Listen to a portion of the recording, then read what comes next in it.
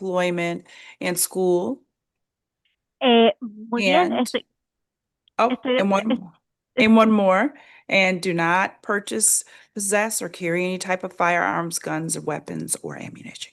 Go ahead. muy bien, estoy determinando que sea el motivo fundado para la causa. Estoy dándole libertad bajo los servicios previos al juicio, pero también estoy emitiendo una orden de alejamiento a favor de la víctima. Usted tiene que someterse a las condiciones previas a la libertad de la orden de alejamiento. No puede tener ningún tipo de actividad delictiva, no puede consumir drogas ilícitas, tiene que permanecer alejado de la persona, no puede tener contacto con esta persona, la víctima, directa o indirectamente o a través de terceras personas. Esto incluye el internet, teléfono, redes sociales. Tiene que asegurarse de que usted permanezca a una distancia mínima de 500 pies, alejado de la víctima, de la casa de la víctima, de donde trabaje, de donde vaya a la escuela. No puede comprar, portar, tener tenencia de ningún tipo de arma de fuego, revólver, municiones. Y hay Your Honor, I'm sorry, this is the interpreter. You say 1,000? Yes, $1,000 is the alternate bond, and that individual is eligible for pretrial services. Ok, va a salir bajo el programa previo al de libertad al juicio, pero tiene una fianza alternativa de $1,000. Thank you. Okay, the next case that we have up is Abraham Marquez. Spanish as well. Okay. With the assistance of Ms. Cuccia, when Mr. Marquez joins us. Buenos días. Buenos días. How are you, sir? Buenos días, señora juez. Good morning, Madam Judge. Okay, good morning. Buenos días.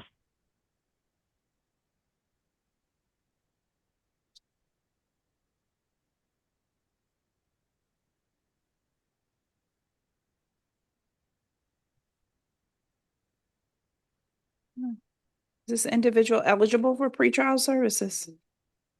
Dígame si esta persona califica para los servicios previos al juicio. I believe he is, Judge. Creo que sí, señoría. Okay, all righty. Mr. Marquez, I've reviewed the arrest affidavit. Do I have anything from the defense or state? Muy bien, señor Márquez. He revisado el affidavit del arresto. ¿Hay algo de parte de la defensa o de la fiscalía? Nothing from the defense, Your Honor. Just Nada, pretrial services. nada de parte de la defensa, solamente que estamos solicitando los servicios previos al juicio. Okay, so Mr. Marquez, I did find probable cause with regards to the charge of battery. Señor Márquez, he determinado que hay motivo fundado con relación al cargo de agresión física. You are to stay away from the victim in this case, your wife Zenobia Marquez. Usted tiene que permanecer alejado de la víctima, en este caso, su esposa Zenobia Márquez. That includes indirect or direct contact by phone, via social media, or telephone. Esto incluye contacto indirecto o directo, contacto por teléfono, a través de las redes sociales o por teléfono. You're to stay 500 feet away from her, the house, employment, or school, if that's applicable. Tiene que permanecer alejado a una distancia de 500 pies de ella, de la casa de ella, del lugar de su trabajo o de la escuela, si califica para esto. No use of illegal drugs or criminal activity, or purchasing, possessing any type of firearms, guns, or weapons. Usted no puede usar o tener tenencia de drogas ilícitas o puede estar involucrado en actividades delictivas o comprar, poseer ningún tipo de arma de fuego, revólveres o pistolas o municiones. All righty, so I understand that you have been married for 45 years. You'll be allowed to return back to the residence one time only within 48 hours with the assistance of the police to retrieve any type of personal belongings that you may need to obtain, such as medicine, personal items, tools, supplies, things of that nature. Muy bien. Entonces, entiendo que ustedes han estado casados por 45 años. A usted se le va a permitir que retorne a dicho hogar una sola vez. Tiene 48 horas para hacer esto, pero después de que salga en libertad, pero que tiene que ir acompañado de un agente de la policía para que usted pueda recuperar todos sus elementos o sus artículos de uso personal que quizás tenga que conseguir, como por ejemplo medicina, artículos personales, herramientas, elementos que necesite o cosas de esa naturaleza. Now, if you have any other questions with regards to how to obtain your personal belongings, please make sure you speak to your attorney. Ahora, si usted tiene cualquier otra pregunta con relación a cómo puede obtener sus elementos de artículo personal, por favor asegúrese de que usted hable con su abogado. Thank you. Judge, you granted PTS, right? Yes, I did with the alternate bond of $1,000. Thank you, Judge. Señoría, ¿otorgó entonces los servicios previos al juicio? Sí, con una fianza alternativa de $1,000. Gracias, señoría. Y como mi, Next person is John Buckley. When they speak French, I just might get a phone. okay, sounds good. Thank you. Morning, Your Honor. Is that Mr. Buckley? Good morning. Morning. Mr. Buckley, you're charged with domestic violence assault, threatening to do harm to a law enforcement officer, resisting an officer without violence, along with trespass after warning. Just a moment, I'm going to review the arrest affidavit to see if there's probable cause. Can I speak to the lawyer, please? Oh, yes, he's standing to your left. You can speak to him, not in the microphone, but I'm going to review. Yeah, I already muted myself, Judge. Thank you. Thank you.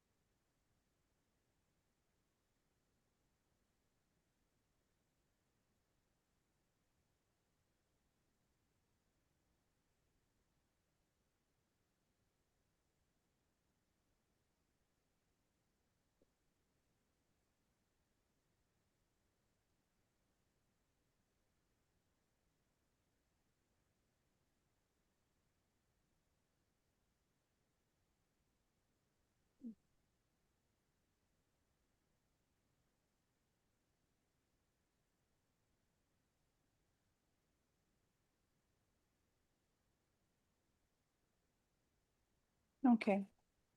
Does the defense wish to be heard? Yes, Judge, please. Go ahead. So, with respect to count one, would be asking to find no probable cause. Page 2, top paragraph, it does say he was raising herself and threatening manner, but there is no indication that it was apparent threat to the victim. There is nothing that would qualify for assault as such. Would be asking to find no probable cause. As to the count 2, likewise, no probable cause. He did make some verbal utterances. However, we would argue it's his First Amendment right to free speech. he was not immediately, he did not create any danger and no one really took him seriously. As to the count 3, there are no allegations on the face of the A form that would support the charge of resistance. The officer writes in paragraph 2, page 2, that he eventually complied, but there is no facts that would support charge of resisting. And as to the count 4, I don't see any that he's been warned not to come back.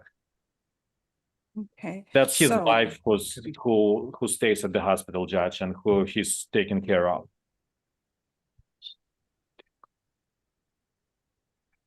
And he had a badge to come back, like a visitor's pass. And I'm gonna let the state respond as well, because I'm looking at page 5, second paragraph, first paragraph, and the third paragraph. Go ahead, state. Page 5. Beautiful. Yes. I have a page 5 of 5. Yes, it is. Page 5. There is page 5 of 5. Now, unless I'm not looking at page 5 of 5. That's 5 of 5, yes. So let me go ahead, security officers, but Patterson, all 3 of the officers were dressed in a dark navy and blue uniform. That's the first paragraph. And then it makes reference in the second paragraph as to when ordered Buckley to leave, he refused. Last paragraph going to determined waking her up and disturbing her rest was not permitted at the moment. That's the supplement, pages 1, 2, 3, and 4. Yeah, understood. Yeah, I have all that on pages, but regardless, so in response to count 1, the arrest form indicates that the defendant was standing right next to the victim, flailing his arms in an aggressive manner. Hey, could you speak up a little bit, please? It's that microphone. You're gonna have to move it closer. Flailing his arms in an aggressive manner over the patient, which caused the patient/victim to brace herself against the hospital bed. This indicates an imminent apprehension of harm in the victim. Regarding the threats and on the law enforcement officers or the 3 security guards were told. Let me find the exact area.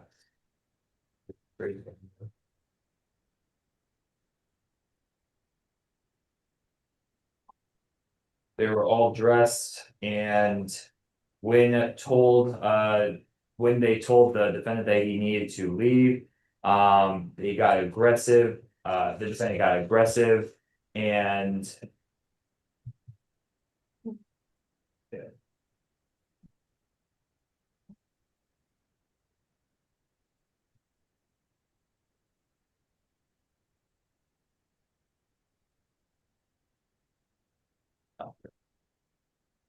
yes, he said that he was going to come back and kill them all to the security guards. Regarding count 3, or the resisting an officer without violence count. The A form indicates that when the officer attempted to stop Buckley, the officer attempted to gain control of Buckley by grabbing him by the arm, but he aggressively pulled away. To avoid escalation, I was able to grab Buckley's right hand and I applied a wrist lock. He began to violently pull away from the officer, but the officer was eventually able to detain. And then regarding the trespass count, the first paragraph indicates that the defendant had been told to leave several times, even though the patient was his wife. Assuming, given his behavior, he was told to leave several times, which he refused, hence the trespass after warning. Just one moment. And it's a bit confusing, but the state has 2 stay away orders in this case that we're requesting, one from the victim of the assault, DV assault, another one from the Sinai what's it called? The Sinai Medical Center. Mount Sinai? Yeah. Yes, okay. Judge Go would ahead. ask him not to issue it because this is his wife and he's the only caretaker. And he has just advised me that he has power of attorney and she's under constant intensive medical care. And he's the only family member that can provide for her and take care of her. I mean, given the allegations on the A form, may not exactly look like he was taking care of her. However, it is true that he's the only family member and she doesn't have anyone else. Okay, well, that may be a problem, but I am going to I'm going to find probable cause in this matter. Just because someone has power of attorney, that doesn't mean that they're allowed to allegedly commit criminal offenses. I'm gonna have him stay away from the victim as well as Mount Sinai, with the understanding that when I say Mount Sinai Hospital, if he was admitted for emergency purposes, of course, that would be allowed. The PC is found. Please make sure that you understand that there are 5 pages to this arrest affidavit. Is that individual eligible for pretrial services? No no pretrial services.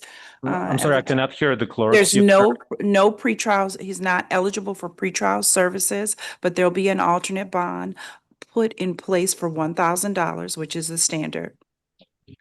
What do you mean alternate bond, Your Honor? I mean, excuse me, bond Okay. 1,000. I was So is speaking it too total quickly. bond, Your Honor? Yes, but he's not eligible for pretrial Right, but services. the total bond is, as to the case, all counts, $1,000. It's $1,000 on the, hold on, I'll read it for you. It's all the standard bond. I'm not increasing it or decreasing it. Hold on one second. Your Honor, So- counts 1 through 4 is 1,000. Yeah. Count 5 and 6 is 500. Just one second. So we have, I was just going to the page with regards to the law enforcement officers. Hold on one second.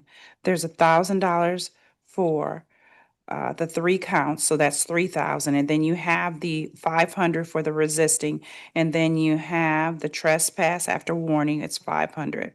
So it's a total of $4,000. $4,000.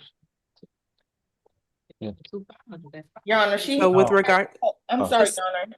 He has a total of 6 counts. Oh, He has a total of where's the 3. 6 count? hold on one moment. Oh. It's not on the A form, Judge. 1, 2, 3, 4, 5, 6. Okay, so I just referenced 5. There were 3 counts for threatening a law enforcement officer, is that correct? Yeah. So that's $1,000 respectively. And then we have the Oh. resisting, which is 500. We have the trespass after warning, 500. With regards to the assault, just a moment, I would just want to review the arrest affidavit one more time.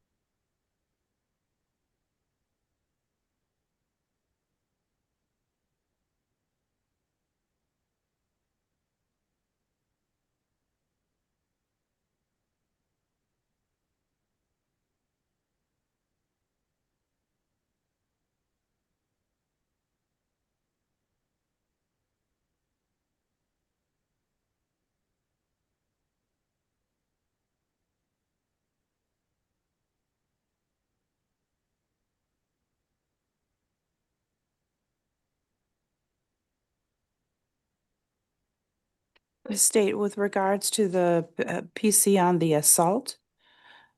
And I understand that, did you get a copy? Did you find that page 5 of the arrest affidavit? Are you regarding where, like, how the FZ was asleep? Yeah, that she was asleep. She was asleep when the officer wanted to investigate with her, or when did he speak to her? State, I need you to speak up, please. The FZ was asleep after everything had calmed down and the officer was investigating. If you look at on the second page, or actually at the very top of the second page, and the ending of the first page, It says, I arrived at the room and witnessed Buckley standing over a female patient who was laying on the bed of the room. Buckley was screaming obscenities and screaming, "You see what you are doing," all while flailing his arms in an aggressive manner over the patient who appeared to be bracing herself against the hospital bed. This is indication that the victim was in imminent apprehension of harm and had fear, counting as an assault. 500. Judge, it 500. sounds to me like a dispute, not an assault. And move up there, stroke.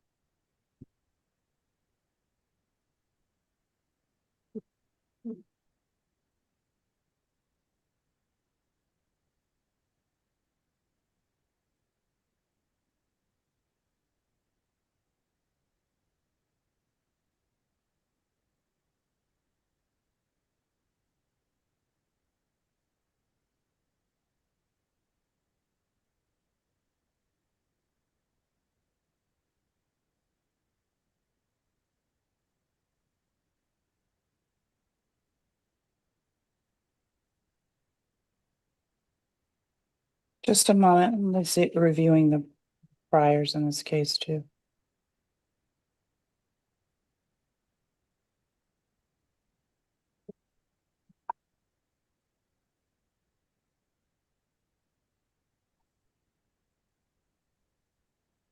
I'm gonna find PC. The bond for that first count will be $500. So Thank you. there'll be a total bond of, just a moment, everyone. There are 3,000, 4,000, 4,500 is the total bond. 4,500, thank you, Your Honor. Yes. She said five. No, so total bond is 4,500. Yes. Yeah. Yeah. You finished, come on. Come on, sir. didn't- Thank you, Your Honor. Thank you. Thank you. Good luck to you, sir. Stay away order is in place. And then the stay away order is in place with regards to Zayas as well as the Mount Sinai. That's been signed. And then he'll receive a copy of the order as well and make sure that he does not have any contact with the victim as set forth before. He's asking And for a that proper means- form.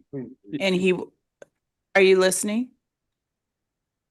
The order's been signed to stay away and he's not to have any type of contact with the victim until it is further ruled by the court. And that's indirect or direct contact, and that includes by cell phone, social media, places of employment. No purchases of ammunition. Everything's outlined and set forth in the stay away order.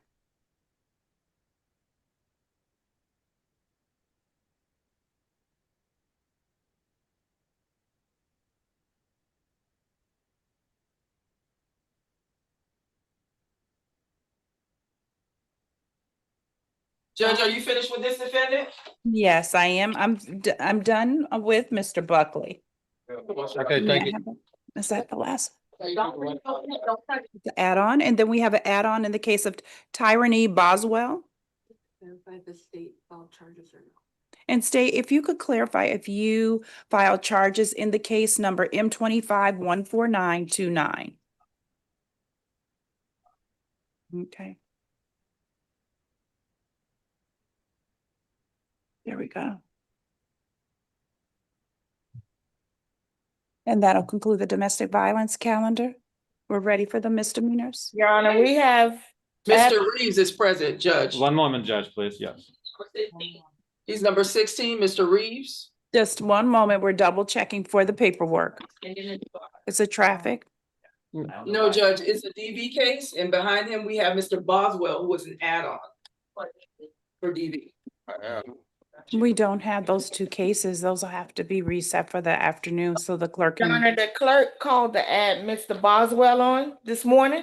Boswell's the one that we just addressed. We just addressed Mr. Boswell. We didn't address Mr. No, Boswell. we Buckley. had Mr. Buckley still in there. Mr. Boswell didn't hear the announcements that you made. We Just did one not address moment. Mr. Boswell. Hold on one second. So, Mr. Boswell, the question was, did the state file charges for Did they file charges? And the charges have not been filed, correct? So he will be ROR today, Thank you, Judge. okay? So Mr. Boswell is gonna be RR on the two cases, Your Honor? Yes, Two ma'am. On the two counts? Yes, and that's case number M25-14929.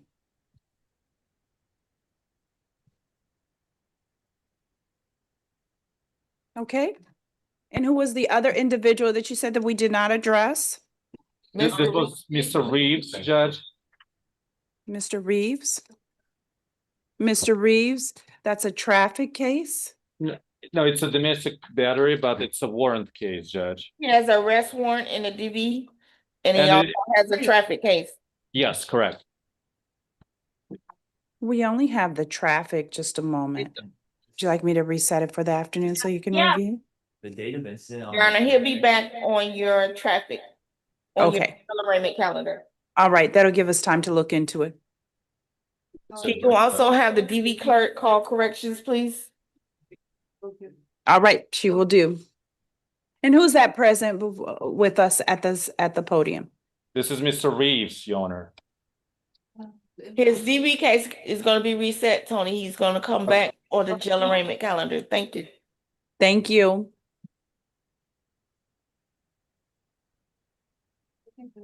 No Good problem. morning, Your Thank Honor. you. This is Joanne Recording Hennessy with the stopped. City of Miami Beach for the jail Thank- arraignment calendar. Good morning, Ms. Hennessy. And Good Your morning. Honor, this is video. We're off we're off Yeah. record for the domestic violence calendar. Yes, Just let we me know are. when- Thank you. Just let me know when we're ready to start the traffic calendar. All right, if you could give one moment for everyone to get set up, I'd appreciate that.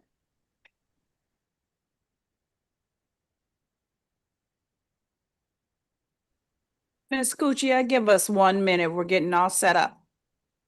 That's okay, Your Honor. I'm here all the time that you need me, Your Honor.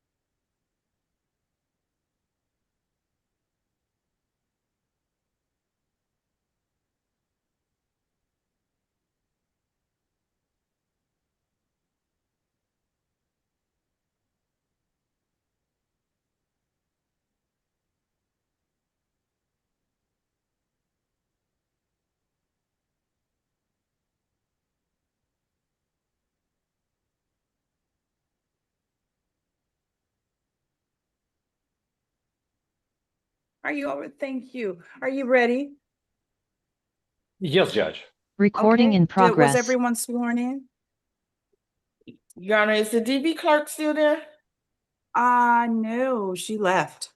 We needed her to call us because we have a discrepancy. She should be calling you in a little bit. She stepped away so that the other folks could get all set up. When do I have traffic? Is that this morning or after lunch? Corrections, can we please have everyone stand up and raise their right hand to be sworn in? Yes. Excuse me.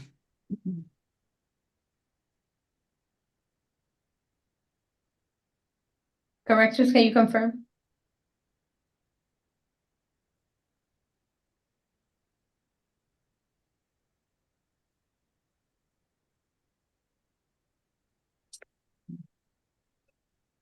Can you see them in the camera? Almost. I can see their orange shirts, but I can't see their faces. There we go. Almost. There we go. And they're ready to be sworn in. Go ahead. Do you swear to affirm the testimony you're about to give is the truth, the whole truth, and nothing but the truth? If so, say I do. ¿Ustedes juran o afirman que el testimonio que están a punto de rendir será la verdad, toda la verdad y nada más que la verdad? Si esto es así, dígalo en voz alta.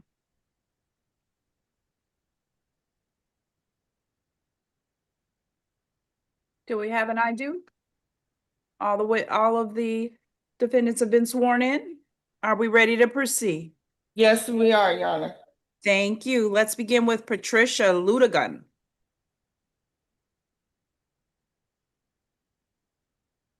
Let me ask, is this person homeless? Yes, Judge, would be asking for a date certain. Okay, I just want to make sure. We're just waiting for her to join us. No. Your Honor, can we please see Miss Ortega? She's very, I don't know what word to use, but she can't make it any longer. She's number Just one- 7 on the calendar. Stressed out. Ortega, if we can pull Ortega out. Yes, she's the add-on, Your Honor. Thank you. She should be at the end probably. Just How give you us doing? one moment How you to pull her case out. Thank you, Your Honor. Okay, no problem. Okay, so Miss Ortega, you're charged with petty theft and resisting an officer without violence. Hold on. ma'am. Just give me one moment. She's an add-on. The calendar for state is B25-01761. B25-01761. Same one. Arteaga is third.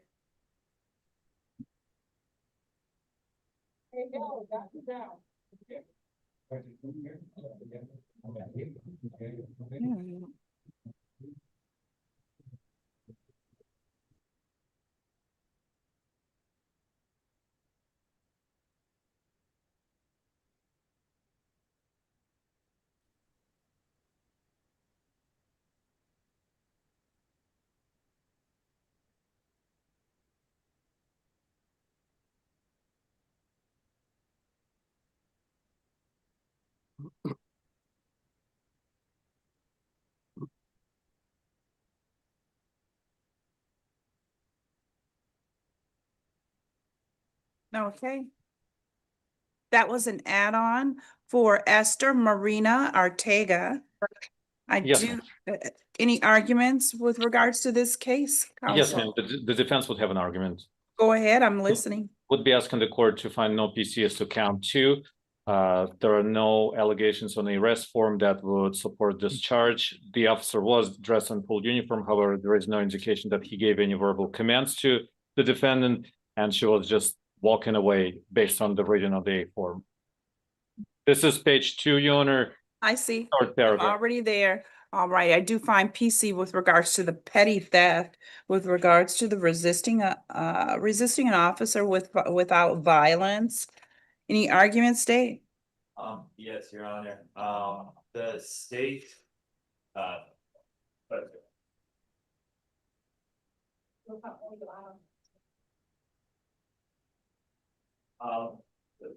the A form, does not indicate that, the defendant was merely. State, speak up, please. I'm sorry. The A form does not state that she was merely walking away. It says that as soon as seeing the officer, she fled northbound on foot through the parking lot. Additionally, the officers had to pursue and detain, and while attempting to detain, the officers were eventually able to gain compliance, signaling that the defendant resisted detention by the officers.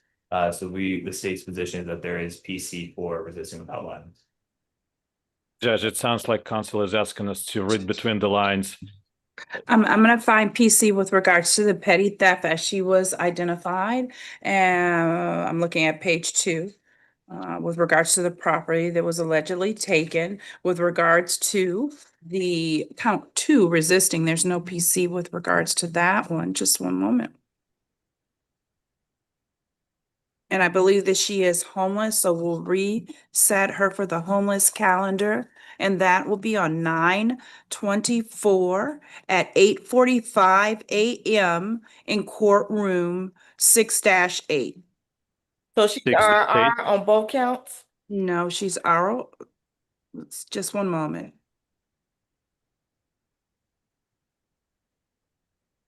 I will RR on both counts. Thank you. Thank you, Judge. Oh, upstairs. Now, don't forget, let her know that she has to appear. She's given her court date already for 9/24 in courtroom 6-8 at 8:45 a.m. Yes, Your Honor.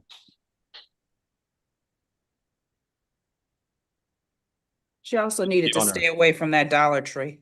I'm signing an order. Yes, Your Honor. Thank you very much. So Okay. that was the add-on. Please tell me I didn't write up. Okay, there we go. Here you go. Written on the wrong file. There we go. We're all set. Okay, so we're gonna go back to the beginning of the calendar. That's Patricia Ludigan. Do we have Miss Ludigan? Miss Ludigan, you're charged with, I've already reviewed the arrest affidavit. You're charged with trespass after warning. I have found PC. I'm gonna put her ROR, I'm gonna do ROR on this one. And I'm gonna set her on the homeless calendar. The next homeless calendar is set for 9/24 at 8:45 in courtroom 6-8. Miss Ludigan, you make sure you come to court, all right? Your Honor. downtown? Yes, it's the criminal courthouse building. Yes, and I will issue a stay away order as well. Okay. So we'll see you back on 9/24 at 8:45 a.m. Don't forget, nice and early, 6-8. Thank you. Did I give it to her? Moving on to Eudis Beth Paz Reyes. Your Honor, Joanne Hennessy for the city of Miami Beach. Thank you. Good morning. Good morning.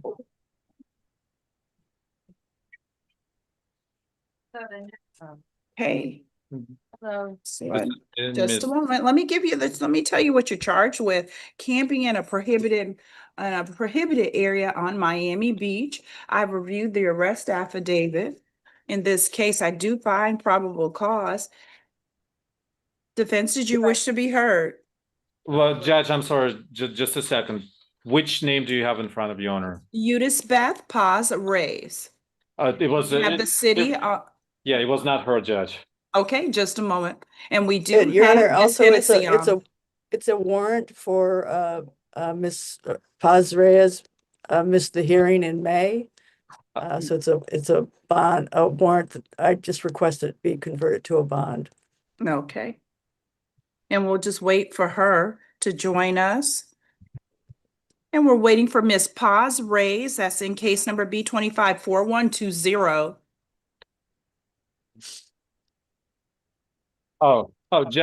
Judge, she refused, so would be asking to reset it. Thank you, Your Honor. Thank you.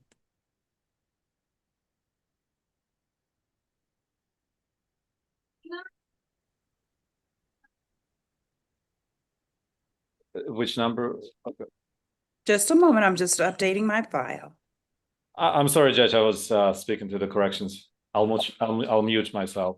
No problem. And the next case that we have in front of me will be Bernice Sanville. Bernice Bond out. Sanville. Bond out, Your Honor. Person's bonded out. Thank you. Let me just put a note here.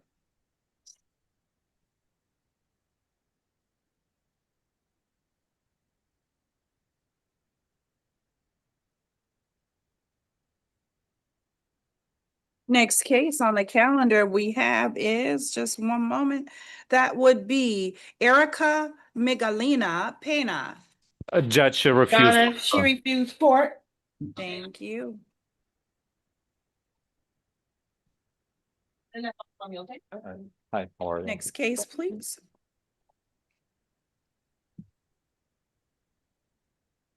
And then we have, on the next case I have is Belinda Fenelus. Yes, present, Judge. Miss Fenelus, you're charged with, just one moment, driving with a suspended license.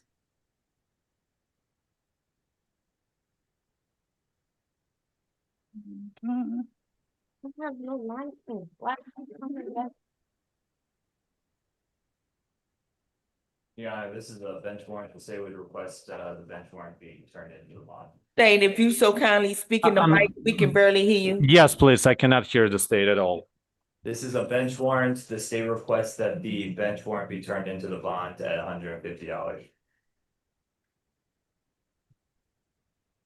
And Go Judge. ahead, defense. I'm listening. yes, would be asking to find that the bench warrant has been served and release her on recognizance. She has no local priors.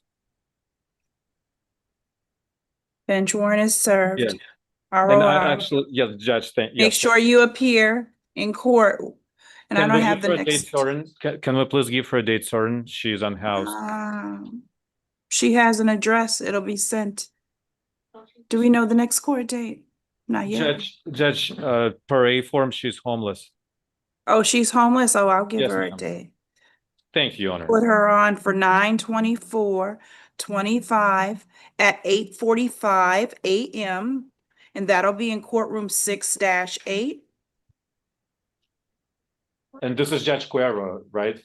Corsili, I believe it should be. Is it? Corvo? Okay, thank you. 6-8, don't forget, you need to be present. All right, this is your notice, 9/24, 8:45. Next case we have is Diana Rose Trombetta. Your Honor, she also has related felonies. She'll be back on your bond hearing calendar. Yes, Judge. Good morning. Brett Schwartz on behalf of Ms. Trombetta. Good morning, Mr. Schwartz. How are you? I'm doing well. Let me just share with her which cases that she's charged with. Right. Oh, I don't have your DUI property damage. It looks as if that is the case. Right. Can we address the felonies as well? I don't have it in front of me. It's a different Okay. clerk and paperwork. Understood. Okay, but in the cases that I have this morning, I have the DUI property damage. What's this one? I'm looking DUI, another count of DUI. Hold on. Leaving the scene without giving information. And reckless driving. And then the last one is DUI property damage. So it'll be the standard bond in each case.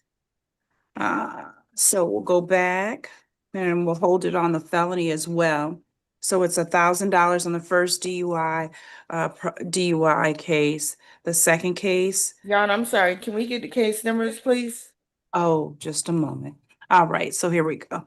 AM24V5, I believe that's a 5E. That's the DUI. That's the bond of $1,000. It's with associated, yes. Okay, 24B5E. All right, hold on. And then the next case is A9KUAVE. The bond will be $1,000. Next case number is AM3QMZE. Bond is $150. $150. The next case is AM2 7P1E. The bond is $150. And then the next one, the last DUI charge, which is AM2 7P0E. That's Judge, $1,000. I don't see any probable cause for 2 DUI property damages. It was 2 cars, including hers. They have a DUI and then 2 DUI property damage claims. I'm not sure what the second one's for. Hold on. Mhm. Hold on, wait, let me answer him first, and I'll go back to that one. Okay, all right. Mr. Schwartz, I'm sorry, you were saying that you did not see there were 2 counts of DUI property damage. State, is that for their car, the defendant's car, and the other car involved? Yes, Your Honor. Okay. They don't charge for her car being damaged. It's 1 count. DUI property damage for the car for the car that was damaged, the other car. So I'm not sure. They don't typically charge 2 counts, one for the defendant's car. Is kind of my I'm gonna concern. let you address that with them. You can have Right. that conversation, but it's 2 cars, their car and another car, and the other car.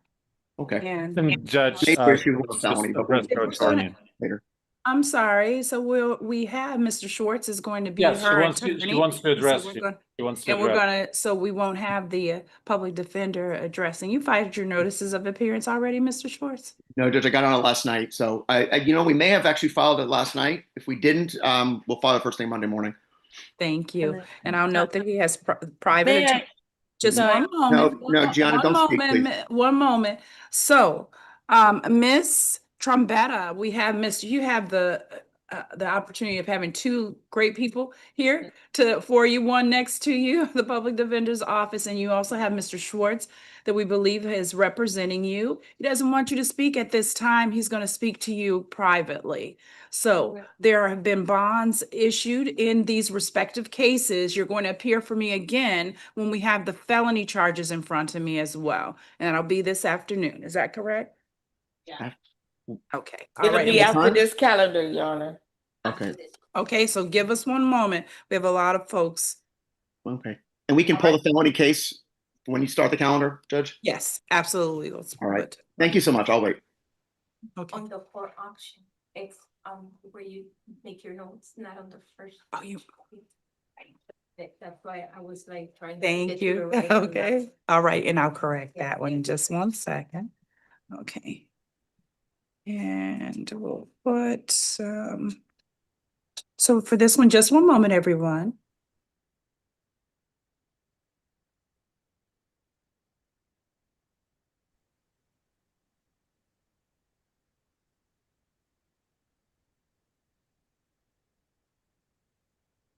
Your Honor, the next defendant, Ms. Duval, is a bond out.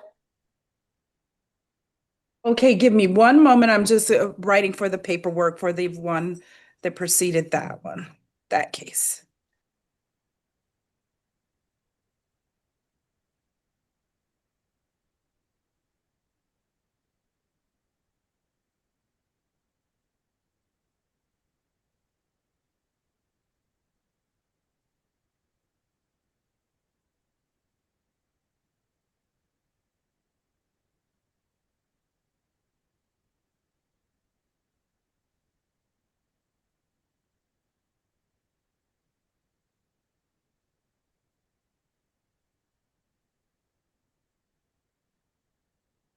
Slowing down here.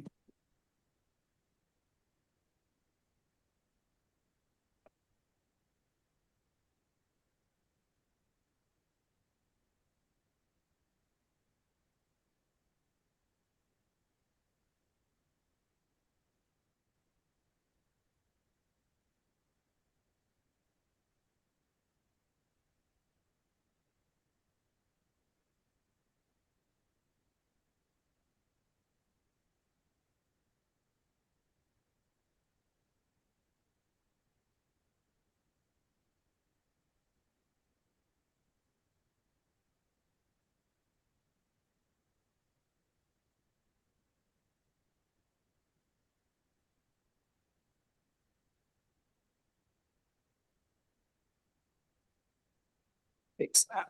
Just one moment.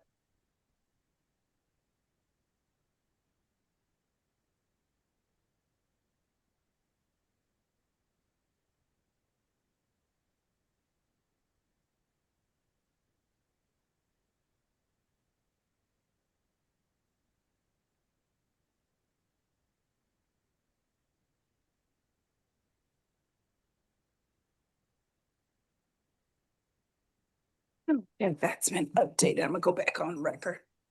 And then we have the next case. I believe that case bonded out. Is that the case of Whitney Geralda Duvall? Yes, Your Honor, she bonded out. Thank you. Thank you for your patience, everyone. Next case, please. And then we have the next case, which will be Tony Montez DeFell. Is that Mr. DeFell? No, Judge, I have Mr. Duarte Hernandez, first name Samuel, number 8. And what happened to Mr. DeFell? Did Mr. DeFell bond out? Or, oh, he was not brought to court? This looks like. Your Honor, Mr. DeFell on yesterday on B 17925, he received a bond of 150. Presence was waived per PD. This happened yesterday, and a hold was placed for F 15676 in front of Judge Capote. All righty. And then we're going to move on to the case of Samuel Alejandro Duarte Hernandez. Is that Mr. Duarte Hernandez? Come on up, sir. Just Yes, one yes, moment. Judge. Yes, Judge, present. And you're charged with possession of cannabis and drug paraphernalia with the intent to use. State, are you moving forward? Yes, Your Honor. Your Honor, on his felony F 176, he received a bond of pretrial alternate 3,500. Would be asking to match it, Your Honor. And could you give me that felony case number one more time? F 17496.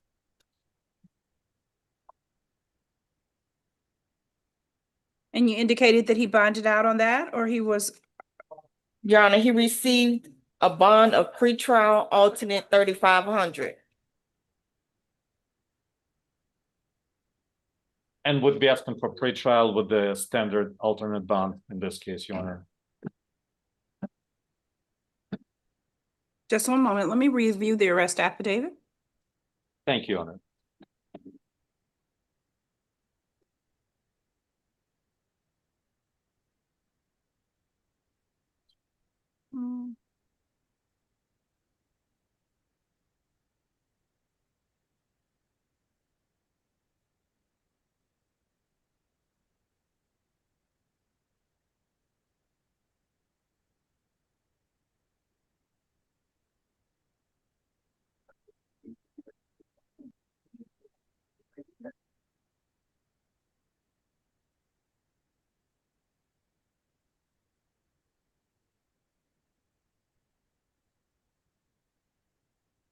PC found. And pretrial services. He's eligible for alternate bond as a standard. Thank you, Your Honor. And Thank PT you. as to each count. Yes, sir. Thank you, Your Honor.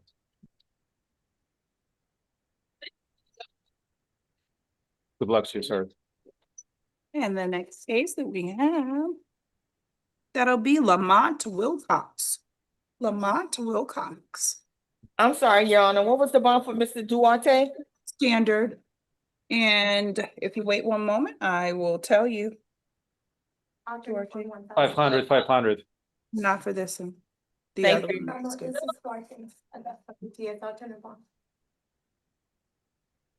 $1,000. 500, 500.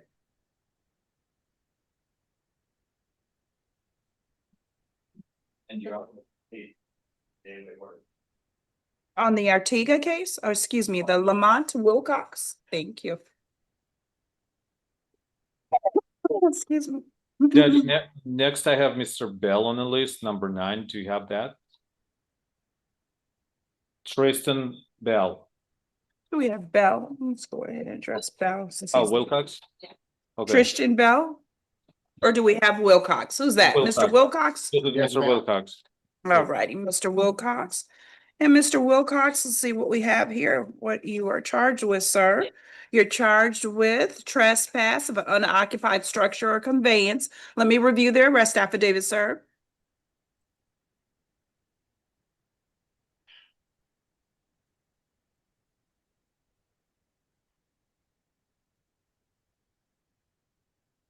PC found. I believe he's homeless. Is that correct? Yeah, yes, Judge, would be asking for a date certain.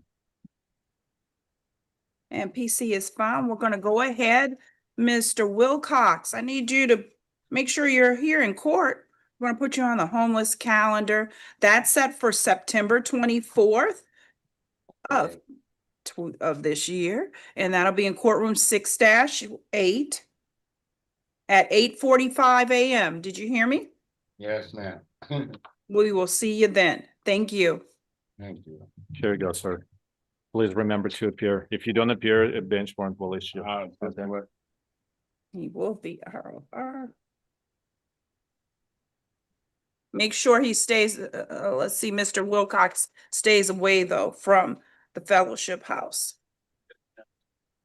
He said, yes, ma'am. Thank you. All righty. And so we have Tristan Bell. That individual wasn't brought to court. Is that true?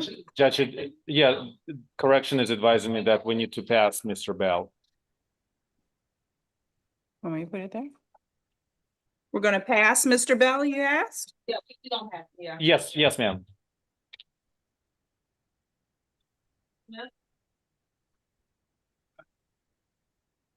Yeah, no, please. Agent, sir. All right.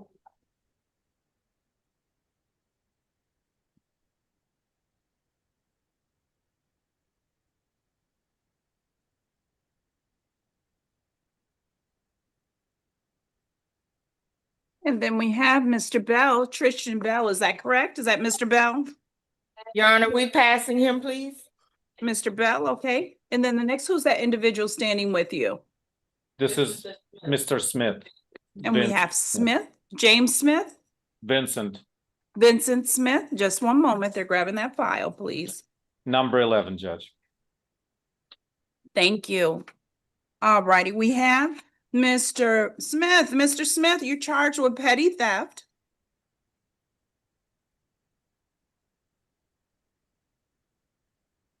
Does he have a felony? Hold on. And just a moment, let me just review your arrest affidavit. Your Honor, Mr. Smith is held on an AC, no bond, F-24-10373. He also has a fugitive warrant from Broward County, no bond. Okay, all right. I also find that there is probable cause with respect to this petty theft. Just one moment. The state is also requesting a stay away order.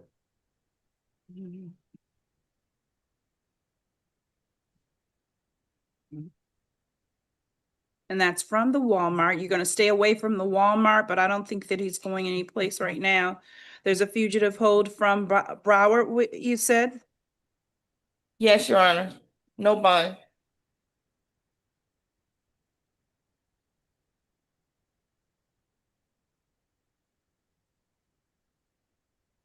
And so on this case, PC was found as a stay away order, and the bond for this case would be standard, which is $1,000, I believe.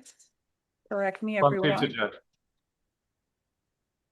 That For Mr. Smith, the bond, 150? 150. All right, but he will remain on hold. He has a fugitive hold, Broward, and that's no bond. Make sure he'll be transported whenever time is fit.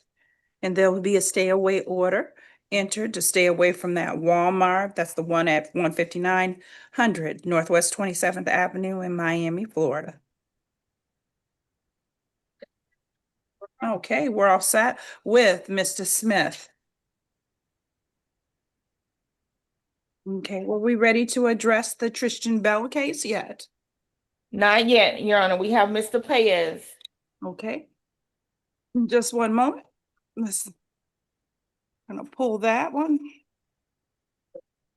Yeah, they can see, they see all of this. Okay. Yeah, they can see. Mr. Paez. Mr. Paez, do you need the assistance of the interpreter, sir? No, ma'am, he doesn't. Okay, all right. Mr. Paez, you're charged with trespass after warning. Just a moment, let me review the arrest affidavit.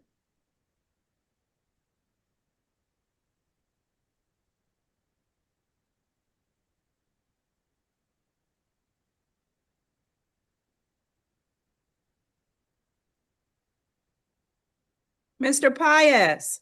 The let's see, which bank is this? Regent's Bank doesn't want you on their property. You got to stay away from them. So I'm looking at the arrest affidavit. We're going to find probable cause. I want you to stay away from that Regent's Bank at 2205 Southwest 8th Street, Miami, Florida. Do you understand? Yes, ma'am. Okay, all righty. And with regards to this, it'll be alternate. Well, let me ask you, are you do you have a place to live? Are you homeless? No. Okay, so we're gonna end. Is he eligible for pretrial services? Yes. Just a moment, let's find out. Or is he eligible for pretrial services? Okay, I all didn't right. hear that. Let's see, we'll give him a bond. He also has no felony. Oh, he does? The F25-16471 set for arraignment September 2nd. Okay, could you repeat that felony case number again, please? F25. F25-016-471, And the arraignment date is? September 2nd. Okay, so Mr. Paez, don't forget about your felony case that's set. You have to come to court on 9/2. And then in this case, hold on a second. Judge would be asking for at least reduced bond. Mm-hmm.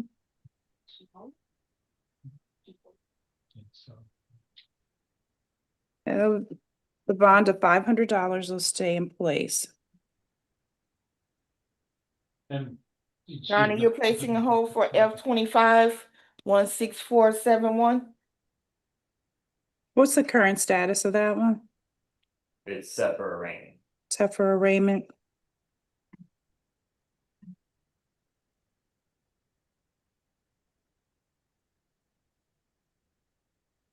No, I'm not putting any hold. I've reviewed the charges.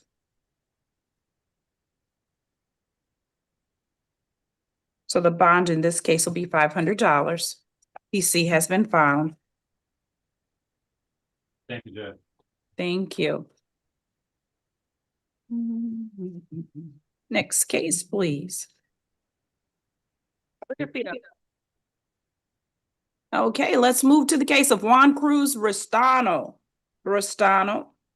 Your Honor, reset for tomorrow. He was relocated to Metro West. Okay, reset. And what's tomorrow's date? So what date is that? 8/17. 8/17.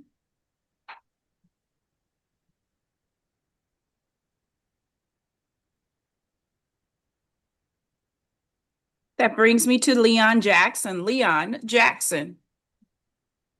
Is Mr. Jackson present? Present, Judge. And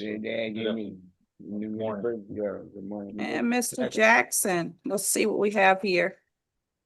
Mr. Jackson, you were charged with trespass after warning and resisting an officer without violence related to an offense that allegedly occurred back on July 6th.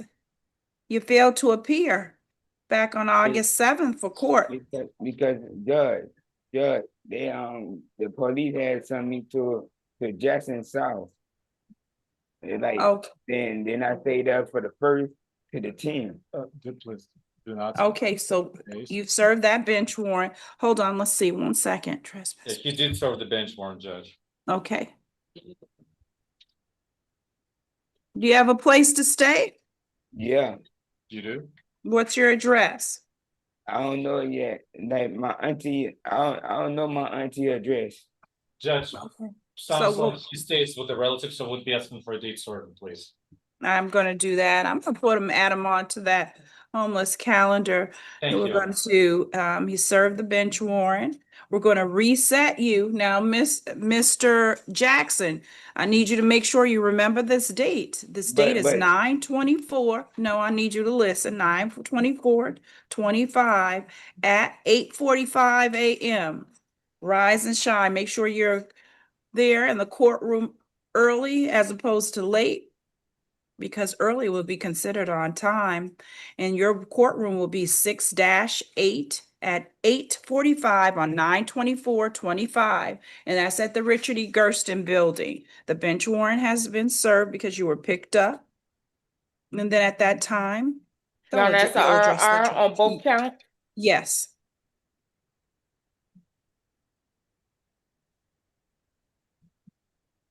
Bench warrant has been served.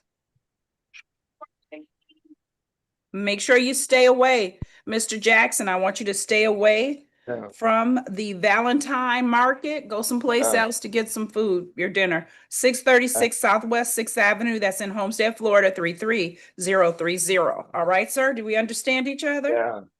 But Thank you. I need a court date. Like, I did give you the court date, September 24th all right. at 8:45 a.m. Yeah. And that's courtroom 6-8. Yeah. Because last time they gave me the wrong court date. And it was the 6th. And they put on the 17th. Okay. That one is right, okay? You feel me? That why I really missed the court. Okay. Well, it was August 7th, but we'll see you there. Now you have lots of notice. This next one. Okay, and then we're gonna move on to the case of Brian Harvey Moran. Is that Mr. Moran? Hi. Your Honor, Mr. Joanne Hennessy for the city of Miami Beach. Okay. And Mr. Moran, you're charged with camping in a prohibited area on Miami Beach. You can read through there. I basically was sleeping on a beach chair. Yeah, you can't sleep or camp on the beach in a specified location after hours. Hold on one second. Let me just review the arrest affidavit, sir.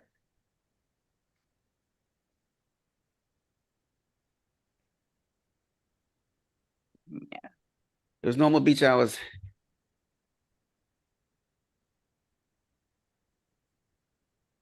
And Miss Hennessy, what time are the beach hours that you can appear? This is at Your Honor, 6:57 a.m. Sure, Your Honor, this is not, the camping ordinance does not have a time requirement. Mr. Moran was sleeping on a beach chair, which he did not purchase. It was on basically public property. And that's the ordinance, it's a violation to sleep or to camp on public property. There is no time requirement. The beach opens at 5, and I was well within the hours of the beach. But it's not an issue of being it's not an issue of time, Your Honor. Defense? The owner would be asking for an RR. He's unhoused and would be asking for a date certain. Just one moment. Basically, I was at the beach during the hours, and I didn't do anything wrong. That's all. And would be asking you to find no PC in this case. Your Honor. Beach opens at 5. Your Honor, this is Just a moment. Go ahead, Miss Hennessy. I'm sorry, Your Honor, if this is the fourth arrest for That's what I was sleeping on the wondering. beach. That's what I was getting He to. doesn't have any priors. They were null prost or adjudication withheld. But this year, since January 1st, this is his fourth arrest for sleeping. It wouldn't be sleeping on the beach. That wouldn't be a problem. He was sleeping on a beach chair, which was there for renting, which is not available for anybody to sleep on. So it's a combination of factors, Your Honor, that falls under the camping ordinance. Almost renting these chairs, and this is a unique situation, and the other ones were completely different than this. So this was So the other ones and sleeping on it, okay, the fact of the matter is that you can't be sleeping on the bench that are the benches or benches that are for rent on the Miami Beach property. So what I'm I gonna do wasn't is I'm even gonna, asleep. I think they should have let this go. okay, so then what we'll do is we'll release you on your own recognizance. And do you have a home? Do you have a place where you receive your mail or sleep at night? Judge would be asking for a date certain, please. I just I got no, not right now. Okay, so then I am going to ROR you. I'm finding PC, and then we're going to give you a date certain. Now I need you to come see us in the courthouse on 9/24/25. That's September 24th of this year at 8:45 a.m. And I am going to have you come to courtroom 6-8. Did you get that, sir? I have written it down for you, ma'am. Thank you very much. Are you sure you have to do that? I want to give you a next court date so you get confused, Mr. Moore, and we'll see you then.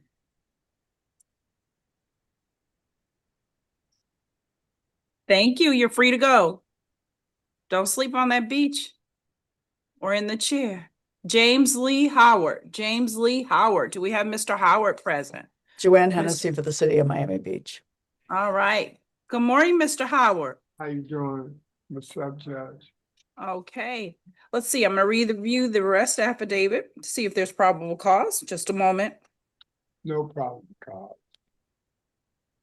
7:30. Workstation. Okay, I have I see probable cause. Mr. Howard, what's your address? Do you have an address where you receive your mail or? Yeah, well, 3575 Williams Avenue, but what's this? This is I was just laying, getting my thoughts together, and these guys come up and they go get some park ranger or whatever. Then he called the police and he gave me an ultimatum to either go to the shelter or go to jail. I said, well, let's go to jail. Oh, but you know what? I don't want you to talk about the facts of your case, but I'm reviewing the arrest affidavit, Mr. Howard, and it alleges that you were lying down on the deck of the workout station at about 7:30 in the morning, and you can't do that. So that's the allegation. And what I'm going to do is I'm going to find probable cause with regards to that. I'm going to ROR you, and I'm going to give you. Why don't you throw this out? Listen. That's releasing you on your own recognizance. And what'll happen is when you come to court, when you come to visit us at the Gersten building, then they'll review that and decide whether or not they'll close out the case. But I'm going to give you a date certain so you can make it over to the Gersten building. And that'll be on September 24th, 25 at 8:45 a.m. Miss Hennessy, if he wants to take credit time, sir, would you be willing to do that at this time? If he doesn't want Not at this time, Your Honor. Okay. All right. So you're going to come and see us at the courthouse, 9/24/25, September 24th at 8:45 a.m. in courtroom 6-8. You have to come see me then, okay? PC found, ROR. He's going to come see us on the homeless calendar. That's 9/24 for the record of 25 at 8:45 a.m. in courtroom 6-8.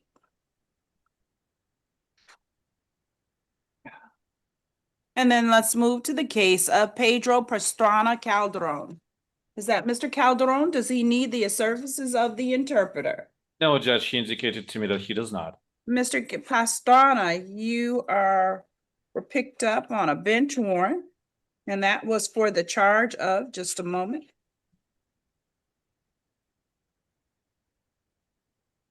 There was petty theft and false name ID after arrest, Judge. And it looks like he's represented by the public defender's office. I'm just looking at, trying to find the arrest affidavit. So he has served the bench warrant. He has, Judge. Oh my goodness, what am I doing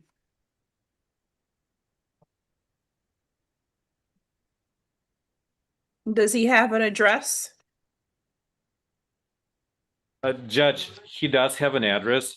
I have 1545 Northwest First Street. I got a new address. He has a new address, Judge. And what's your new address, sir, so we can update our files? It's 2701 Northwest 26th Street, Miami, Florida 33142. 33142? Yes, ma'am. Okay, all right. So you will receive your new notice in the mail. The bench warrant has been served. And he's ROR, right, Judge? Yes. Thank you, Your Honor. Your Honor, he's RR on both cases. He has 2 cases. We have case number 2. That was on the case of B248285. In just one moment.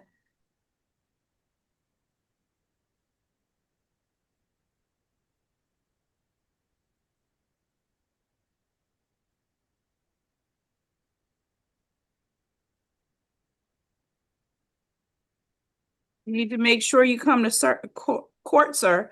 False name, yes, and on the second case as well. And we'll update your address so that you receive the notice.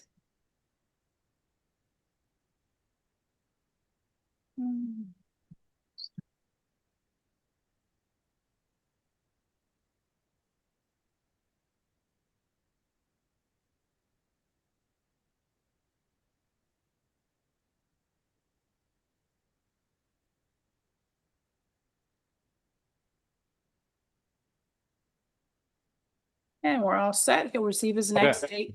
So RR, that's for both cases, right, Judge? Yes. Thank you, Your Yes, Honor. sir. And then let's move to Christopher Fana. Christopher Fana. Good afternoon, Your Honor.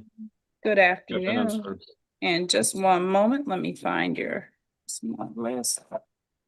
What page of the calendar is that? You have? This is page 5, I believe, Judge. Mm, Yes, page 5, top of the page. got it. Thank you. And Mr. Fana, you're charged.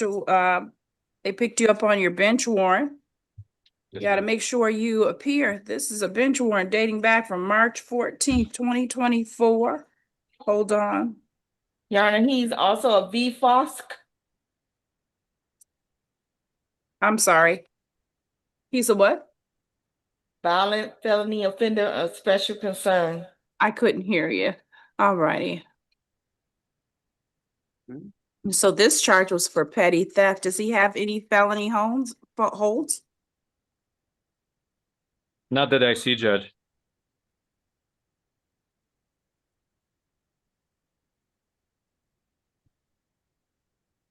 State. He was picked up. Hold on, let me just look at this. This is for a petty theft at Walmart. Does he have any prior state? Do you have Christopher Fana? Do you see anything state? Yes, Your Honor.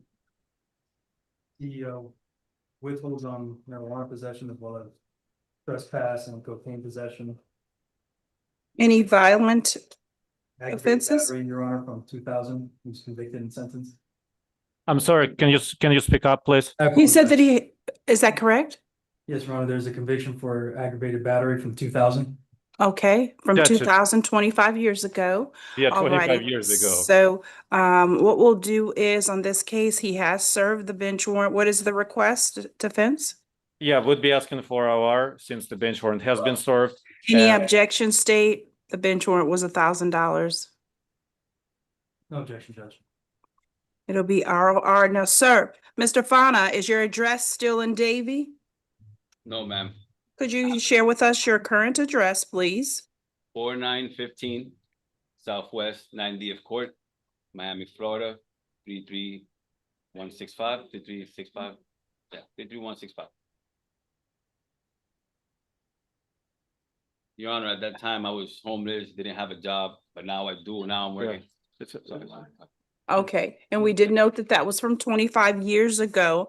Now, this case is for a petty theft related to a petty theft last year where the bench warrant was issued in March. I am going to order that you stay away from that particular Walmart. I believe it was located at 17650 Northwest 2nd Avenue in Miami Gardens. You need to stay away from there. And you're going to receive your reset with your next court date in the mail. All right? Thank you, ma'am. Okay, Good luck to you, sir. thank you.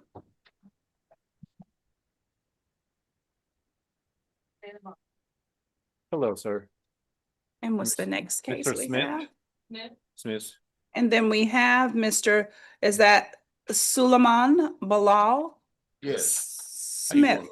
Mr. Smith, you're charged with petty theft as well as drug paraphernalia with intent to use. Just a moment. Your Honor, he also has an open felony. He'll be back on your bond hearing calendar. Okay, all right. So you're gonna come back and see me, Mr. Smith, but let me look at this case. You're charged with petty theft for items allegedly taken from a CVS in the Biscayne, on the Biscayne Boulevard. Just a moment.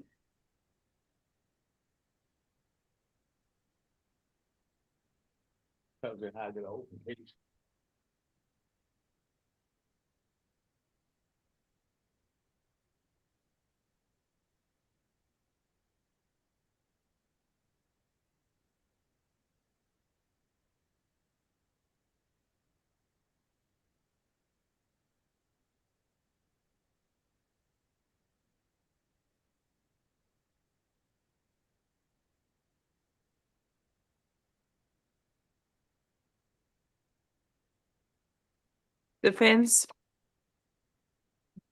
Judge would be asking to find no PCS to the petty theft charge. This is on for, hold on. Petty theft and you said no PCS to the petty theft? And that's to the drug paraphernalia as well. I don't, Pass all points of sale without making any attempt to pay for the concealed items. The recovered merchandise, $60. yeah. but State any argument with regards to the petty theft. There is no witness who observed him, and there is no allegation that the items were indeed stolen. Hold on one moment.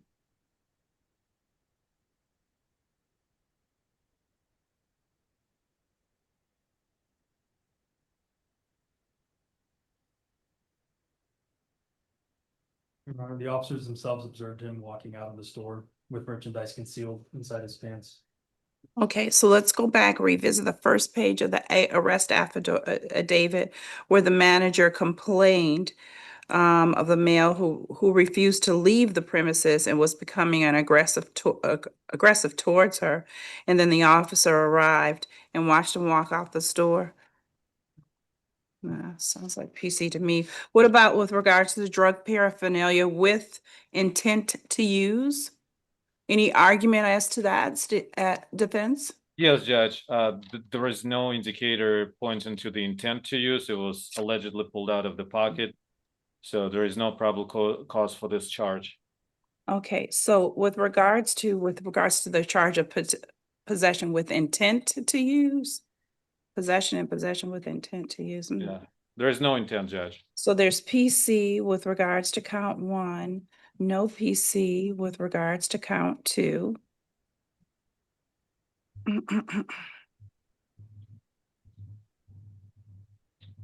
Is that and that we have him on for a felony this afternoon or Yeah, this she's morning? come back to see you, Judge. Okay. Is this in the afternoon? Yes, afternoon, Judge. I'm not sure. Let's see. Okay, so there'll be a bond in the amount, hold on one second. That's from Mr. Smith. And that's 150 on the petty theft. There'll be the bond. ROR with regards to the other charge, the Sorry, second could you charge. repeat the first count? Was it That was petty theft, 150. Okay. Yeah, And as to the second count, since there is no PC, he is outright released, correct? Yes. Thank you, Honor. And we're gonna hold on the felony. Hold for felony review, hold for the felony charge.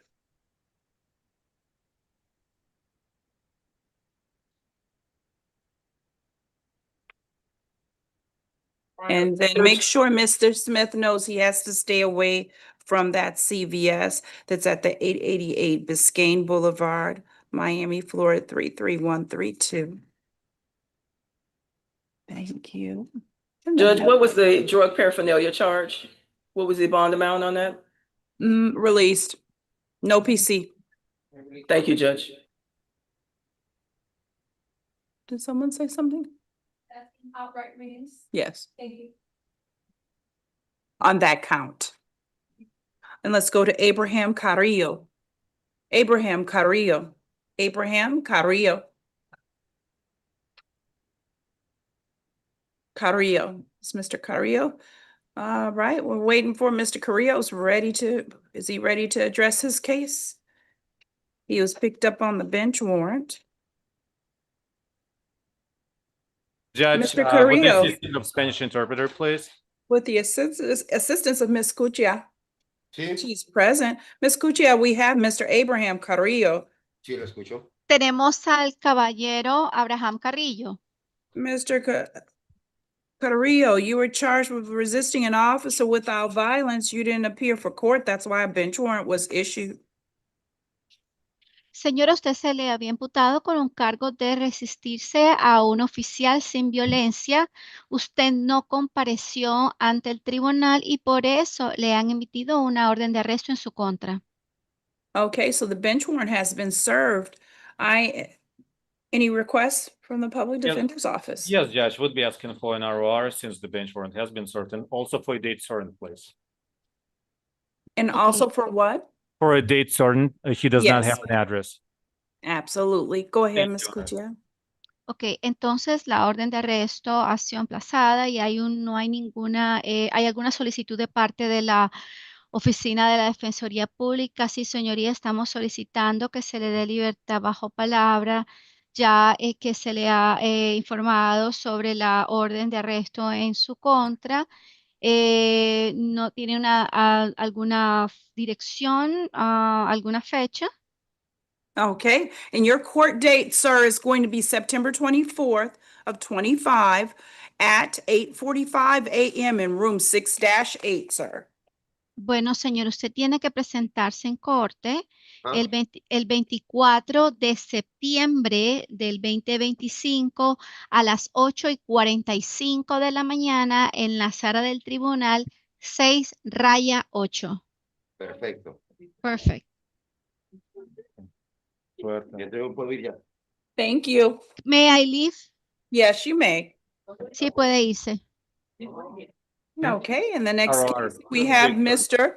Samuel Eh, Rivers. Samuel Rivers. Se le da libertad bajo caución jurada. How you doing, sir? Mr. Rivers, do you need the interpreter? No, no. Okay, Mr. Rivers, you're charged with resisting an officer without violence and false name after arrest. Give me one moment, Mr. Rivers. I'm going to go ahead and review the arrest affidavit.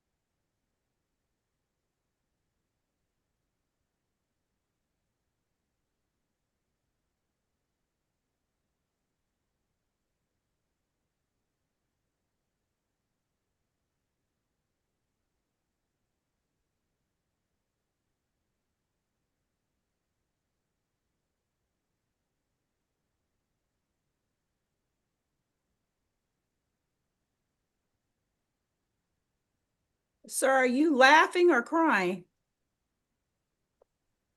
Oh, he's crying now. Defense, did you have any argument on this case? Judge would be asking to find no PCS to count 2 false name ID after arrest. What about the loitering and prowling? Excuse me, the resisting an officer without violence? Would be asking to find no PC as well. State, do you want to argue this?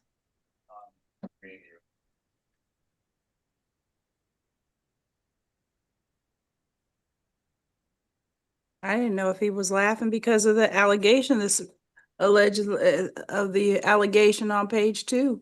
Good morning. Do you have any problem with an ROR on this one?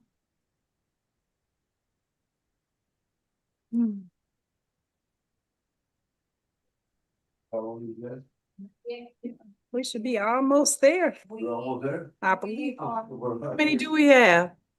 A lot, Judge. We have Well, Okay. Oh, well, we need to move it on. We're gonna take a. Hold on, hold on, hold on 1 second. It would be fine with an RR, but. You don't have the phone, Okay, hold on, hold on, hold on. Thank you. Thank you.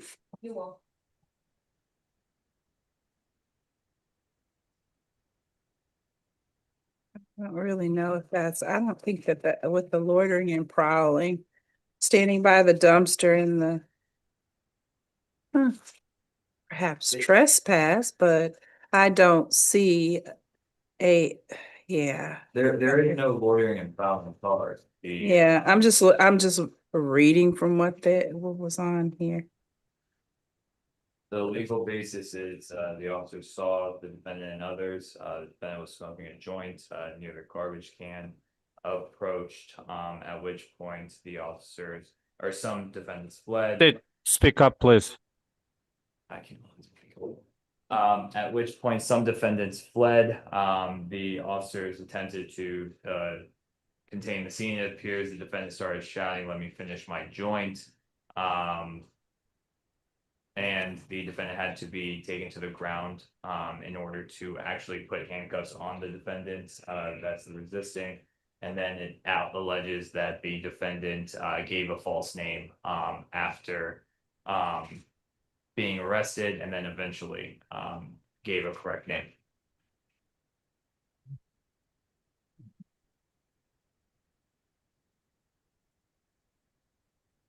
Well, as judge has to count to, it has to prejudice the officers. There is no allegations that by giving a false name, even if he did, he prejudiced the officers in performing their duties.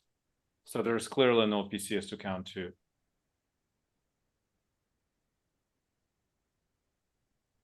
And as to count one, I'll leave it up to the court's discretion.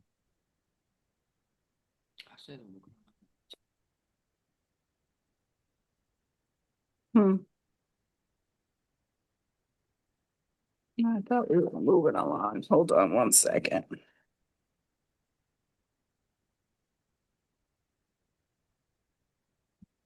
I'm gonna find PC, but I'm not ROR. Thank you, Your Honor. Each count?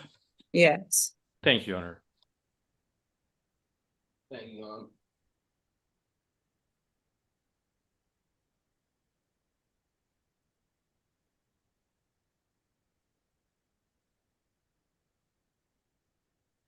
Okay, let's go to the next case of Llano Bolito, first name Antonio.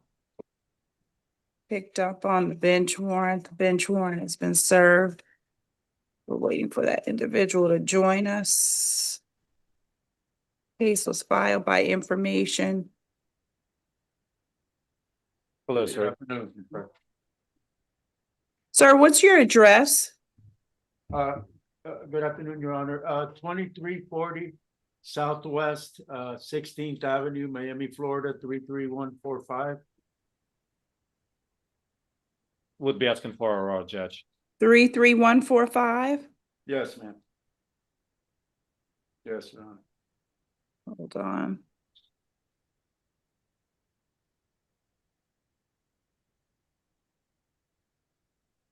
ROR, we'll go make sure you get notice. Make sure you show up to court, sir.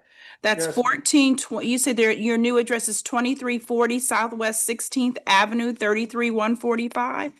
Yes, Your Honor. And this is what's on the arrest form, Judge. May I say something, Your Honor? Not about your case, sir.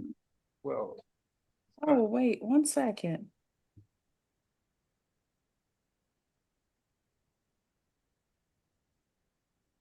Oh, Judge, Yeah. Judge, she's advising for me 12 years. he lives on a boat. So can we just give him the date certain? I can't give you a date certain, but just make sure that you appear. This was a case that was an infraction. And it Yes. turned because you didn't I didn't appear for respond. court. Yeah, Your Honor, what happened is, I live on the boat and, so I have a physical address. I can receive at that physical address. But when they gave the citation, they didn't give it to me personally. Your Honor, I didn't even know about this. This is, goes back to 2019. And that, Okay. yeah, that boat has been destroyed. Okay, so that's I'm sorry. okay. So what I want you to do is make sure that you appear for court. You can always check the clerk's docket and we'll ROR you on this count, okay? And the bench warrant has been served. Note. Your Honor. Yes, I'm listening. Judge, what was the dispo for that defendant? ROR. So that's. Thank you. Thank you, Your Honor. Goodbye. You're welcome. On all three counts, correct, Judge? Yes, Thank you. yes. How you doing, sir? Okay, next case, Mr. and that belongs Dennis? to the case of John Dennis. John Dennis. John Dennis, Yes.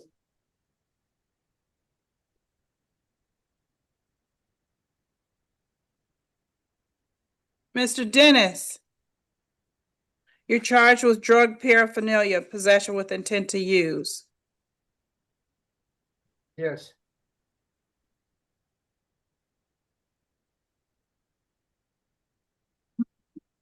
Dave, do you have any problem with credit time served on this one?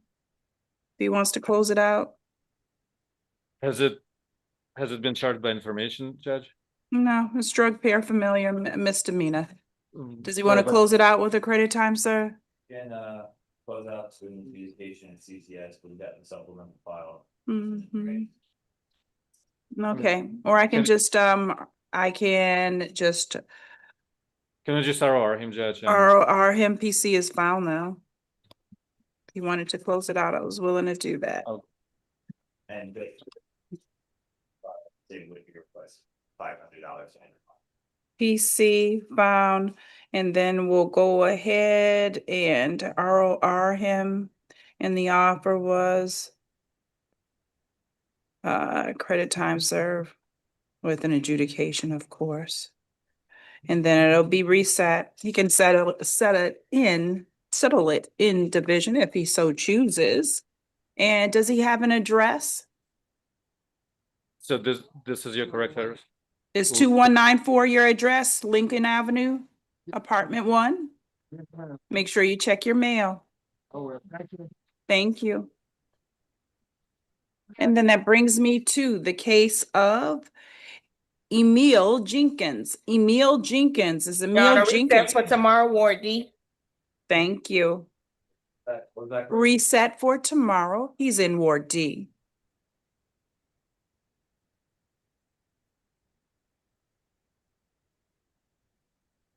Let me see, tomorrow's the 16th.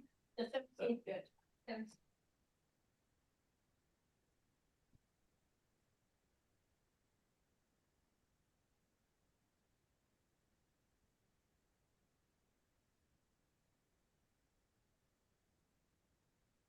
And then that brings me to Travis Chapman. Your Honor, Travis Chapman. Joanne Henderson for the Charged. city of Miami Beach. Okay. Mr. Chapman, you're charged with conducting business without a license. Is that correct? Let's see about your peddler's license. Does the city have an offer for him? Do we want to close this out today or do we want to? City? Your Honor, no, at this time, no, and I would also request a stay away order. No, okay. A stay away order from? 5th Street to 15th Street and the beach on Ocean Drive. Would be asking for an ROR. Just one moment, I'm just reviewing. Yes, Your Honor. I would just say that also he has an out-of-state address, so I have an incomplete. What's your address? Do you background have an check. address here? You were charged with, sir, trying to sell those body oils without a proper peddler's license, so to speak. Yeah. Okay, don't volunteer don't say anything anything. else, but I just wanted to tell you what the charge was. Do you have a local address, sir? I do. Okay, and what's your local address? 256. And I'm gonna have you speak up nice and loud so we can write that down. Go ahead. Sorry, 256 256 Northwest 59th Terrace. 59th Terrace. Is that a single family home or an apartment? It's a home. And what's the zip code? That part I don't know, but I know that Miami, the Florida? address- Yeah. Miami, Florida, and that's 256 Northwest 59th Terrace. Okay. PC has been found. We'll issue a stay away order in that case. And then what was the area, if you could be specific, Miss Hennis? Your Honor, from 5th Street to 15th Street and Ocean Drive, the beach.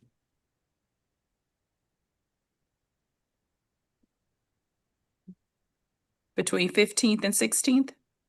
Fifth Street and 15th Street. Judge, can we reduce the area? I mean, this is way too broad. On Ocean Drive. Yeah. Okay, alrighty, so, PC has been found. I'm gonna ROR that individual on that. And Judge would be asking for a reduction of the stay away order 15 to between 10 street blocks. This is a lot. I ROR'd him. Don't do it. Don't be there. And we're gonna decide the stay away orders, is it? Okay, alrighty, we're all set on that one. It's between, I wrote it down here. Ocean Drive in between 5th and 15th. He is ROR'd. That's it? Okay, thank you.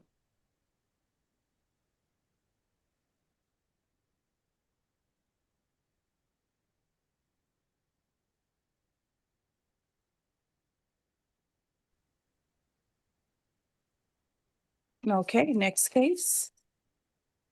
And then we'll move on to the case of, this is Damani Delgado.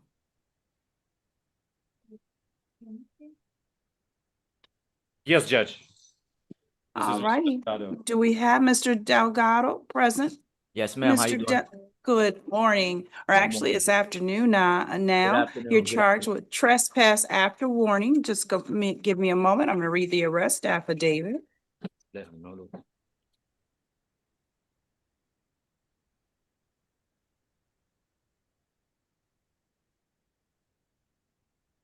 Oh, how interesting. Yeah, This, Judge. no, I'm looking at the arrest affidavit, and it says that Judge Glazer issued a stay away order between the 5th and the 15th Street. This looks like this is a Miami Beach case on Ocean Drive. Just a moment. And Judge, this stay away order references the case number that has been, looks like it's been no action. Mm-hmm. So I don't think that stay away order is in place anymore since. Oh, for the F-25 15747, when was it no action? Wednesday, ma'am. Yeah, it says, The it says 13th. 8/13 of 2025. Okay, so 8/13 was Wednesday, and this case was August 15th. The same day I got out. I got out that same day. Oh, State, there's a problem. Do you want to announce an off-cross after that one? What's the confusion? The confusion is that the case was no action for which he was given a stay away order. And that case falls under F-25 15747. And that case was closed out on the 13th, which was August 13th. And this case is for an arrest on August 15th. Yes, this is a trespass. The trespass was related to, if you look at the arrest affidavit, I'm looking at the arrest affidavit. This is a trespass after warning. The case number that they're referencing is F-25 15747. That case was closed, they're saying. Yes, So- that was closed because he was charged with cannabis near school, cannabis possession and ordinance. But if the case was, He was issued a warning to not go back to that location. This case was because he went back to that location on the 15th, which is trespass after warning. no. Sorry, That's State, not I what they're cannot hear saying. you. That's not what they're saying. State, make sure you speak up pull the microphone to you. What they're saying is that the case where there was a trespass after warning, that case was closed on August 13th. That's what the allegation, and I'm asking you to check to make sure that case was closed on August 13th because this case was picked up on August 15th. Okay, so the case that they're claiming, the case that was closed on August 13th Can you speak into the mic, please? the case that closed on August 13th was the one that ends in 15747, correct? Yes, 15747. Yes. And the only charges that he had in that 747 case was cannabis and public property ordinance. There was no trespass charge.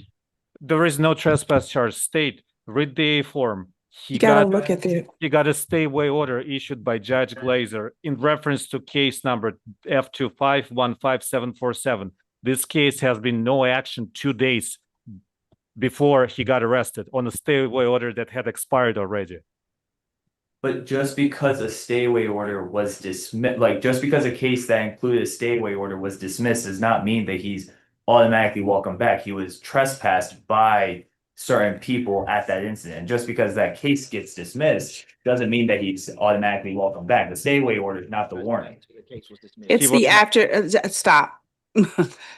It says the charge is trespass after warning. No PC released.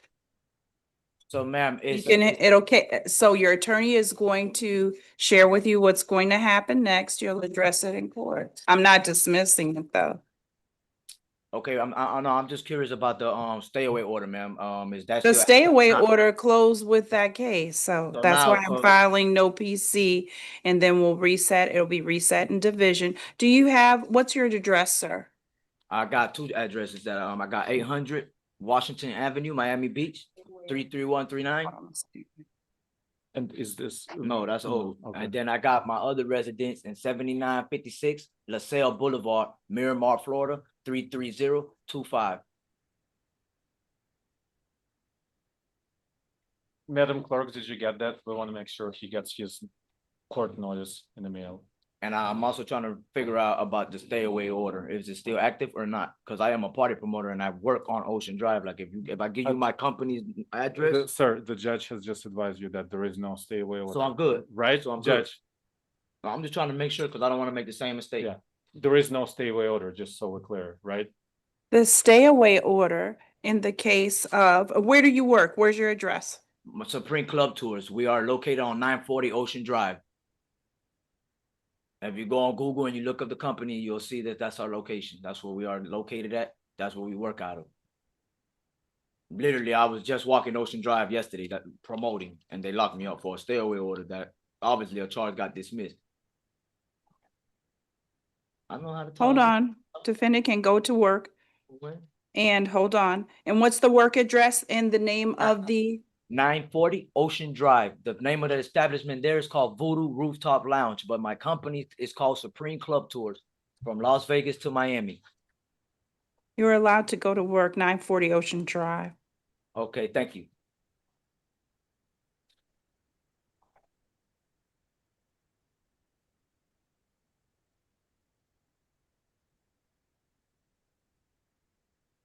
I'm not issuing any stay away order. You can go to work.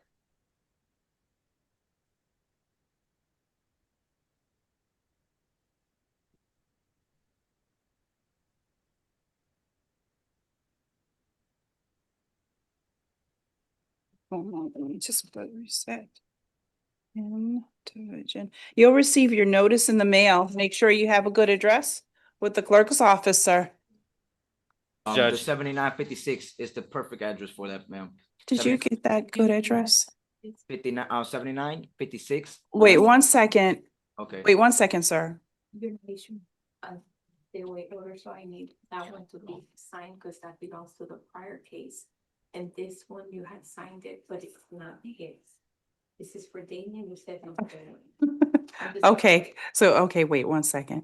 So this one right here, That's for the prior case. okay, and that one And outside. this one is not. Oh, Thank you. no problem. Thank you for catching me. Thank you. Okay, Honor. you're all set. Thank you.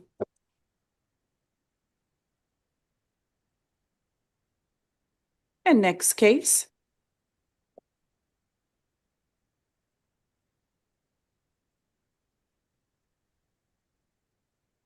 And then the next individual that we have present is Ryan Carter, Ryan Marquette Carter. Mr. Yeah, Carter, do you have an address?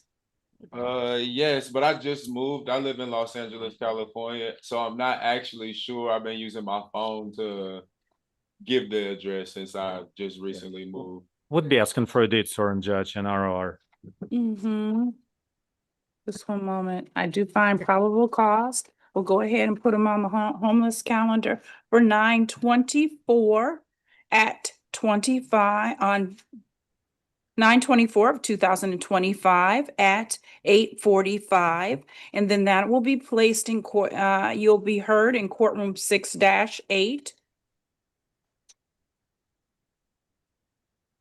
Probable cause found.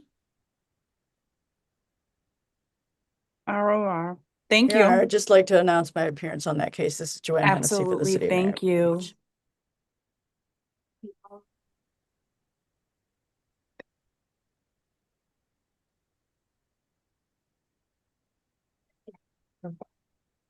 Trying to move it along. And then that brings us to the case of Nathan Jeffries. Nathan Jeffries. Judge, we Nathan need to Jeffries. pass him. Oh, he coming? Okay. Nathan Jeffries. Yes. Joanne Hennessy for the city of Miami Beach, Your Honor, for one And of the then cases. Mr. Galindo will be the next person. So Mr. Jeffries, Yes. Mr. Jeffries, what's your address? I really don't have one because I'm homeless. Would be asking for a date certain, Judge. How old are you? 20 years old. Where do your parents live? West Virginia.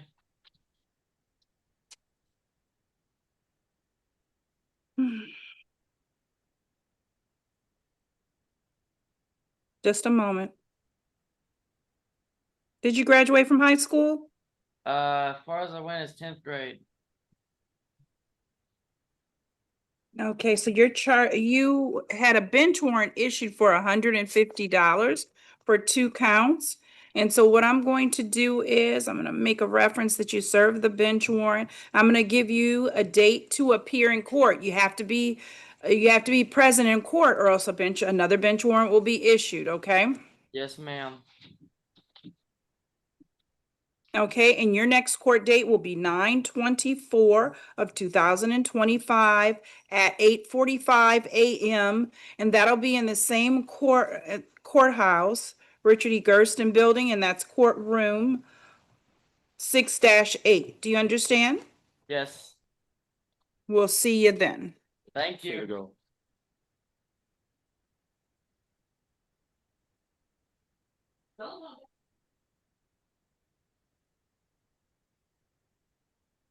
And the next case I'm going to address is Mr. Galindo, but give me one moment. And tell Mr. Jeffries, I'm sorry, if you can tell Mr. Jeffries, we want him to stay away from that Walmart at that 9300 Northwest 77th Avenue. They're bringing him back, Judge. Thank you. I'm still writing on his second file anyway. He's back. Yes. I need you to stay away from that Walmart, sir. That's the one that said 9300 Northwest 77th Avenue. Yeah, that's down there towards Hialeah. I haven't been down that way in a while. And please don't Okay, come. good. Please don't make sure you don't. Alright. Thank you. How you doing, sir? Your Honor, Joanne Hennessy for the city of Miami Beach regarding the Thank you. Galindo case. Thank you. Just one second. I'm writing as fast as I can. You okay with English? Okay. Well, disregard.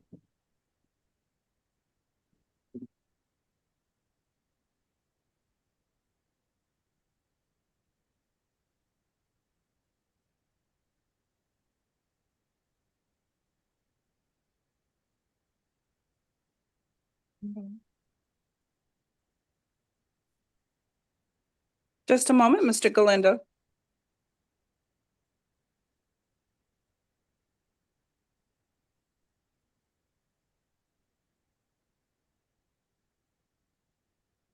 And Mr. Galindo, what's your address, sir? 1960 Park Avenue, apartment 307, that's Miami Beach, Florida. Mr. Galindo, I'm going to have you speak up a little bit louder because I can barely hear you, sir. Go ahead. The address is 1960 Park Avenue, apartment 307, that's Miami Beach, Florida, 33139.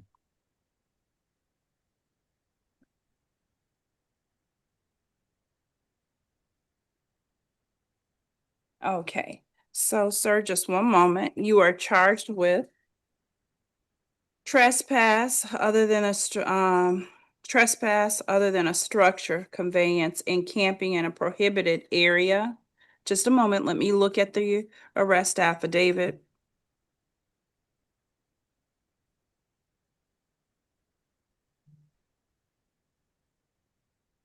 Okay.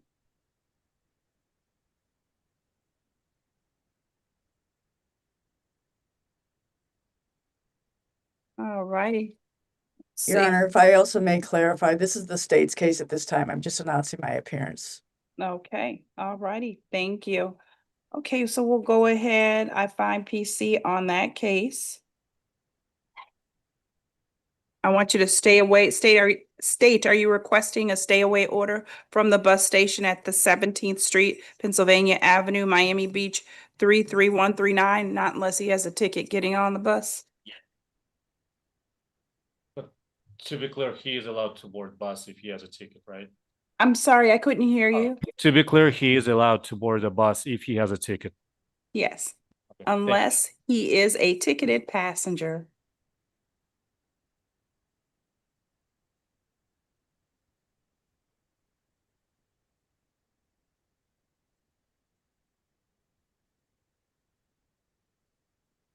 Okay, all right. And Is then ROR? let's see. Any objection to ROR state? I'm sorry, state, I didn't hear you. He's checking the priors.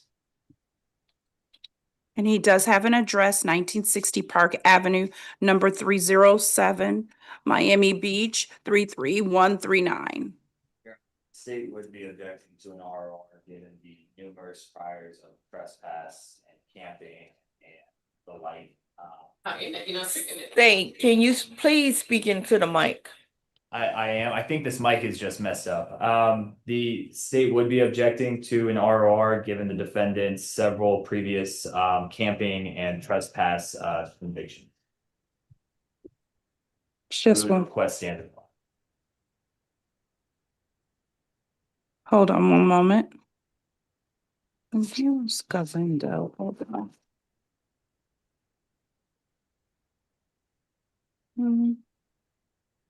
Judge, we maintain our position. We're requesting ROR, and the main purpose of pretrial condition is for him to come back, and he does not have any violent priors.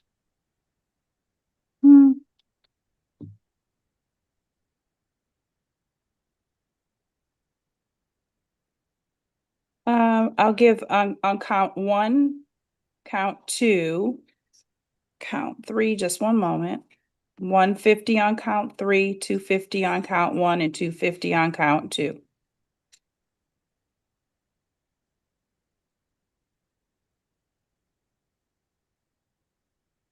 $650 total, right? And then there also be a stay away order issued from the bus station unless he is a ticket holder. This is the next one. Moving on to the Albamon Mohammed To'ama. Your Honor, Joanne Hennessy for the city of Miami Beach. Thank you. He's charged with conducting business in the city of Miami Beach without the requisite license. And we'll wait for him to join us. One moment, Your Honor. No problem.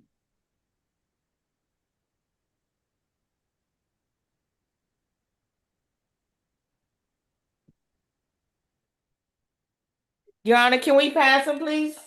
Yes, we'll pass that individual. And then we have Rodolfo Saavedra. Would the assistant of Spanish interpreter, please?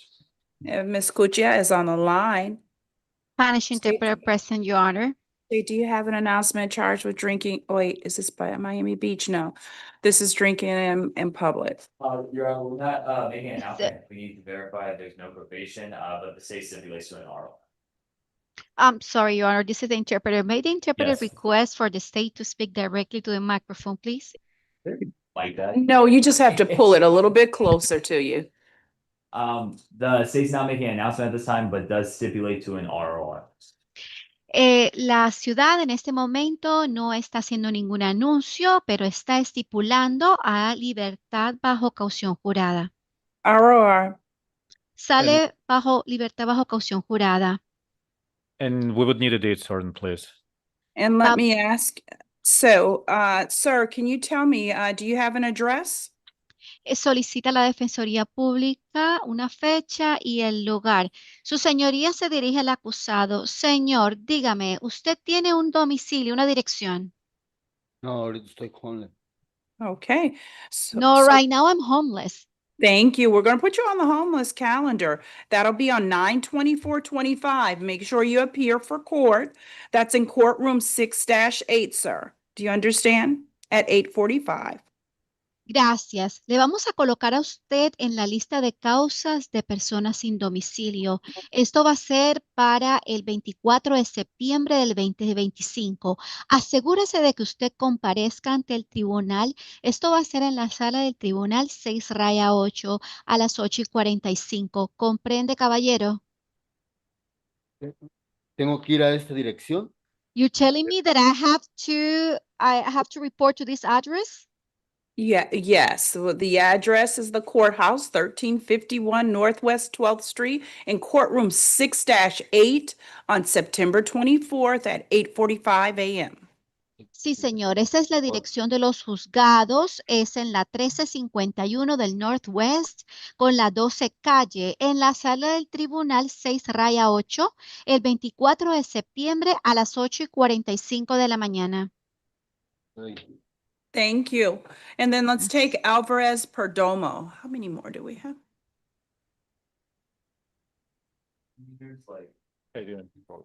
Oh, English. Okay. Also with the assistant of the Spanish interpreter, please. Spanish So, Ms. interpreter Alvarez present. Perdomo. El señor Álvarez Perdomo.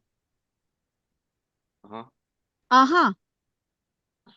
Good morning, sir. You're charged with petty theft and resisting an officer without violence.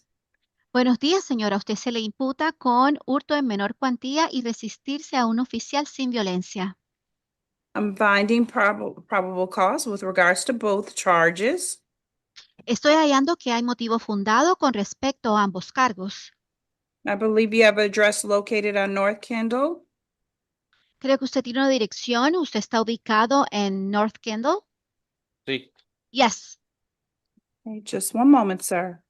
Permítame un momento, señor. Is he eligible for pretrial services? I believe so. If believe not, it'll be pretrial services, alternate bond the standard. Your Honor. Él, dígame si él cumple con los requisitos previos al juicio. Yo creo que sí. Si no es así, entonces se saldría bajo los servicios previos al juicio con una fianza alternativa estándar. The state would request standard bond and also note he had an open felony, got the report on, August 29th. And could you give us that felony case number before she interprets? Oh, for, F25-12177. El Estado está solicitando a su señoría debido a que él tiene un caso por un delito mayor que se presenta ante el tribunal el día 29.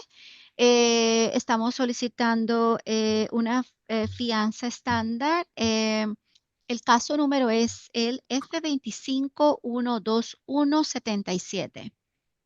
Okay. And that was on the, just a second. Don't know. Now alternate comes to 650.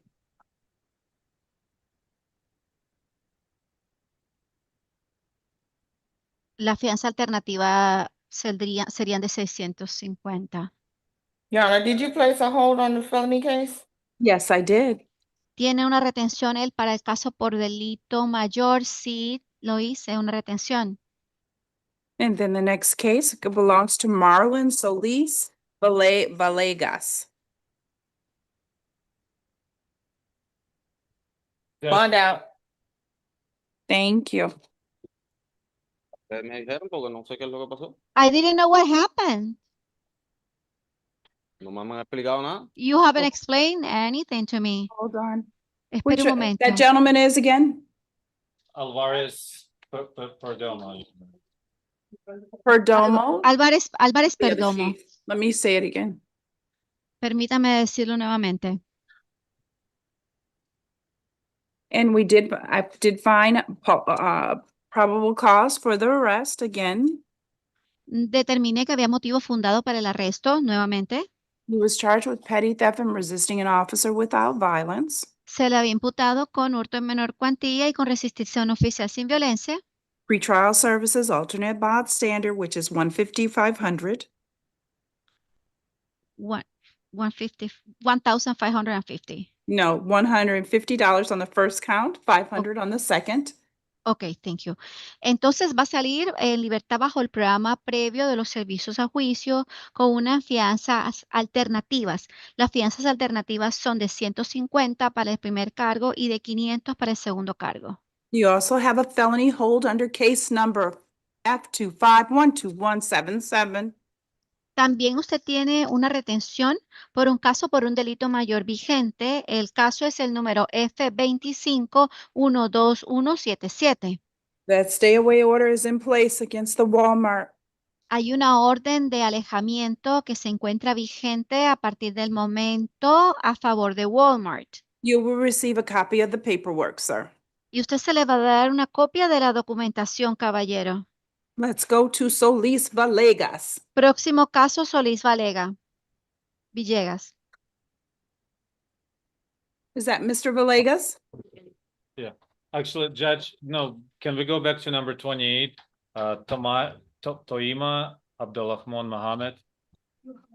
Just a moment. Yes, that's the one that we passed. Mr. Tomaya, you are charged with conducting business on the city of Miami Beach without a valid peddler's license. Hold on one second. I did find probable cause. Hold on. Does the city wish to be heard? Your Honor, I'd ask for a standard bond in this case and also a stay away order from 5th Street and 15th Street and Ocean Drive. Judge would be asking for an RR given that he has no priors at all. Your Honor, we're not sure about the prior since he has a New Jersey address, so. Do you have a local address, Mr. Tomaya? Yes, I do. And your address is, please, for the record? 1000 West Avenue, Miami Beach, 33139, apartment 223.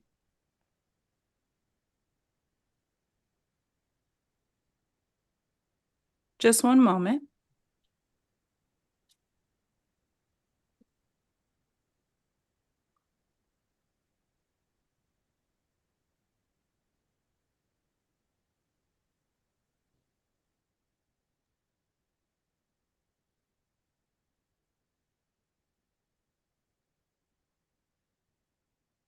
Which pages does he appear on the calendar?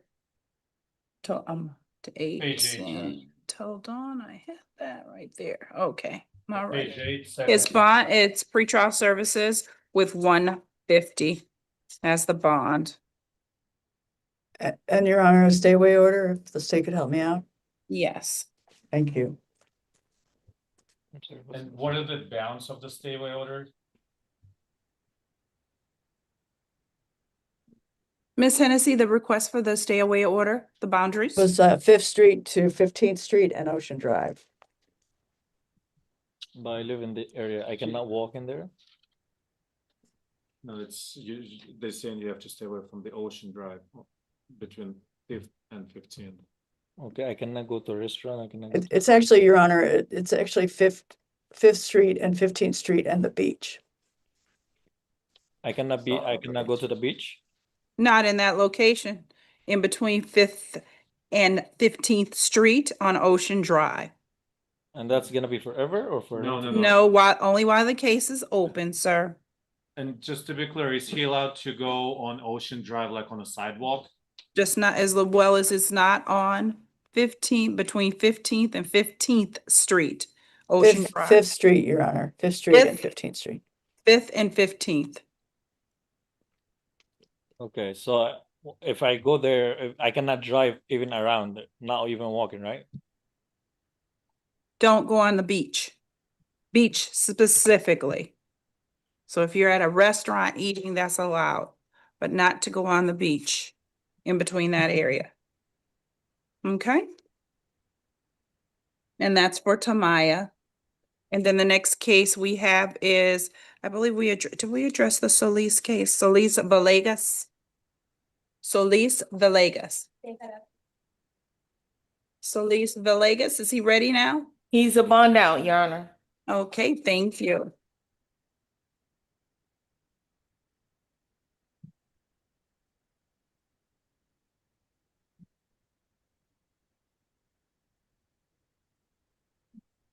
Okay, and then we're gonna move to Rosa, let's see, Rosado Muniz, Hola. first name, Leonardo. Mr. Hi. Leonardo, you're charged with trespass after warning. Let me review the arrest affidavit. And with the assistance of the Spanish Spanish, interpreter, please. With the assistance of Ms. Cuccia, Mr. Rosado is charged with trespass after warning. ¿Qué dijo? Señor Rosado Muñiz, Leonardo, a usted se le ha imputado con el cargo de entrada ilícita después de haberse dado una advertencia. Permítame, por favor, revisar el affidavit del arresto. Sí, es que fui a buscar mi teléfono, que se me había quedado y Yes, I went over there to pick up my cell phone that I have left behind. Okay, well, don't leave your cell phone on the train tracks. I want you to stay off of those train tracks. And I'm finding probable cause. I'm gonna give pretrial services with the alternate bond. In your case, just a moment. Señor, no deje su teléfono en las rieles del tren. Quiero que permanezca alejado de los rieles del ferrocarril. Estoy determinando que hay motivo fundado. Le voy a otorgar a usted los servicios previos al juicio con una fianza alternativa. ya no voy a volver más para ahí que pensar, lo que quería era coger mi teléfono para irme para el Camila House. I'm not going to go anymore over there back to that place. I just wanted to grab my cell phone so I could go to Camila's house. Okay, all right, just make sure you're staying off of those train tracks on 3100 block Northwest South River Drive in Miami Springs, 33166. Alternate bond is $500. Bueno, asegúrese, señor, de que usted se encuentre alejado de esos rieles del tren que quedan ubicados en la 3100 del Northwest South River Drive en Miami Springs, 33166. La fianza alternativa es de $500. El abogado de la Defensoría Pública, señoría, él no tiene domicilio.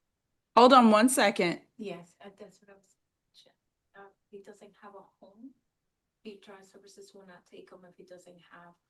Okay, Mr. Rosado, what's your address? Do you have an address? Señor Rosado, ¿usted tiene una dirección? ¿Tiene una dirección de su casa? No. Okay, so what I'm going to do, sir, is I'm going to give you a court date so that you'll know when you have to return, but I still need you to stay off those railroad tracks, okay? Not unless you are on a train. Señor, entonces lo que voy a hacer es que le voy a proporcionar una fecha para que usted regrese a corte, para que así usted sepa cuál es la fecha que usted tiene que retornar.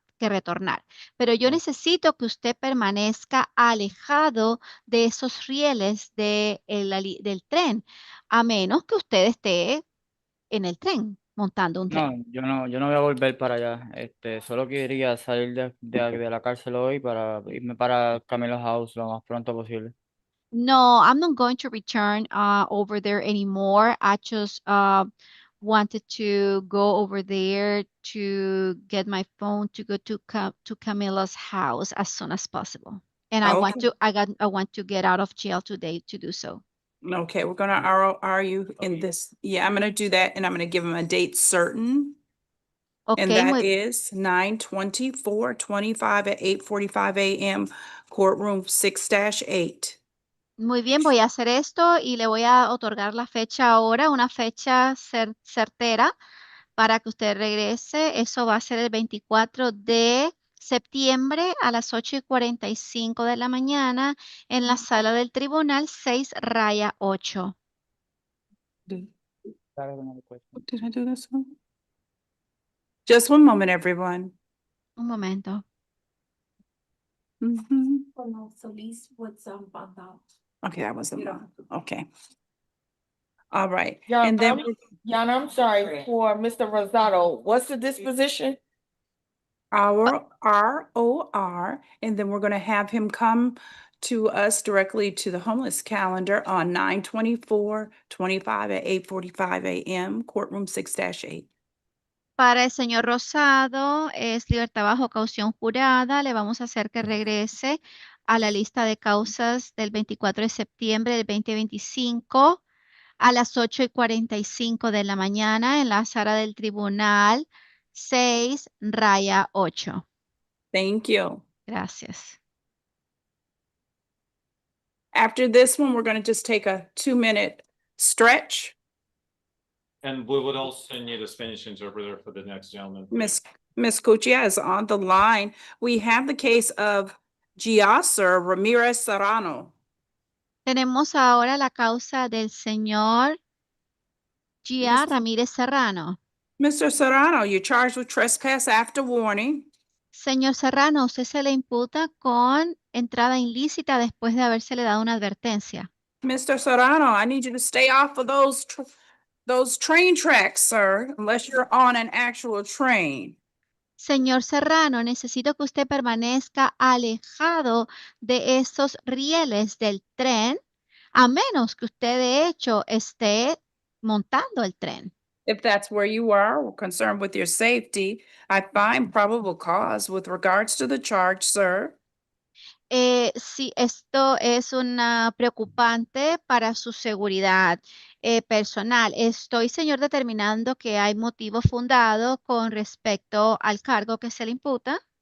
Mr. Serrano, do you have an address, sir? Señor Serrano, ¿usted tiene una dirección? Y yo soy homeless, pero le puedo dar la dirección de mi hija donde me llega la correspondencia. Yes, I am homeless, but I can provide you with my daughter's home address. That's my mailing address. Okay, well, I'm gonna put you on the homeless calendar for 9/24/25 at 8:45 a.m. I need you to make sure that you're there. Okay, sir? Muy bien, señor. Entonces le voy a colocar a usted para una lista de causa de personas sin domicilio para que se presente el 24 de septiembre del 2025 a las 8:45 de la mañana. Y yo necesito que usted se asegure de que usted va a estar allí. ¿Ok, señor? Sí. Yes. Okay, so wait 1 second. Espere un segundo. Espere un momento. Ok. Okay. Hold on. And I need you to stay off of those tracks unless you have a ticket. And then there's going to be a felony hold as well. State, what is the case number for that? 2315910, set for report October 9th, Could you repeat that case number again? F2315. 910. Necesito que usted permanezca alejado de esos rieles del tren a menos que usted tenga un boleto. Va a tener una retención por un caso, por un delito mayor también. ¿Cuál es el número del caso? Es el 231591074. ¿Podría repetir cuál es el número, por favor? El caso número F231591074. Este caso está programado para octubre. And when is that? Could you repeat that date that the felony is on? Repita la fecha para la cual está programado el estatus del reporte para el caso por el delito mayor. So don't forget, you also have court in your felony case on October 9th, 2025. Ok, entonces no olvide también que usted tiene una corte para un caso por delito mayor el 9 de octubre del 2025. Ok, sí. Ok, Thank yes. you. Thank you. Gracias. All right, wait one, everyone. I'm sorry, Your Honor, what's the bond for Mr. Ramirez Serrano? Just a moment. ¿Cuál es la I believe fianza para el I, señor it was Ramírez? going to be ROR, but he has a felony hold. Was that the Serrano case that we just addressed? Creo que le dé libertad bajo caución jurada, pero él también tiene un caso por un delito mayor. Judge, just to be clear, are you placing a hold on that felony because he was not being held on that? Su señoría, para clarificar, usted le está colocando a él una retención por un delito mayor porque él no tenía una retención para este. And of course, we'd be asking for no hold. Y por supuesto, estaríamos solicitando que no se le coloque retención. State, what are you requesting? ¿Qué es? And what's that charge? Okay. It's a property crime, Judge. ¿Cuál es la solicitud del Estado? Está solicitado que se le dé una retención. El cargo es de hurto en mayor cuantía. Responde la Defensoría Pública, es un delito con respecto a un bien. Su señoría, responde el Estado, esto es un hurto en mayor cuantía de un vehículo. And the reason for the hold you're requesting? Y la razón para la retención que usted está solicitando es Because this isn't a violent offense or a trespass. porque esto no es un delito violento o una entrada ilícita. The reason being, while having an open third degree felony, he picked up another, crime. Bueno, la razón es porque él tenía un delito mayor en tercer grado, un delito vigente, un caso vigente, y entonces ahora se le presentaron otros cargos. Judge, we'd be asking for discretion.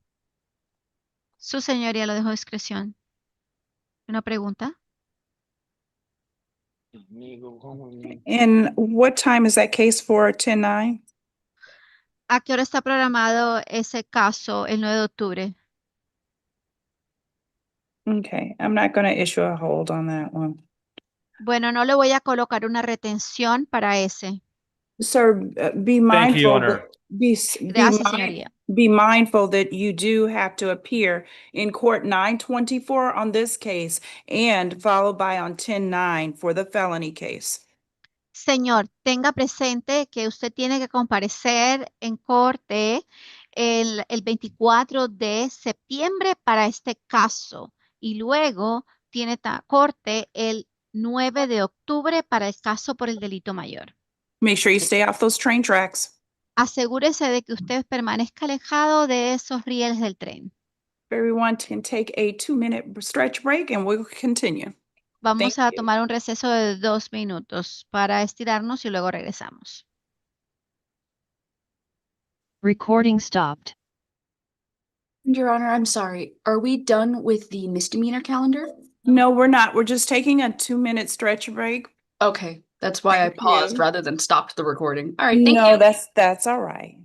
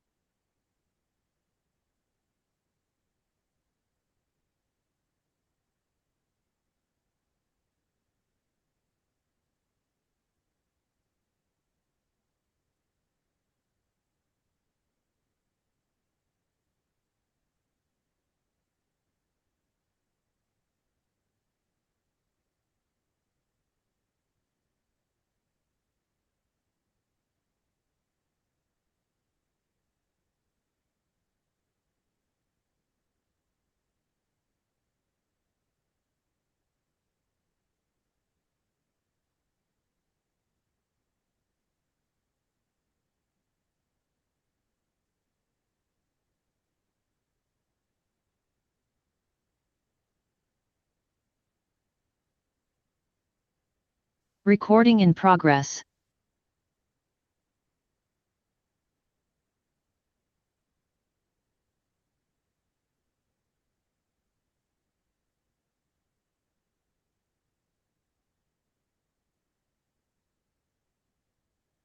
Reggie, Your Honor.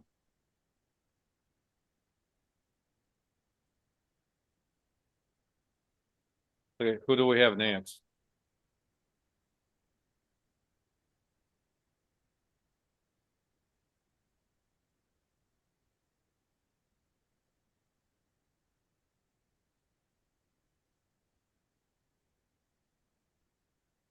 Yeah,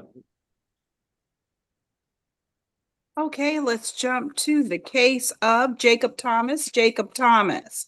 Jacob Thomas is charged with trespass. Your Honor, Mr. Thompson, disruptive, we set for tomorrow. Okay, thank you.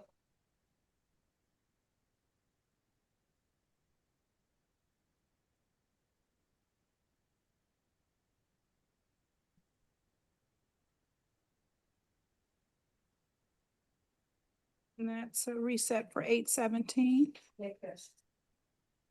We'll keep those together. And then let's jump to Raphael Paz. Raphael Paz. Raphael This is Paz, you're Mr. charged Cuccia, with please. trespass. Ms. Cuccia. Señor Paz, a usted se le imputa con entrada ilícita. You're charged with trespass. I found probable cause. I need you to stay away from 3100 block of Northwest South River Drive, Miami Springs, the railroad tracks. We need you to be careful. Determino que hay motivos fundados, se le imputó con entrada ilícita. Necesito que usted permanezca alejado de la 3100 del Northwest en South River Drive, Miami Springs, de las líneas del tren. Necesito que tenga cuidado. All righty, Yes. so we will give you pretrial services. I do have an address for 6346 Southwest 42nd Terrace, correct? Así que le vamos a otorgar los servicios previos al juicio y tengo para usted aquí una dirección que es la 6346 del Southwest con la 42. All right, we'll see. Thank you, sir. Look for your notice for your next court date. We're going to move on to Ricky Hernandez. Ricky Hernandez. Muy Your bien, Honor, señor, that- gracias. Lo veo la próxima fecha en corte. Your Honor, that was Ricky pretrial Hernández. alternate 500. Yes, alternate Thank you. 500. Thank you. Servicios previos al juicio con una fianza alternativa de $500. Mr. Hernandez, you're charged with also Spanish, please. the services, Ms. Cuccia. We will address Mr. Hernandez. He's charged with trespass after warning. Al señor Hernández se le imputa con entrada ilícita después de haberle dado advertencia. All righty, and I find probable cause, Mr. Hernandez. I'm going to give you a court date. Doesn't look like you have a place, a house that you live in, reside in. Le determino que hay motivos fundados, señor Hernández. Le voy a proporcionar una fecha para corte. Parece que usted no tiene un sitio, una casa donde usted viva, donde resida. We're going to have you come back to see us on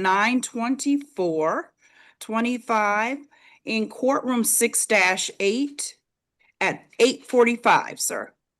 Le vamos a solicitar que regrese a vernos el 24 de septiembre del 2025 en la sala del tribunal 6-8 a las 8:45, señor.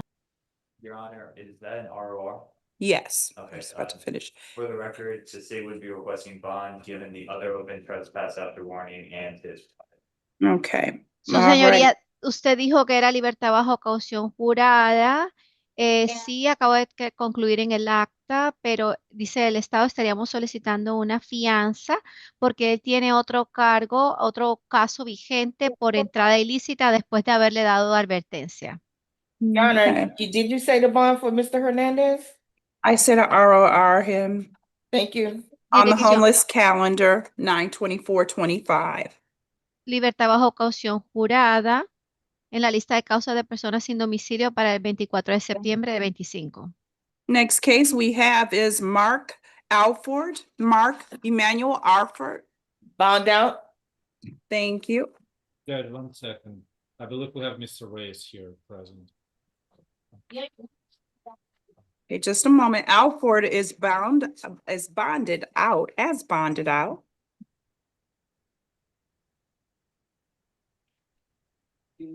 And then now we have James Earl Wadley. Refuse court, reset for tomorrow. Thank you.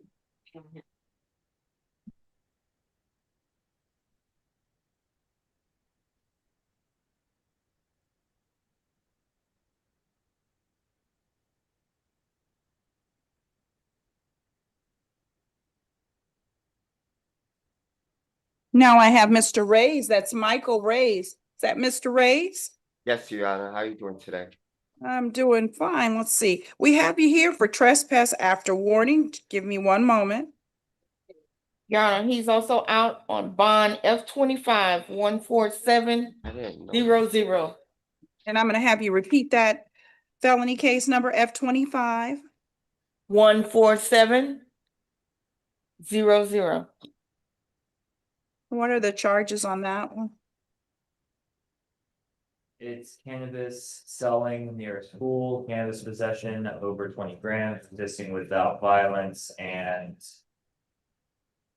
one other count on. Okay, cannabis. Okay. Hold on one second. I didn't know I had a trespass. What's the date for that next court date? What's the next court date for that felony case?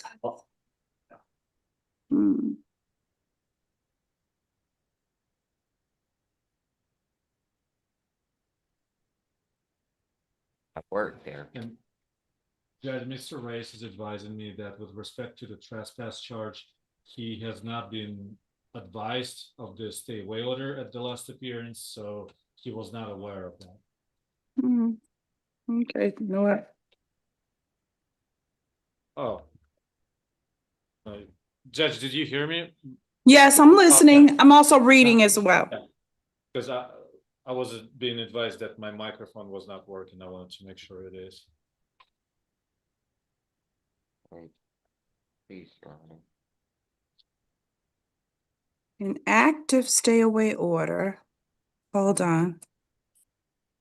I don't know where it's from. I don't It's know. Miami Beach case 2025-74093, which is still open.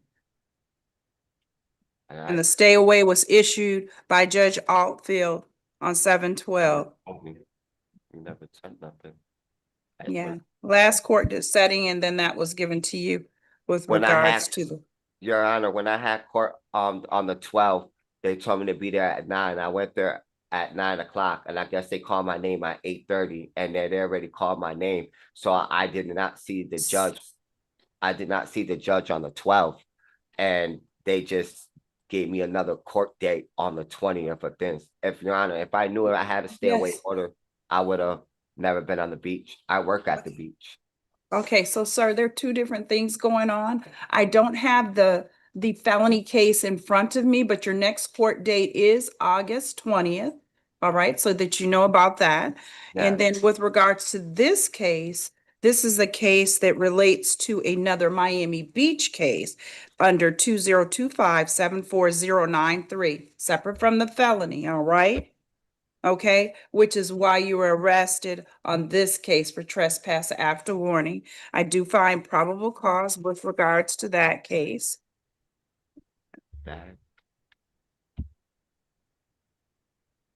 Your Honor, and I believe the Miami Beach case is the police case number for the open felony. I think they are related. I'm not sure. It's not from this case. I'm not, from the way that this is reading, it looks as if this is a Miami Beach police case.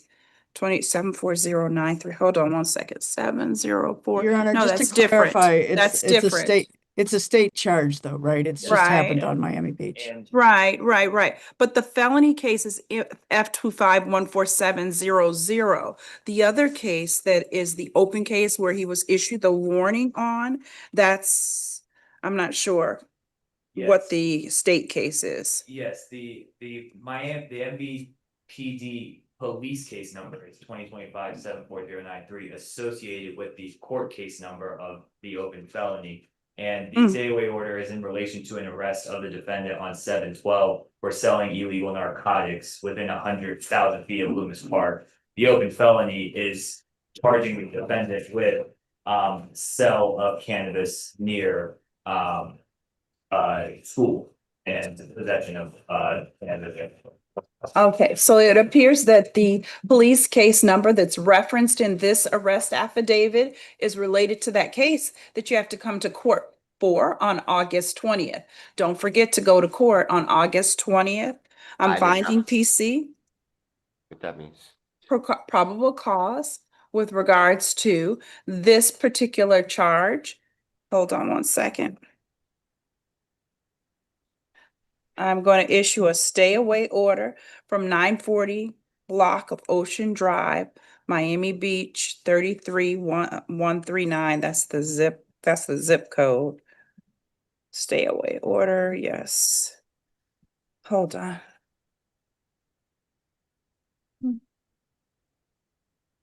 Hold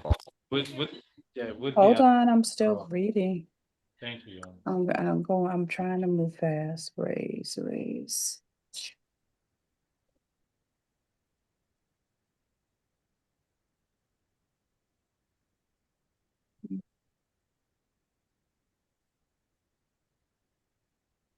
I'm gonna do he doesn't hold on one second.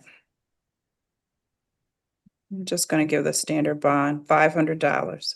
Make sure you're in court on August 20th, sir. You placed it on hold on the felony case as well? No, I'm not gonna place a hold for that one. 8/20, but it's gonna resolve itself if you don't appear on August 20th of 2025. I would definitely be at court just like I was there on the 12th. All right, come on. What's going on? You're given a bond of $500 on this case. Righty, two more, and then we're gonna go into the traffic. Let's see. And then let's move to Yosvani Lastra Batista. Charged with resisting an officer without violence and trespass after warning. Your Honor, he's a bond out. Okay, thank you.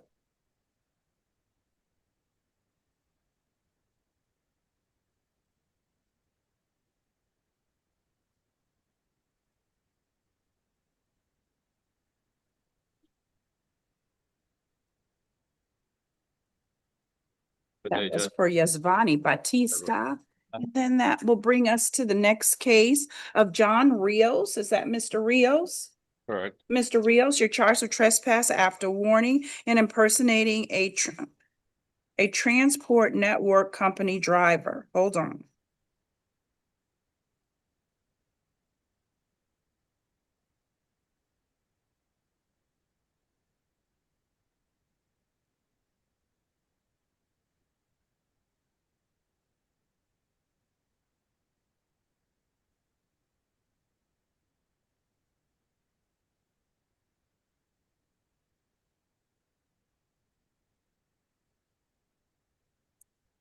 PC has been found with respect to Johan Rios. Probable cause found, just a moment.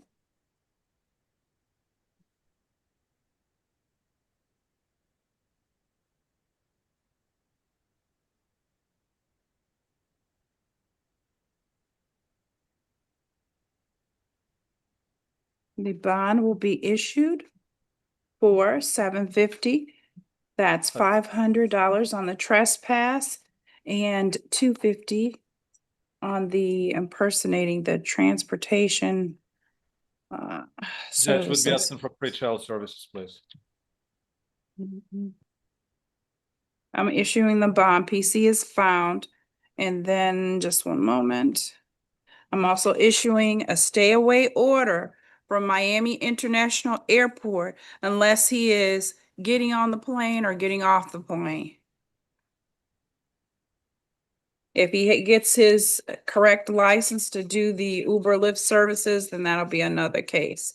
But that is the Miami International Airport located on 42nd Avenue on 21st Street. Your Honor, can you give him pre-trial services? This is after warning. No, I give that. No. From before, okay? All right. We ready for the traffic now? So, Your Honor, if I could confirm, this is Joanne Hennessy with the City of Miami Beach. The misdemeanor portion of the jail arraignment calendar is completed. No, No, we still have just a couple more and then we're gonna do the then we're doing traffic. This is the last Thank one. you. correct? no, this is a traffic merger. but Okay. This is, traffic as well. So Okay. at the beginning of your. So we have Ricardo Montesir. Montesir.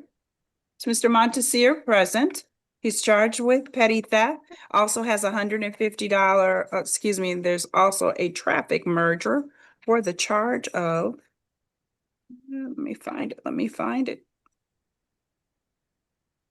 Your Honor, he's also out on probation, F20-1504. This one, so.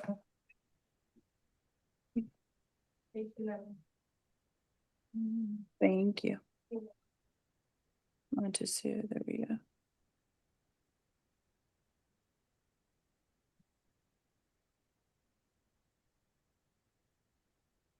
Okay, so sir, you're charged with petty theft. Just reviewing the arrest affidavit, just a moment.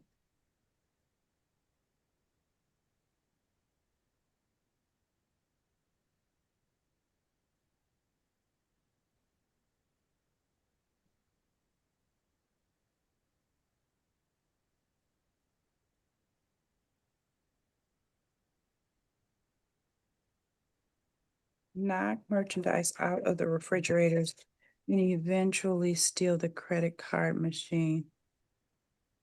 Video footage, hold on.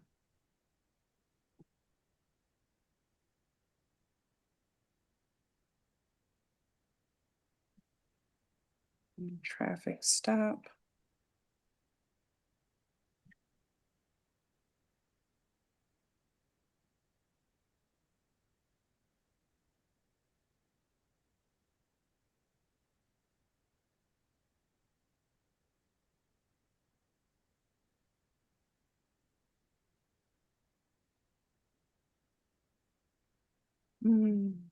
PC is found.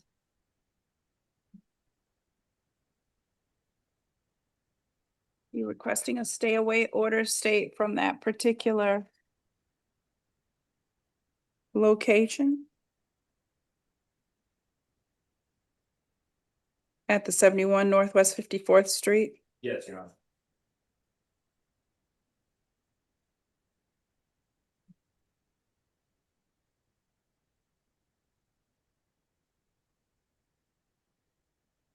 And the probation, are you requesting for him to stay in custody with regards to the probation case?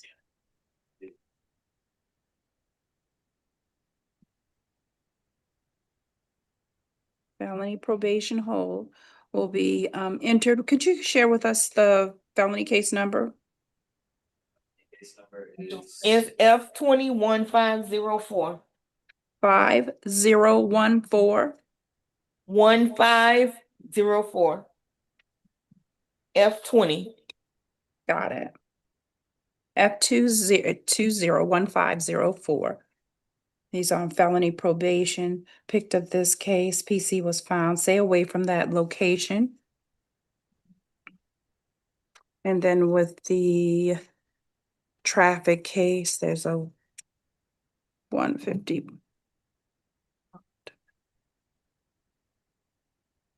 Alrighty. And then that brings us to the next case on the calendar. Your Honor, you set the bonds? 150. He also has a misdemeanor. The misdemeanor, hold on, let me give them the misdemeanor was the standard, which was the 500 and just a moment. 150, and 500.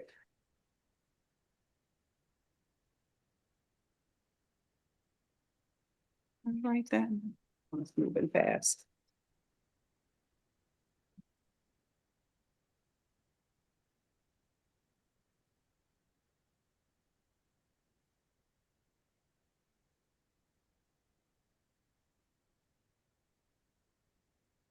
You're welcome.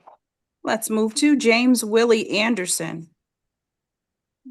Bond out. Okay, thank you.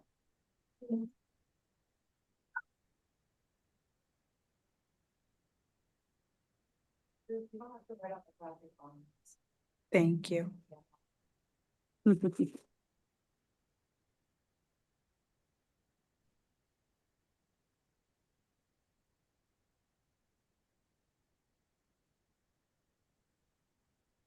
You don't want me to write anything on the traffic? If it's bound out. Okay, if it's a bound out. Yeah. Bond out. Okay, so let's move to the case of Trinell Clark Wendell. Wendell Clark, he's off calendar, Your Honor. Wow. And then we have, oh Lord, this is me. This will be on Iglesias Medina, Marcel Iglesias Medina. He's off calendar, Your Honor. That one's me. And then we have, no ticket, no drivers. Also, Mr. Simpson is off calendar. Okay, and what about Lowry? Do we have Lowry? Yes, present, Judge. Okay, Lowry was charged with driving without a valid license.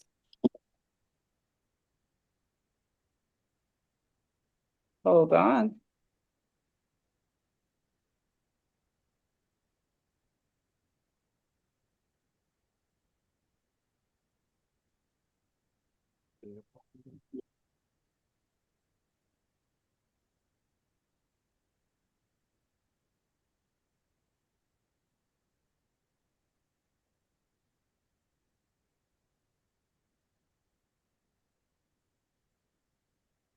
Lowry's on page 13, everyone.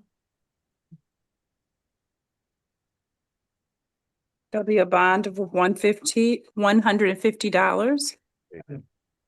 Pre-trial services in alternate place. That's Judge. fine. Your Honor, he does have an open felony seven report on the 8th of October for lewd and lascivious battery on a child. I'm sorry, State, could you repeat that? This is with respect to Mr. Lowry? Yes. Okay, so the bond in this case is Do you have 150. No, I know what you're talking about, but they. Yeah, hold on. And is there a felony hold? Is that case on for arraignment, or is that an open case that has already been set for trial? He's out on felony bond F18-13027. F18? Yes, ma'am. So that's a closed case. It's I'm sure. Is it set for report? Yes. Is that open or closed? He's out on felony bond, Your Honor. Felony bond. Okay. All righty. And do we have another report date for that F18? October 8th, Your Honor.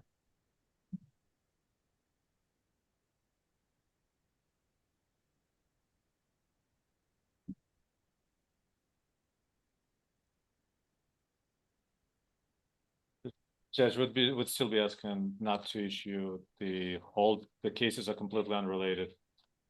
Yes. I am going to issue a bond of the $150. PC has been found. He's out on report 10-8. I'm looking at the charges. Okay, 150. Sir, don't forget you have a court date on 10-8-2025. Case number F18-13027. He's already out on bond now. So no valid driver's license. Let's move to the case of Levon Alexander Reeves. Levon Reeves. Levon Reeves. Is Mr. Reeves present? He is walking as we speak, Judge. Mr. Reeves, you were charged with no valid driver's license. I'm just trying to get this case over with, man. Yeah. And Judge, she's on bench warrant, on 2 bench warrants here, so One of them is for the license and the other one is for domestic. would be asking you to find that the bench warrants have been served and released. And he also needs a date certain, Judge. I'm just trying to get the case over with, please, Hold on. so I could just deal with it. What date is this on? What number on the calendar is this one for Levon? Just trying to catch. Levon Reeves. 13. Good.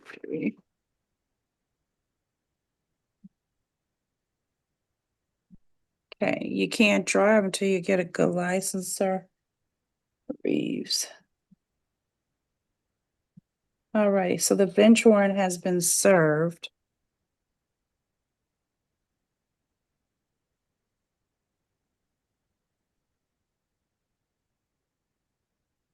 And what's your address, sir? 2350 Northwest 55th Terrace, Miami, Florida 33142. 58. 2350 Northwest 55th Terrace, Miami, Florida 331. All right, make sure, okay, so the bench warrant has been served. And then, did we say that there was any felony? Do we have any felony holds on this one? No, ma'am. No, Your Honor, he's just held on the DV case. Okay, all righty. So you he'll gave him be- RR on the traffic? Yes, on the traffic. And what about the DV, Judge?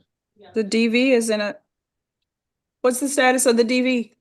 Oh, It'll be reset for tomorrow, Your Honor. Okay, so we'll see him tomorrow. Please let me get out, young. Tomorrow, we'll talk. I don't have the DV case in front of me right now. Let's move to the case of Julio Francisco Diaz.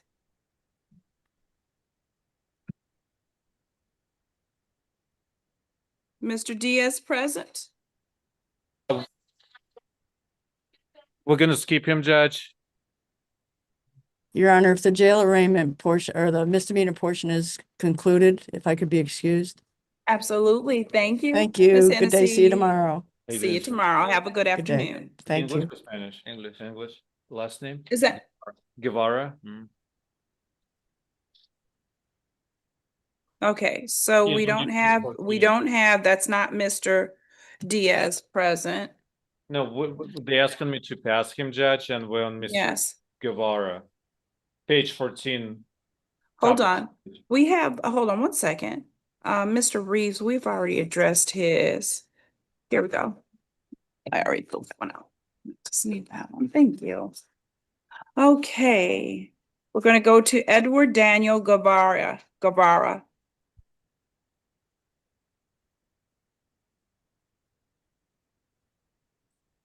Guevara, is that Mr. Guevara?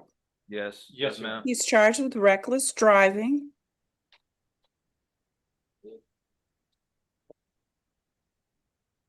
As well as driving without a valid license.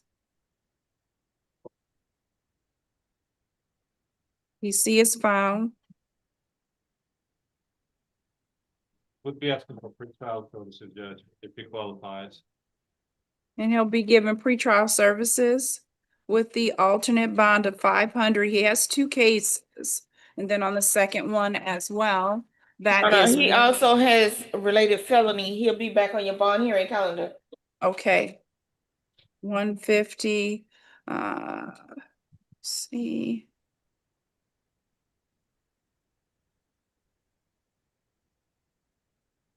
Anything else? Do we have any others?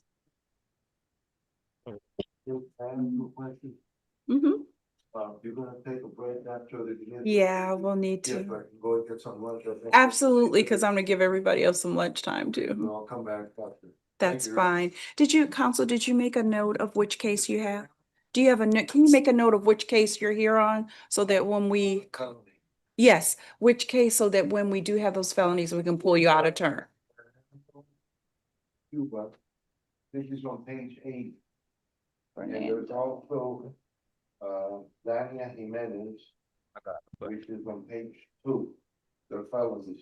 Okay, But I'm gonna go get some lunch, all right. and after you finish, I'll be here before. Okay, and I made a note for those two. So we'll reconvene after you take a break, right? Yes. Thank you, Your Honor. Thank you. And then let's jump to the case of Lazaro Abella Lazo Martinez.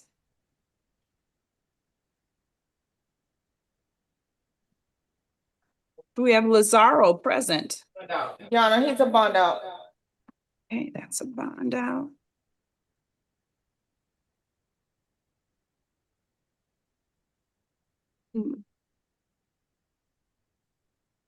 And then we have Aladro Ducasa, Jose Bond out. Rolando. He's a bond out, Your Honor. Mr. Schwartz, is the case that you're going to address, is that a felony case? It is, Judge, yes. Okay, we're going to take a break. We are still going. What time do you think strong. it's start felonies? How many more do we have? Because it's regarding the female that we get in misdemeanor.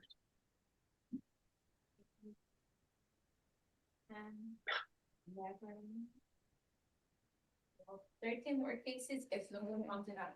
Okay, so we are going to take a break at about 2:15, I'm thinking, if I'm looking at the calendar correctly. And then we'll reconvene at, we'll do 3:15, 3 o'clock.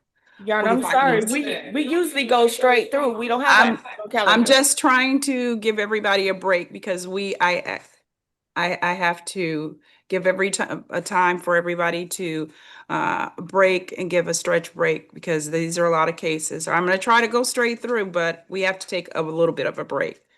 So should I jump back on at 3 o'clock, Judge? Is that 3 o'clock will be good. all right? Very good. Thank you. I'll do We'll that. reduce the amount of time, okay? All righty. Let's go to the case of where was I?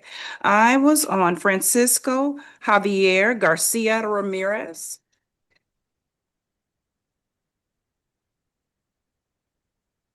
And do we have that individual present? Yes, he's present, Judge. And does he require the assistance of the interpreter, Mr. Ramirez? Yes, please, Judge. With Your the Honor, he has an open felony. He'll be back on your bond hearing calendar. Also, he's out on felony bond F25 14227.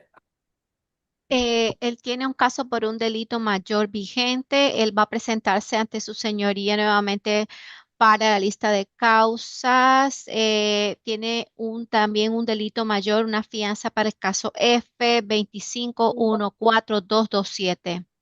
We'll see you on the felony calendar. PC is found in this one, and we will be back with you this afternoon.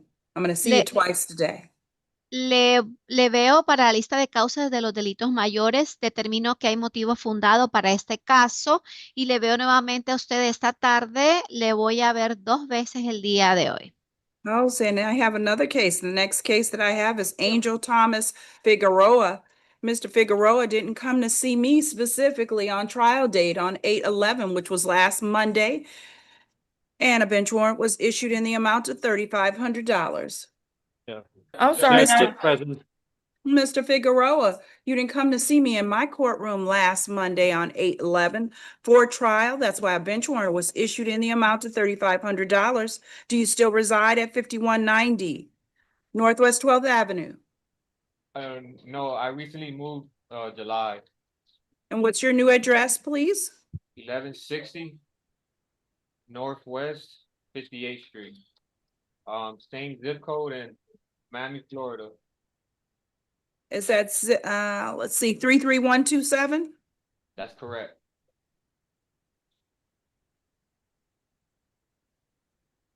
So would be asking to serve him on a bench warrant and release on recognizance, please, Judge. Oh, wait, hold on 1 second. Bench warrant served.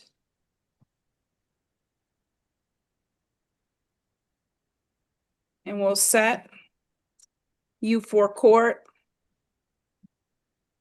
in October.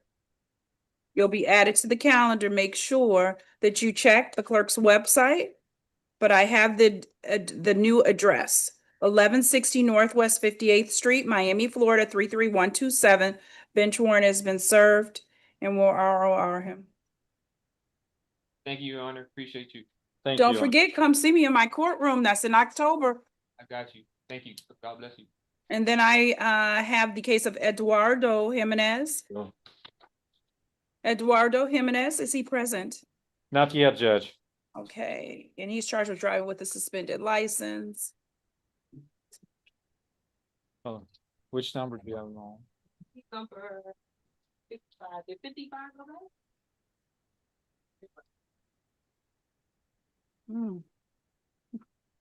We could, if we could pass him.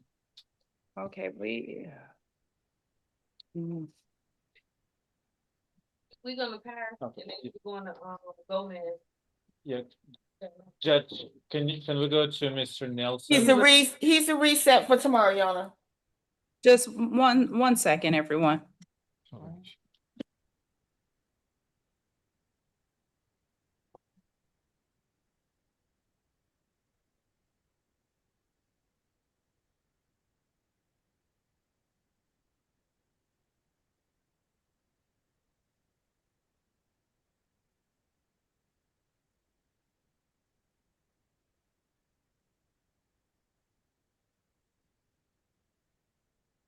Do we have Eduardo Jimenez? He's reset for tomorrow, Judge. Okay, thank you. Reset.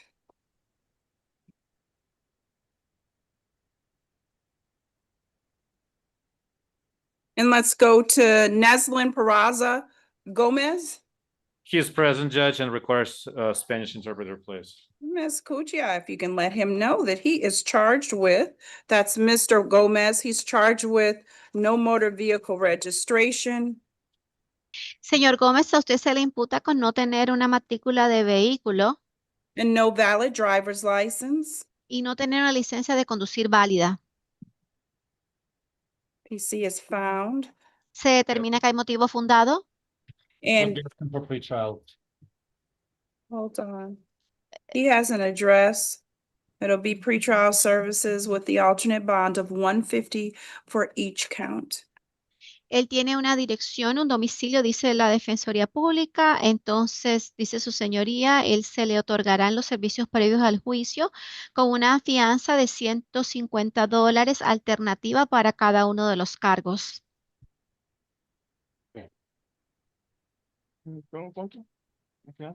How much did you say? How much was the bond, did you say, from the defendant to the court?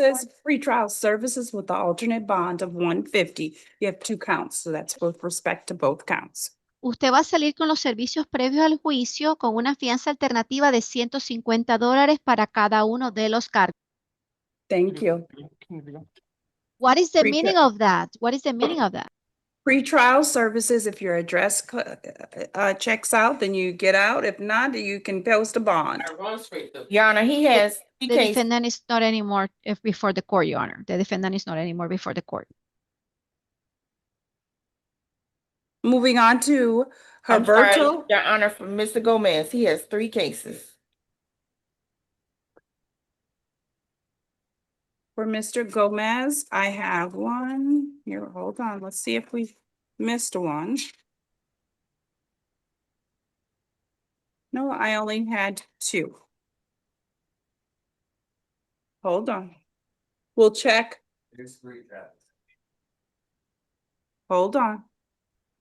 Did I get, was it sticking? It was sticking. Yeah. Thank you. Which one? Yeah, There we go. That's okay. Just a moment. And he had 3.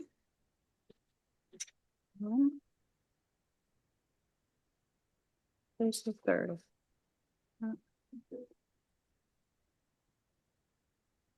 There. It's hiding, sticking. Okay, and the third was was pretrial services as well with the alternate bond of 150 and PC was found. Thank you.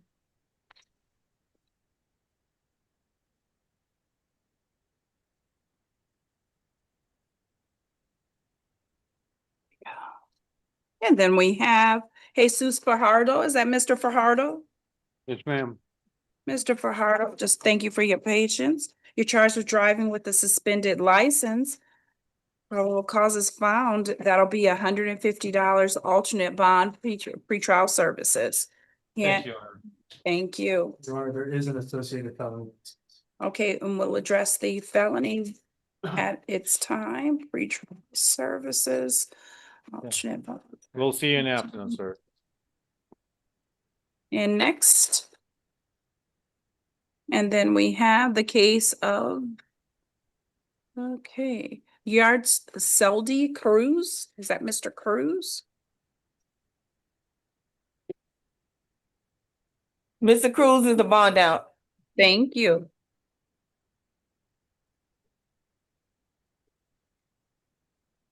Oh, I didn't have to do that. It just helps me to stay. You can just dump it. Okay, and those, which, Just that's it for me. This is for, Felipe Navarro. okay, and then the next one is this, no, that's, I'm waiting. Next, I have Mr. Eric Berry, Your Honor. He's present before the court. Eric Berry, Mr. Berry, you have your charge. You have 3 cases, driving with a suspended license. Just a moment.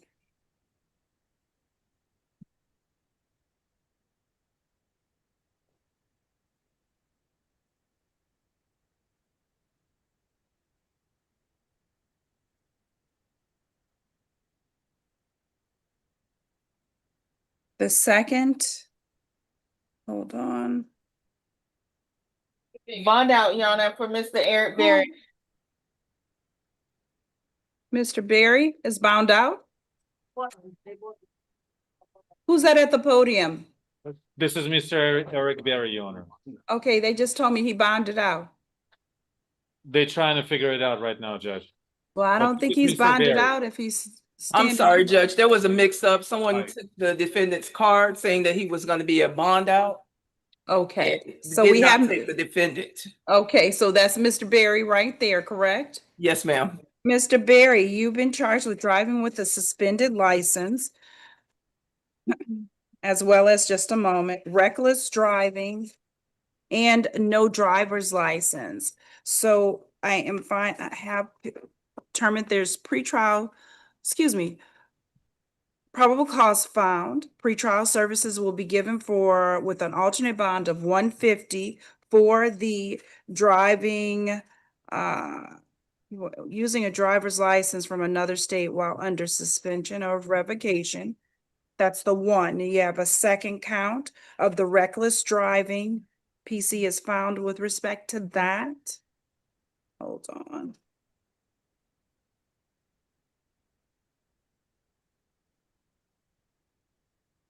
You'll be given a alternate bond, pretrial services alternate bond of the $150 on that one as well, sir.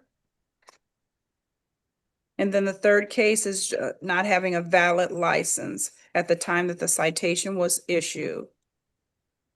$150 will be the alternate bond as well. You can't make the pretrial services. And C is found. There is an associated felony. Okay, and we'll address your felony when it comes up on the felony calendar. Okay. Being right along. And then we have the case of, let's see. We have Juan Carlos Orbita. Juan Carlos Orbita. Is that Mr. Orbita? No, this gentleman, he's already been taken care of. He can leave. I need Mr. Orbita. Juan Carlos Orbita. Mm-hmm. Different clerks, different areas.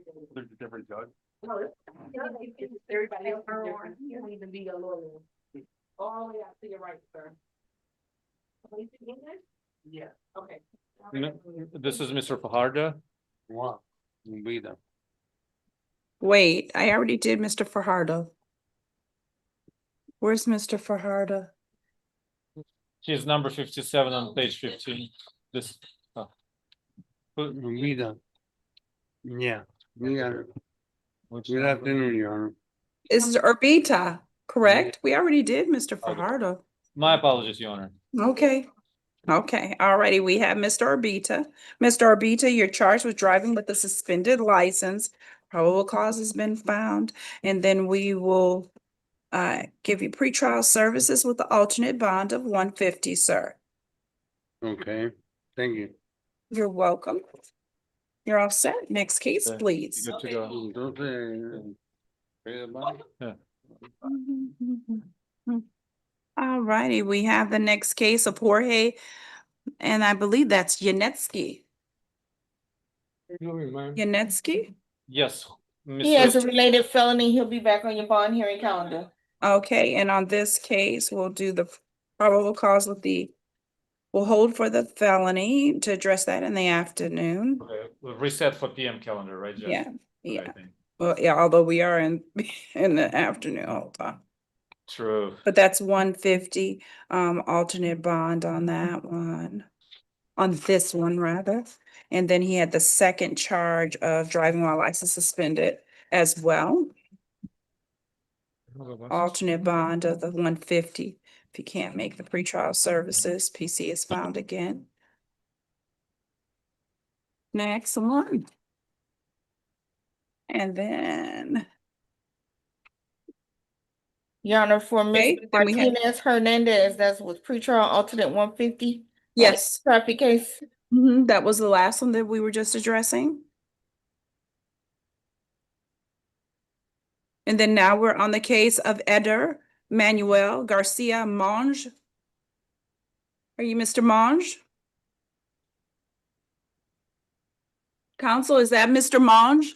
No, this is still Mr. Martinez Hernandez. Judge, Mr. Monge bonded out. Thank you. Yeah, he's done. He has to come back in the afternoon. ¿Qué es lo que va a hacer? No, Come on.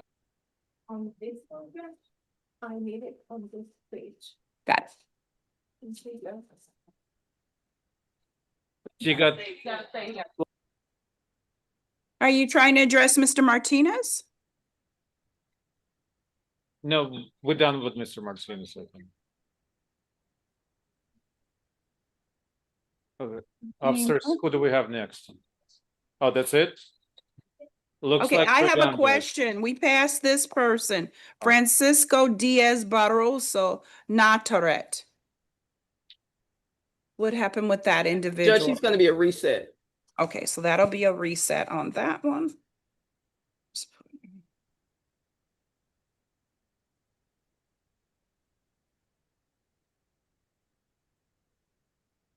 All we right. missed anyone, officer? Okay, and there, wait. There was one. We'll have to, Tristan Bell, did we ever address, Oh, not brought to court? We passed him and yeah, he was not brought. I don't know what happened. to I'll him. just put reset. Okay. Yes, Judge, reset.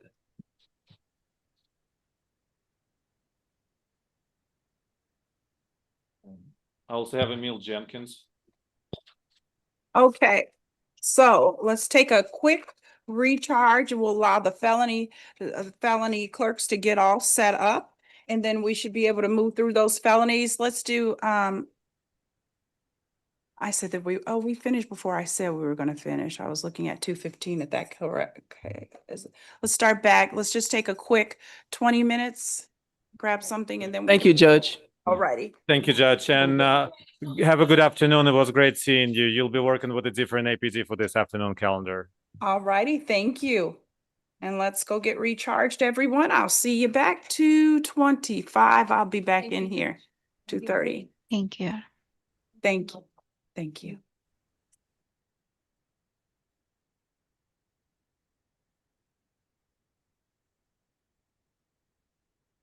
Recording stop.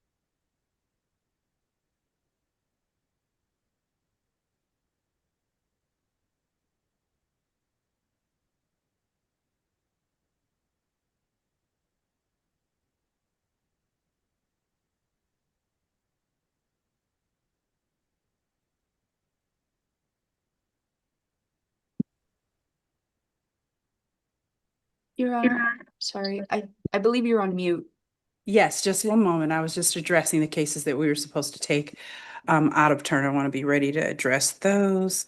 And that was Fernando Jimenez. And Mr. Schwartz, who was your client that we wanted to take out of turn?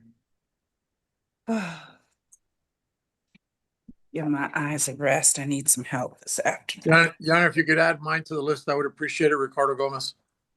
Oh, okay. All right. So hold on one moment. Mr. Schwartz, who did you have? Oh, you're on mute, Mr. Schwartz. Yeah, Gianna Trombetta? Is that with a T? Yes. Let me try to see. We're getting all set up and waiting for it. Looks like she's got two Defender's cases. office. Pardon me? Looks like she's got 2 felony cases. I didn't say anything. Hold on. I'm just trying to find the case first, but I don't see it. Your Honor, she's number 3, and this is Assistant Public Defender Peyton Skeens for the record. Number Okay. 3 on page 1, Your Honor.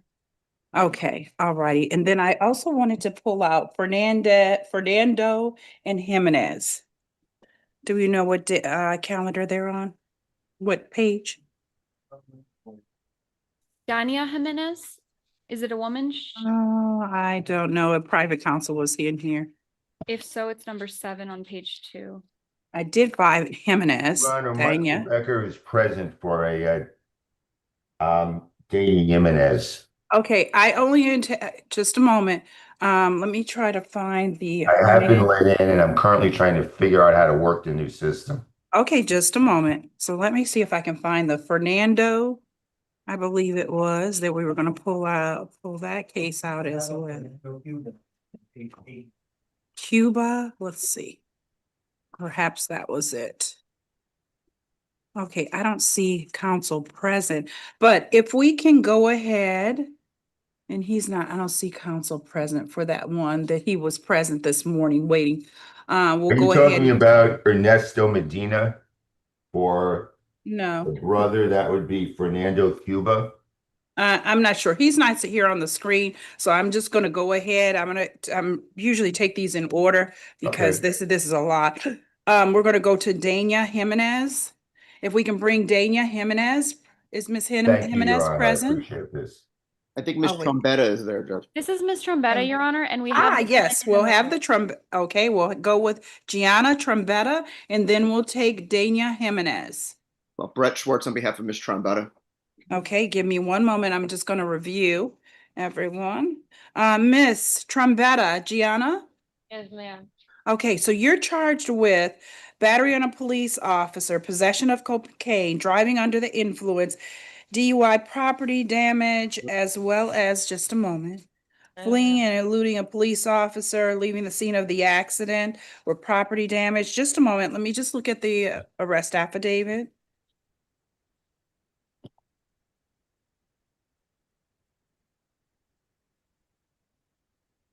What? Hold on one second. In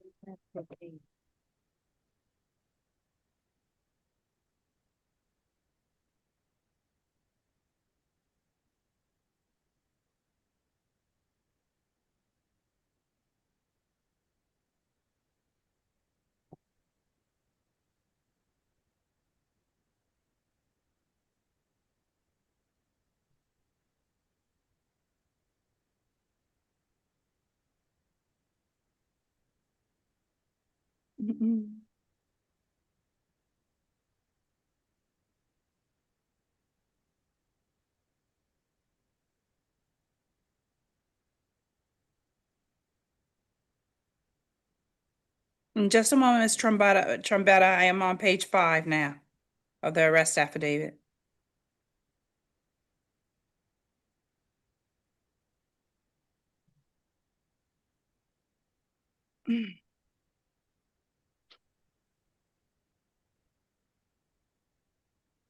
I think you said possession of cocaine. It was cannabis, if I'm. Okay, but I don't want you to volunteer anything, Ms. Trombetta, so hold on, all right. okay? I won't talk.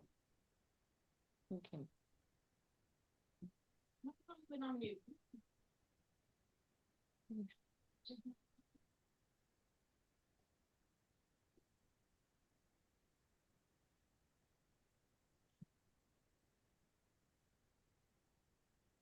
Okay, I had to get to page 7 because I was looking for the LSA, Mr. Schwartz. So I do find probable cause with regards to all of the charges that are listed. I'm going to go back and list those. So probable cause with regards to the battery. I've reviewed the 7-page arrest affidavit, battery on a police officer, possession of the cannabis, driving under the influence with property damage.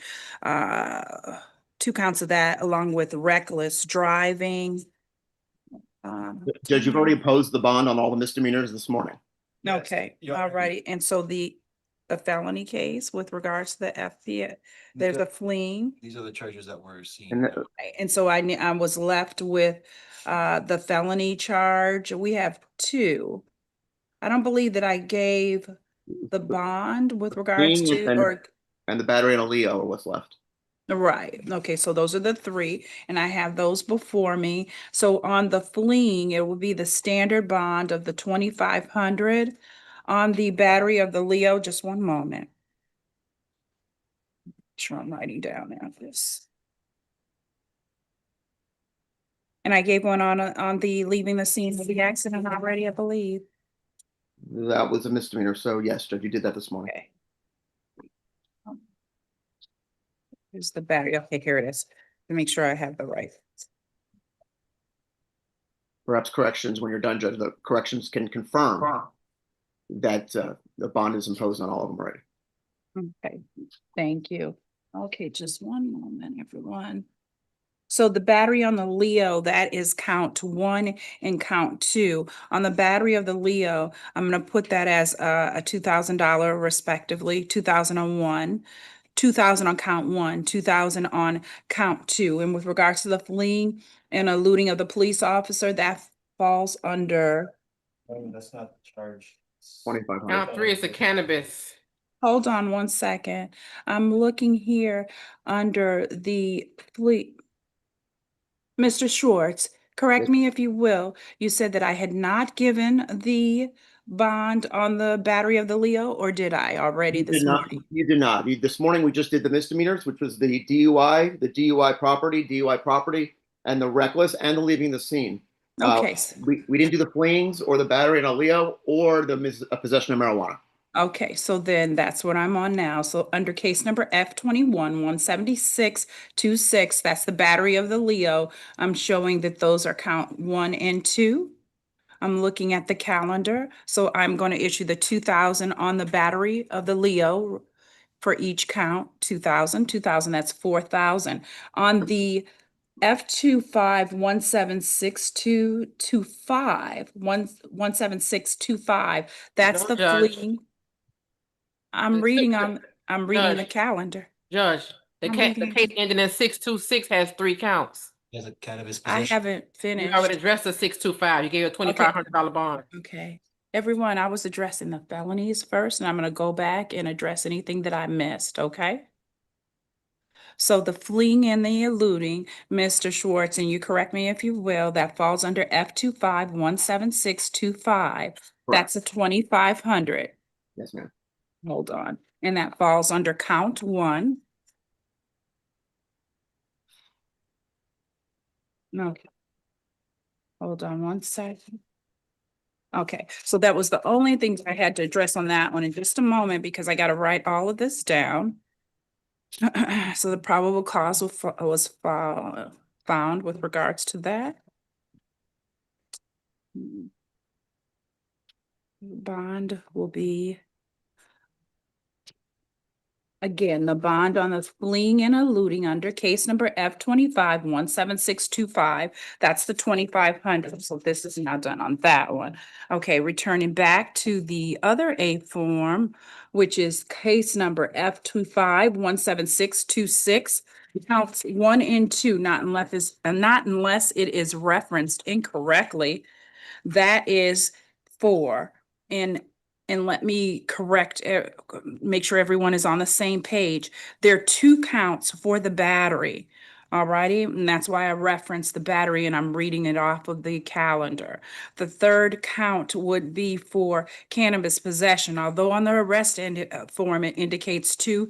It is appearing as sequentially as the cannabis, as the third, number 3, just so I'm clear, with everything. All right, do you follow me, Mr. Schwartz? I'm sure you I do. do. You are correct. The possession of cannabis is count 3. Okay, and then I'll do, let's see, on that one, it'll just be 500, which I was gonna enter. And probable cause is found on all counts. And And go ahead. Judge, if you're done, I just want to make sure corrections can verify and confirm that the remaining counts on F25-17626 bond has been imposed by the court this morning in misdemeanor court. I don't want there to be any additional holds.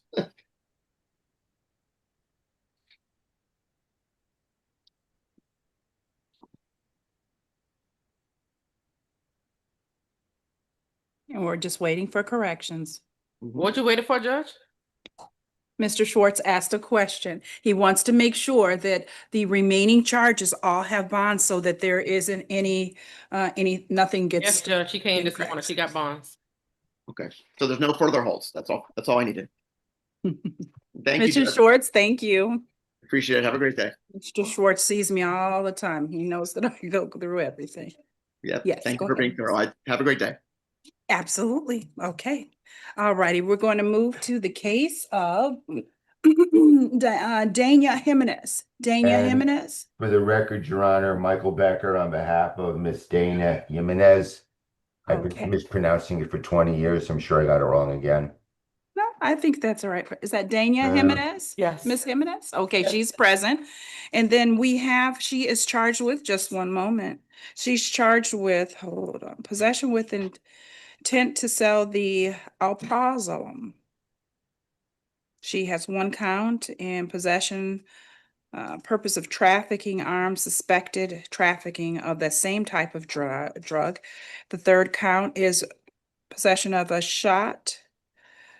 gun barrel rifle. Just a moment. Okay, so that is, hold on, because she has a couple of things going on. Let me find. Jimenez appears on what page of the calendar, please? I think she was on page 2. 7. All righty. Okay, so the first one that I just read, I want to make sure we are on the same page with everything. 25-19. Pardon me? I think she's on page 2 and page Thank 7 you. of the calendar. Yes, I have the page. I'm just there's a lot of charges. Give me a moment. Okay. And then if you will, give me a moment. I'm reading the arrest affidavit.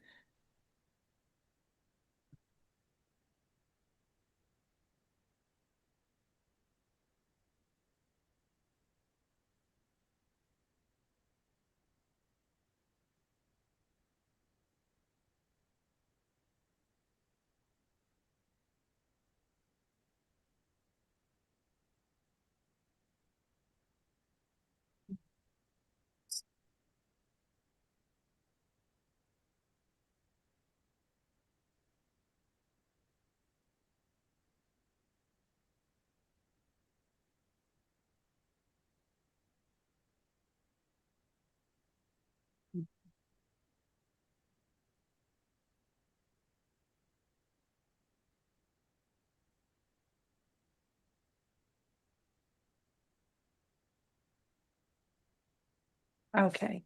All righty. Just a moment, all.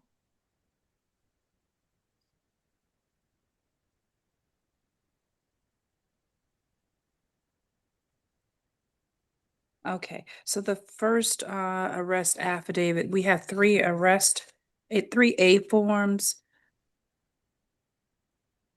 Okay, on case number F2517669. State, do you request to be heard?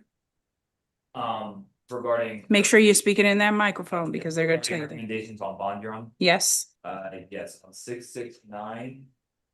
Your Honor, could he speak up? I can't hear a word he's Yeah, saying. sorry. I I've been having- warned him. I've been having mic problems all morning, council. I'll get really close. On 669, the state would request that count 1 be set at 7,500, count 2, 5,000, and count 3, 5,000. Just one moment before I issue those. I do find probable cause.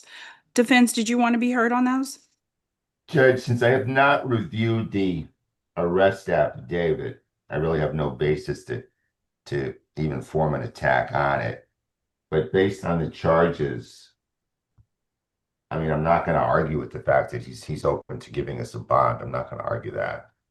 Just one And moment. I'd like anything else to be held in the bench for the future when I actually do get a chance to read the arrest affidavit. I realize it's Saturday. I realize you guys have been there forever. Your Honor. I want to think I commend might you have- both. Your Honor, I might have been reading the wrong A form. I apologize. Okay, so, So we're on so, 669. In that case, I should have kept my mouth shut. okay. Okay, so hold on one moment. I'm gonna let you review. I'm gonna finish reviewing the arrest affidavits for 2 and 3 that will fall under respective cases F25-17667, and the last one is F25-17668. So just a moment. And then we have fentanyl as the second one.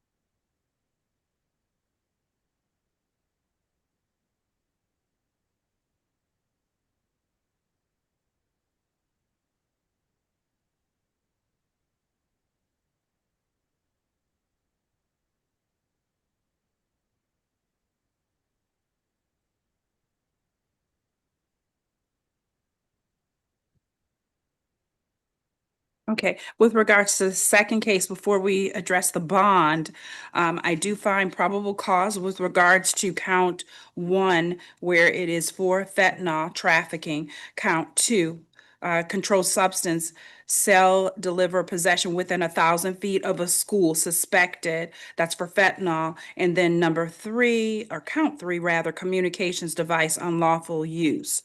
So probable cause is found with regards to those three counts. Just a moment, everyone. I have to read the third arrest affidavit.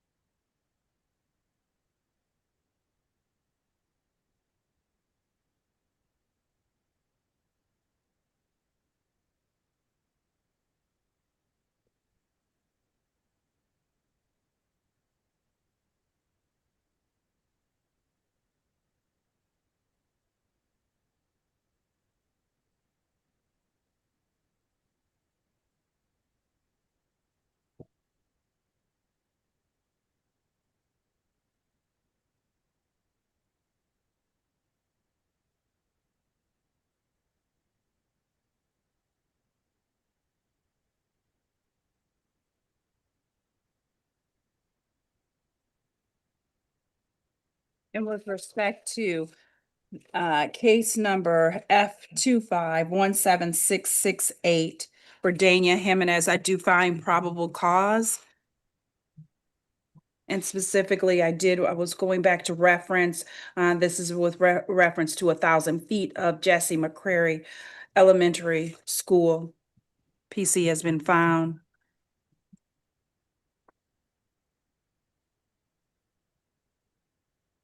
And in that case, again, the counts were for the last that I just read, trafficking, fentanyl, suspected fentanyl, delivery, possession with intent within 1,000 feet of a school, suspected fentanyl, and communication device, unlawful use. Probable cause found with regards to all three cases. Now, let's visit the bond amount. State? Yes, I've gotten a chance. Which case are we on? I'm gonna begin with the first one. The first one would be F 25-176. 17667. No, Okay. 69. That was the first one 69? that we. Okay. Okay, so that was the confusion. The first one that we had in my packet was 667. On 669, the state is filing a motion for pretrial detention. I have it signed.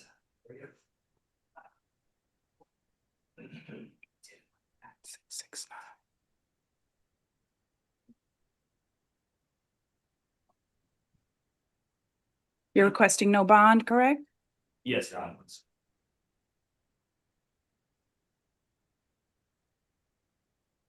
In just 1 moment.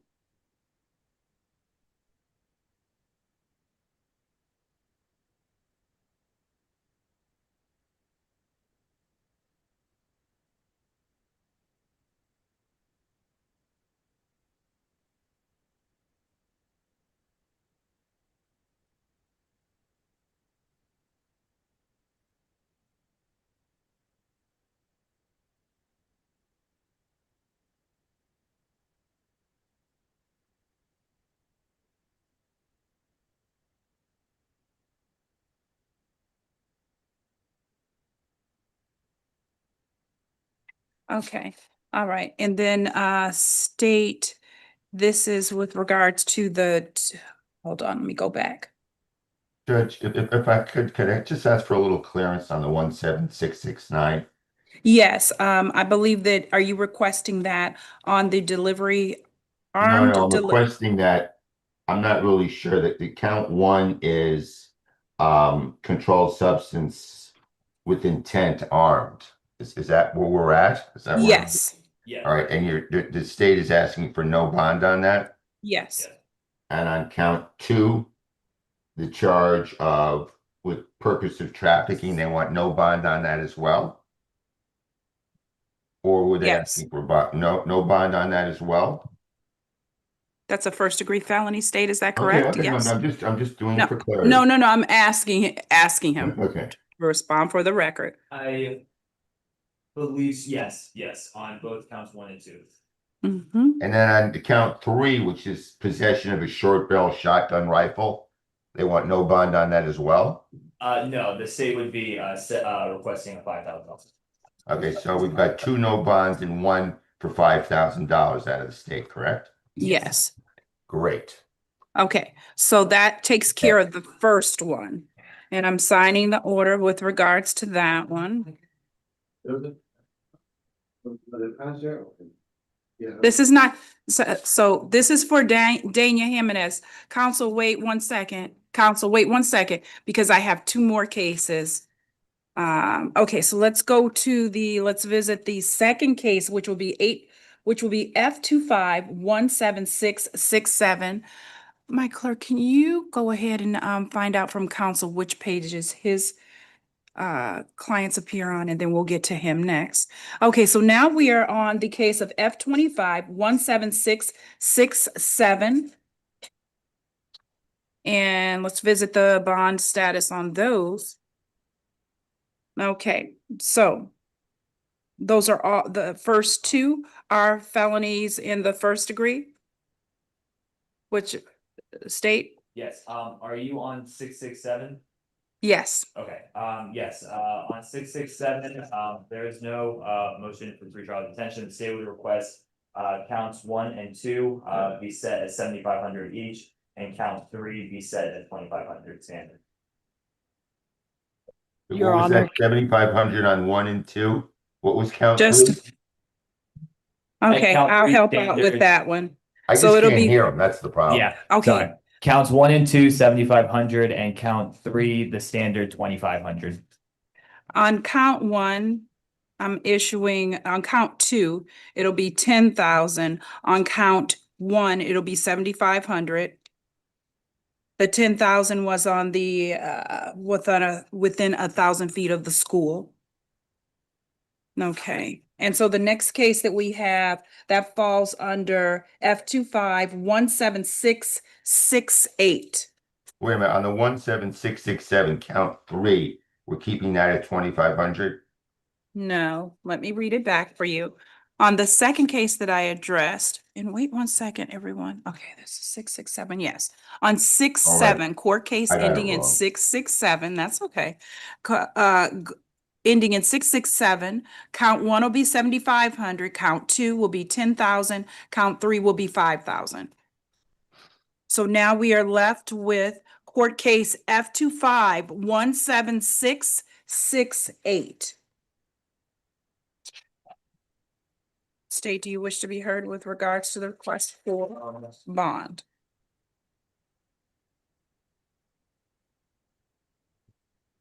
The state would request 7,500 on count 1, 10,000 on count 2, and 2,500 on count 3. Okay, I'm issuing $7,500 on count 1. Count 2, fentanyl within 1,000 feet of the school, 10,000. On the third count, 5,000. So 7,500, 10,005? Yes. Your Honor, can I speak to my attorney before you guys to finish deciding? Oh, Is it absolutely. possible? Absolutely. You can speak to him. You can go into a breakout room or you can call him. And Why don't we put her Okay. in a breakout room, then we'll come back and. Well, they're telling me there's no breakout room here, that I would have to call him. oh, that's fine too. I appreciate it. Thank you. So do you have your attorney's phone number, Mr. Becker? Could you give her your phone number or do you want to just contact her? Danny, do you know it or do you want me to just? Say the last 4 is 6948, right? No, look, write it over there on the wall, okay? 305 742 6948. That's what I said, 6948. Okay, I'll call you right now. Thank you, Becker. Thank you. Thank you. Judge, if you could pass this momentarily, Wait, one? if you could pass this momentarily, I would really appreciate it. Okay, and so the 3 cases that I just gave you, just put them over to the side. But as I understand it, the bonds on 166, 7,500, 10,005. I give them patience. You have to have patience. Okay, Mr. Becker, we'll pass that one. We'll address it again. Yes, now I can hear you. Okay, thank you, Your Honor. You have the magic touch. We're passing Ms. Jimenez. Pulled it to that exact case that he needed. Oh, so we are. Oh, you're okay. for now. Okay. You have the magic I touch. had the magic. Okay. I thought you were saying I wrote something wrong. Just a moment. Just one moment, everyone. We want to go ahead and pull out Fernando Javier Cuba. Can we pull that one? That individual, Fernando Javier Cuba, and then as soon as he's present, we will address him. But the first while we're waiting for Mr. Cuba to come up, we'll have Anna Croker Rodriguez. Refuse court, she's in medical, reset for tomorrow. Okay.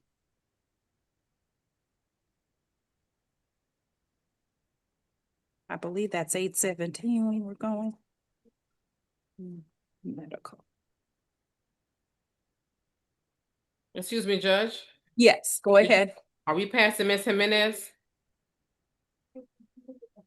We just addressed Ms. Jimenez, but she's going to speak to her attorney, and then he's going to bring that case back up. Okay? And then now we have Crystal Lee, or who is that that's at the podium? Mr. Cuba is here. Excellent, thank you. And Mr. Cuba's here. Counsel, you want to come on up?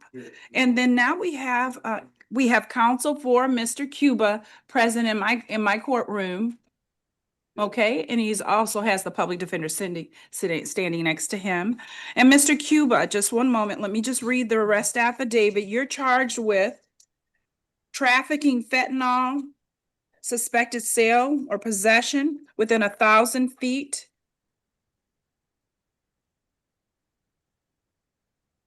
It's the same school.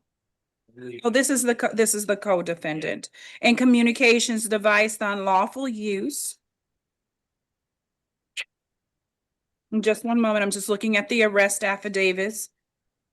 And this case contains four arrest affidavits. The first one under ending in 17673. Just a moment.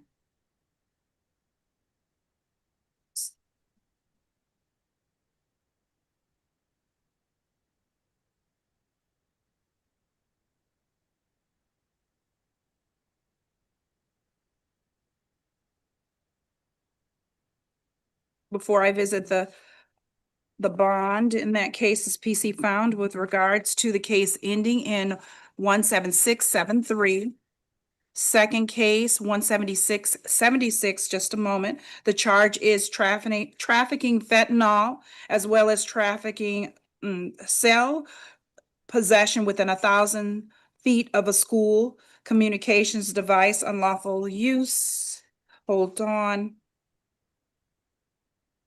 Sure, this the same school, Jesse McCreary Elementary. The PC was found on that.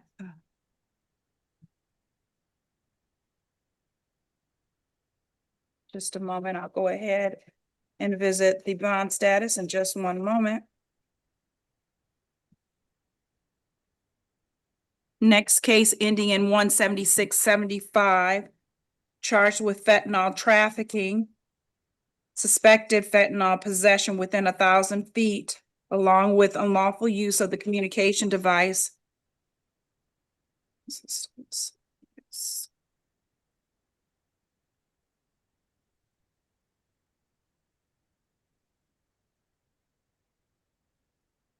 Probable cause was found.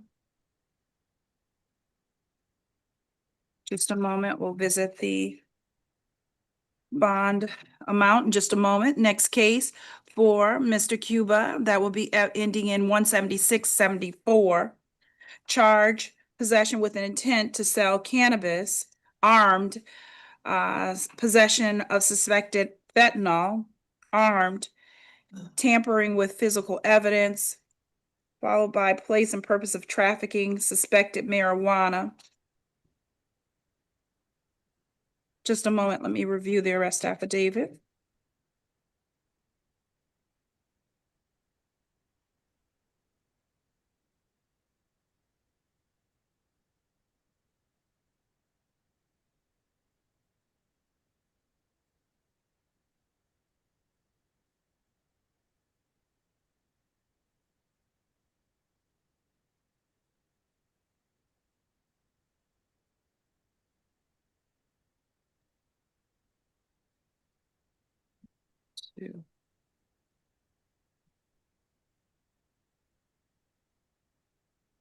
Okay, so for case number 674, I'm missing pages 2, 4, and 6 of the arrest affidavit. Yes, I don't see it on the back. This is page 2. Ah, Each blank page is the even number. thank you. See, you know, I'm gonna look. Okay, hold on. Based upon the information reviewed in the arrest affidavit, I do find probable cause for the charges as referenced. Okay, so just a moment.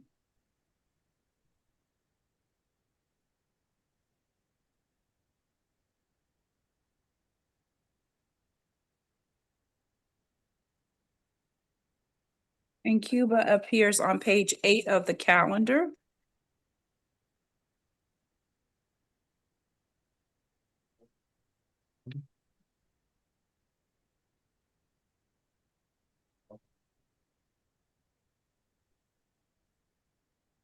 Okay. State, do you have any motions that are filed? Yes, on the case ending in 673, the state is filing a motion for pretrial detention. I'm pulling out now.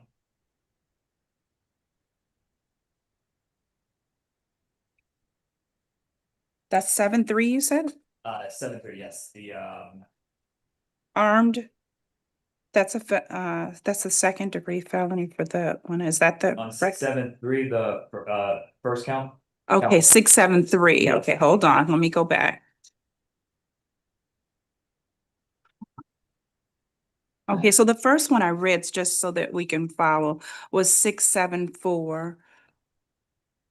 So with regards to the marijuana, just one moment. So 674. Go start with that one. 674, the state's requesting 5,000 on counts 1 and 2. 2,500 on count 3, the tampering with physical evidence, and on count 1, the state is requesting 10,000. Or on count 4, sorry. Okay, repeat it again. So with regards to the armed cannabis sale, you're requesting 5,000? Yes, 5,000, The second armed controlled substance, 5,000, third count would be the tampering with the evidence, that's 2,500. And with regards to the last count, 10,000.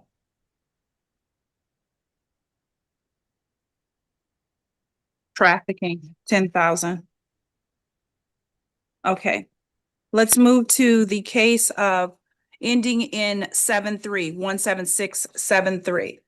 This is the one where the state is filing a motion for pretrial detention on count 1.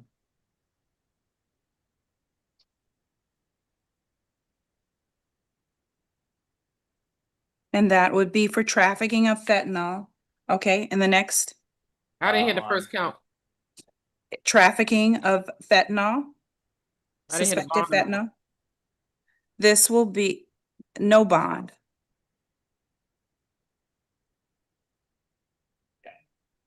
Next one. Count 2. That's the state- one where the motion's being filed, Yeah, correct? yeah. Okay, go ahead. The priors are attached to it, so after we're all done, I will, so. But on count 2 of the case ending in 673, the state is requesting 10,000. And then count 3 of the case ending in 673, the state is requesting standard 2,500. Okay, so then that brings us to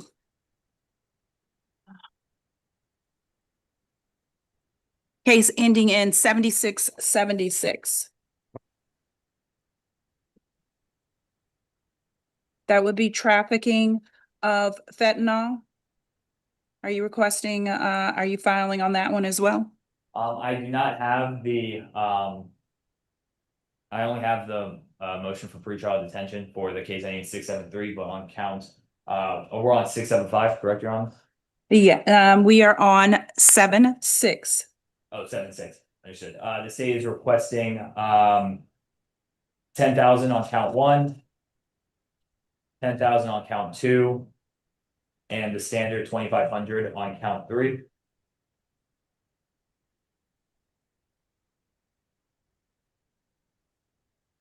And then that brings us to the case ending in 7-5. Yes, it's same, 10,000 on count 1, 10,000 on count 2, and standard 2,500 on count 3. All right, I'm gonna go back over these as well, just to make sure that everyone is on the same page with regards to the bond status. Okay, and we do have counsel present. Let me go back. So on the case number ending in 7675, that is for trafficking of fentanyl. 10,000 is the bond. Within a possession of 1,000 feet, suspected fentanyl, $10,000. In the communication, unlawful use of the device, 2,500. School referenced is Jesse McCrary Jr. Elementary. On the second case, I'm going to go to ending in 7676. Fentanyl trafficking. Count 1, 10,000. Suspected fentanyl within 1,000 feet of a school. Again, the school is Jesse McCrary. 10,000 is the bond, and the communication device unlawful use, 2,500. In all of these cases, PC was found. And then we're going to move to the case of ending in 7673. Fentanyl trafficking. Motion has been filed. I'm going to sign that order, no bond on that one. And then we go to possession within 1,000 feet of the fentanyl. That's a $10,000 bond. And on count 3, 2,500. Unlawful use of the communication device. That's been signed. And then the last case, which was ending in 7674. Suspected marijuana possession with intent. to sell the cannabis. The bond was 5,000. Possession of armed possession, suspected fentanyl. That's $10,000. And then we have, hold on, we're going to keep on going. Number 3, tampering with physical evidence. That's count 3, that's 2,500. And then count 4, possession, purpose of trafficking, armed, that's marijuana. That's $10,000 as well. Your Honor, what was count two? What's on the- Count 2 is 10,000 because that was armed. That's what I'm giving. 7-4, count 1 is 5,000. 7-4. And what was your question, counsel? On 7-4, count 1, 5,000.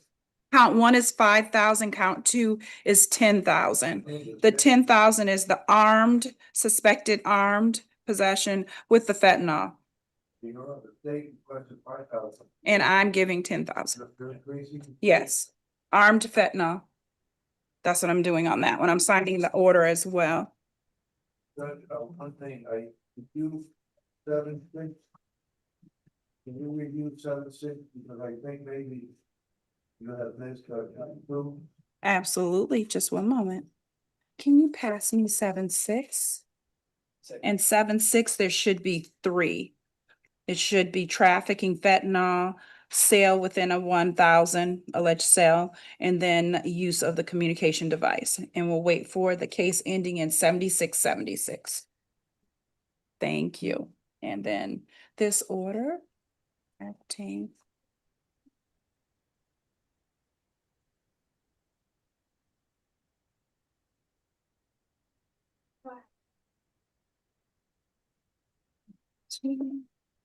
Just one moment. Now, there are only 3 counts with respect to the case ending in 7676. So in count 1, the trafficking of fentanyl, suspected fentanyl is 10,000. Second count is 10,000 within the 1,000 feet fentanyl in the unlawful use of the communication device. That's the 2,500. Okay. Pardon me, I couldn't hear you. Thank you.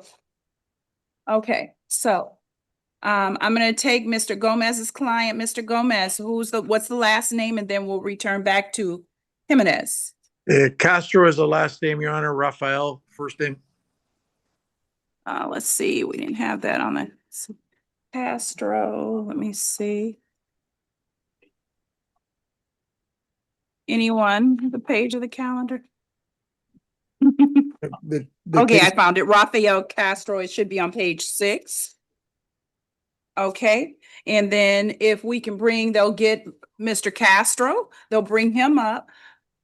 Thank you. Mr. Gomez, give us one moment. And until then, we have Crystal Danette Lee. What happened to Danny Jimenez? Just hold on one second. They haven't brought her back up. Miss Oh, Lee, okay, I'm Miss sorry. Lee is here, Your Honor. Okay, let's go ahead and take Miss Lee, Crystal Danette Lee. And if I might ask the court for, or rather give a suggestion, if I can tell Your Honor if I have a probable cause argument or not, and then what I'm requesting for bond, and if the state has no objection or not, they let me know after. Yes, I'm going to give you the opportunity to do that. I'm going to let you know. I'll ask if you have anything to add, and I'll ask for your comments as well as the state's. Okay? Okay, I'm just saying the order. I think it might speed things up if the state has no objection to what I'm asking for.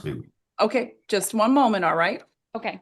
Okay, so Miss Lee, let me tell Miss Lee, Crystal Danette Lee, you are charged with attempted felony murder with a firearm, aggravated battery, and then we have possession of a firearm by a convicted felon, and then I also have battery, 2 prior.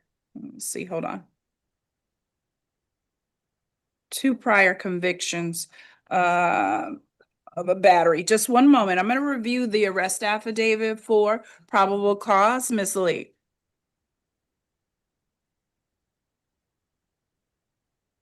Your Honor, what case are we on again? We are on Miss Lee's case. State is moving for pretrial detention, Your Honor. Okay, you can pass up the order. I'm going to finish reading the order right now. Oh, please. Thank you.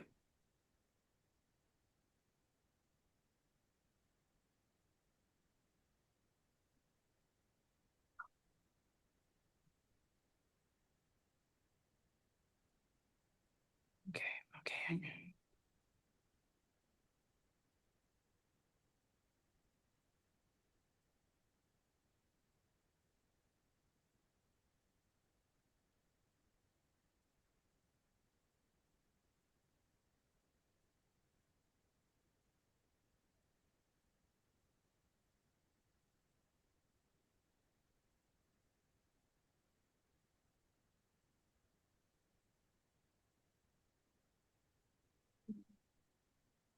Thank you.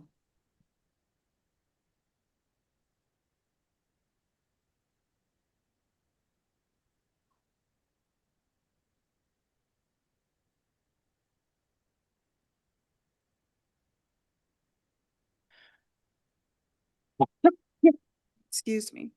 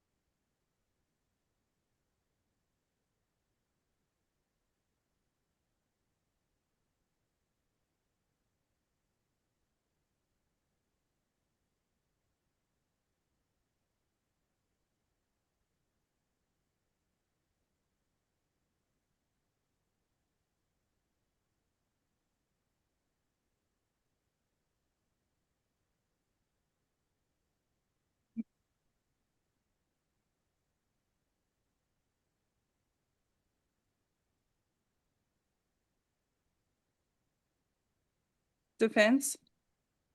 Thank you, Your Honor. I do have a probable cause argument only as to count one as to the attempted felony murder. There's nothing here in the four corners of this arrest affidavit that indicates that anything was done that could have caused the death of another.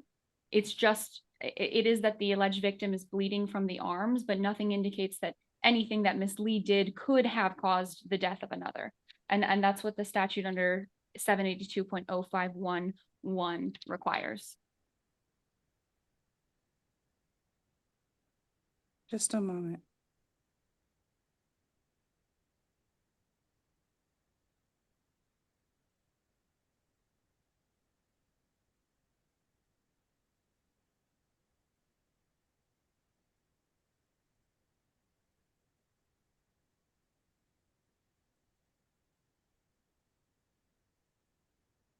Attempted felony murder with a firearm, aggravated battery. Hold on. And before I hear from the state, excuse me, state, I'm gonna need you to address this. I need you to listen to what what defense just stated. Just a moment.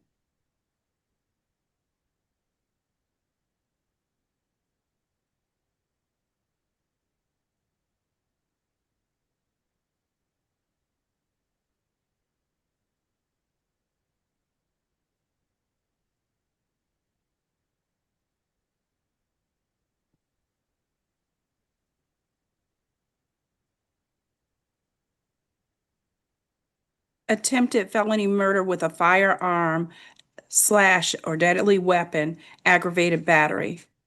Did you hear what the defense alleged? State?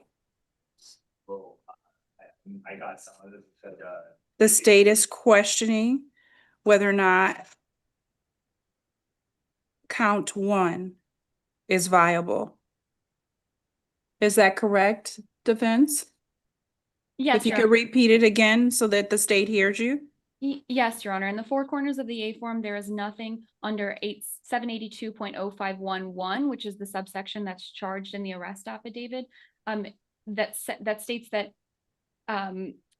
anything that Miss Lee did could have caused the death of another. It does say that she's bleeding from her arms, but it doesn't indicate that that would have or could have caused death to the alleged victim.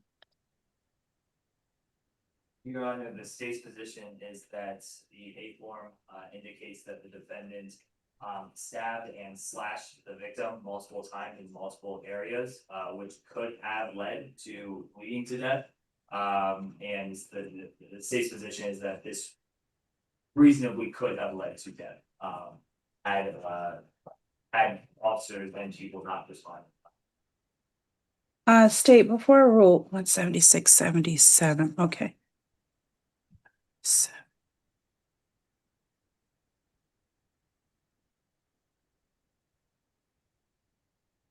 Okay, all right, so the state has filed their motion for pretrial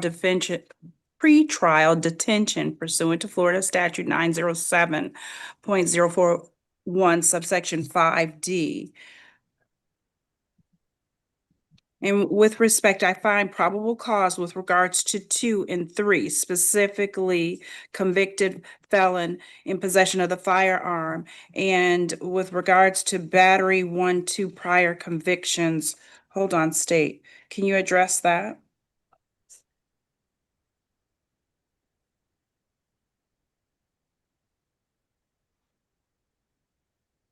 Say 1 or 2. Never mind, state. I'm looking at the arrest affidavit, page 2, second paragraph.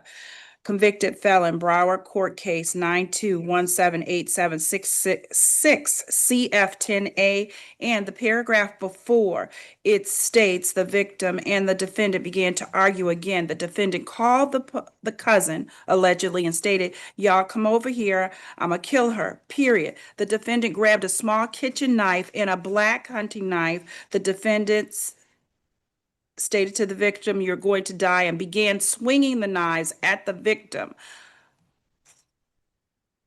The charge is aggravated battery with the attempt to commit murder.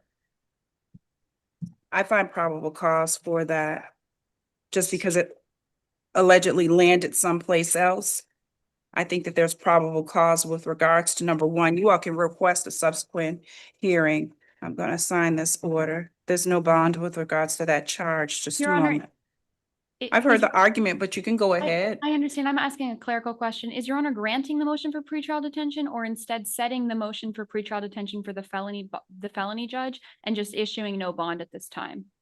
I'm issuing no bond at this time, and if you wish for it to be heard by the felony judge, you're more We than do. welcome to do that. I would ask Yes. that the clerk set it on the felony calendar for Monday. Absolutely. Thank you, Judge.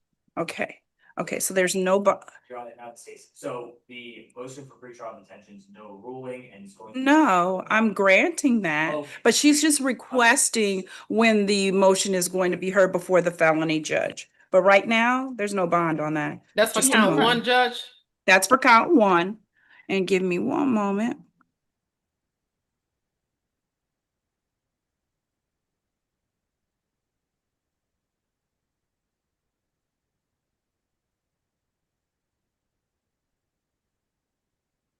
Back to, let's page 1 is Crystal Lee. Just a moment, everyone.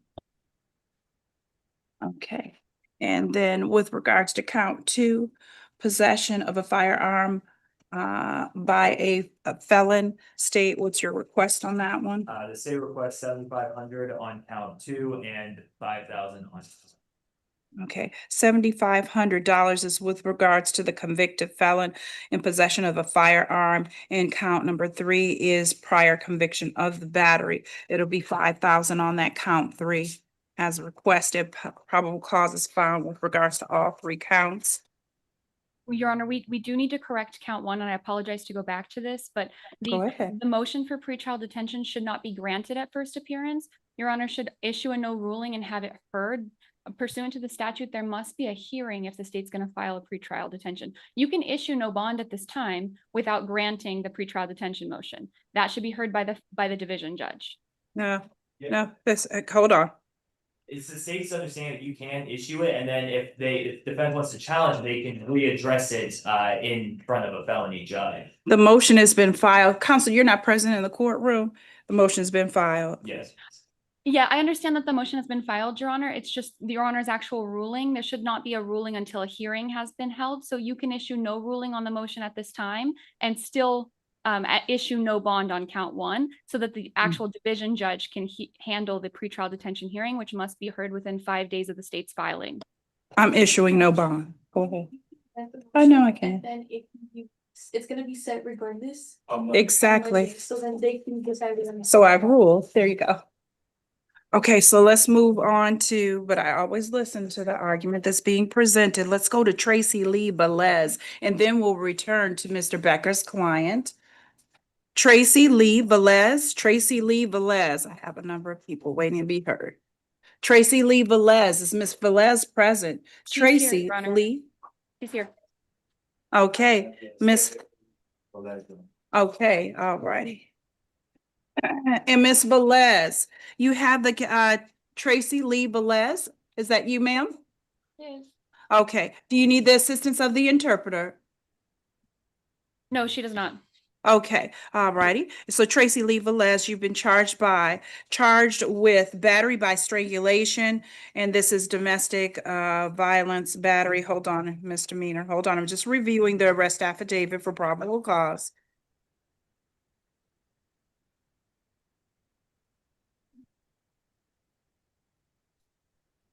Your Honor, I have no probable cause arguments based on the four corners of the A form. Okay, thank you. I still want to make sure that I'm reading this. Okay.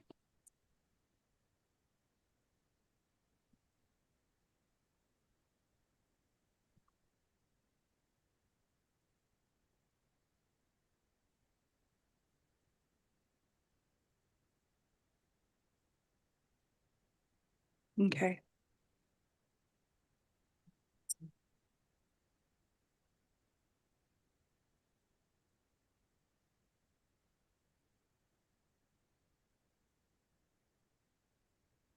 Are you requesting a stay away order in this case?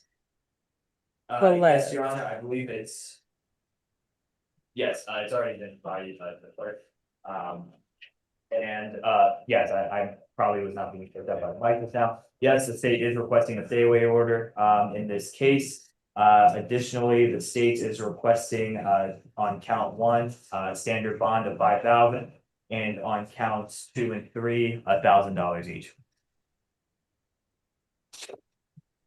Okay. Counts 2 and 3. I only have one count of strangulation by battery by strangulation, and then 2 counts. Was this already, did we already make a determination of that when it came up with misdemeanors, or was it? No, The other previous cases. Yeah, I couldn't that's how remember. many counts. Got it. Mm-hmm. And say, what were you requesting on the 2 and 3? It's $1,000 on each. And that'll be issued 5,000 on count 1, 1,000 and 1,000 respectively on count 2 and 3. PC has been found. Goodness. And then additionally, Ms. Velez, I'm going to issue a stay away order in this case. All right, I don't want you involved in any type of criminal activity or possession of illegal drugs, and not to purchase, possess, or carry any type of firearm. We're going to go ahead and also prohibit you from having any direct or indirect contact with Luis Hernandez. That means contact in person, in writing, by telephone, or via any forms of social media. Stay away from that individual, 500 feet. Now, if you, There I'm not could be a finished. second stay away order, is there? Yes, there is. Okay, now, so I'm issued, this is with regards to both cases. This is for stay away from Luis Hernandez and Jeline Velez. Jeline Velez is whom? What's the relationship?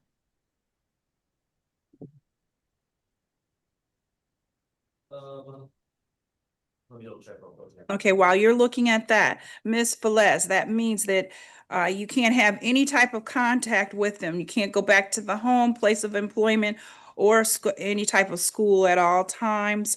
Now, if you have to go back to the actual home, I'll allow you to go back, or you can do that within 48 hours of this order. However, you are to be accompanied by the police to retrieve your personal belongings. That includes healthcare items, medication, personal and business related paperwork, and work tools.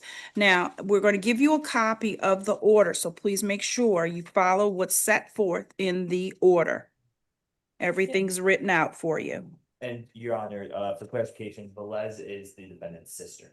Okay, and that does include the sister. Does the sister live at that same address? It's Do you know? illegal. Got it, okay.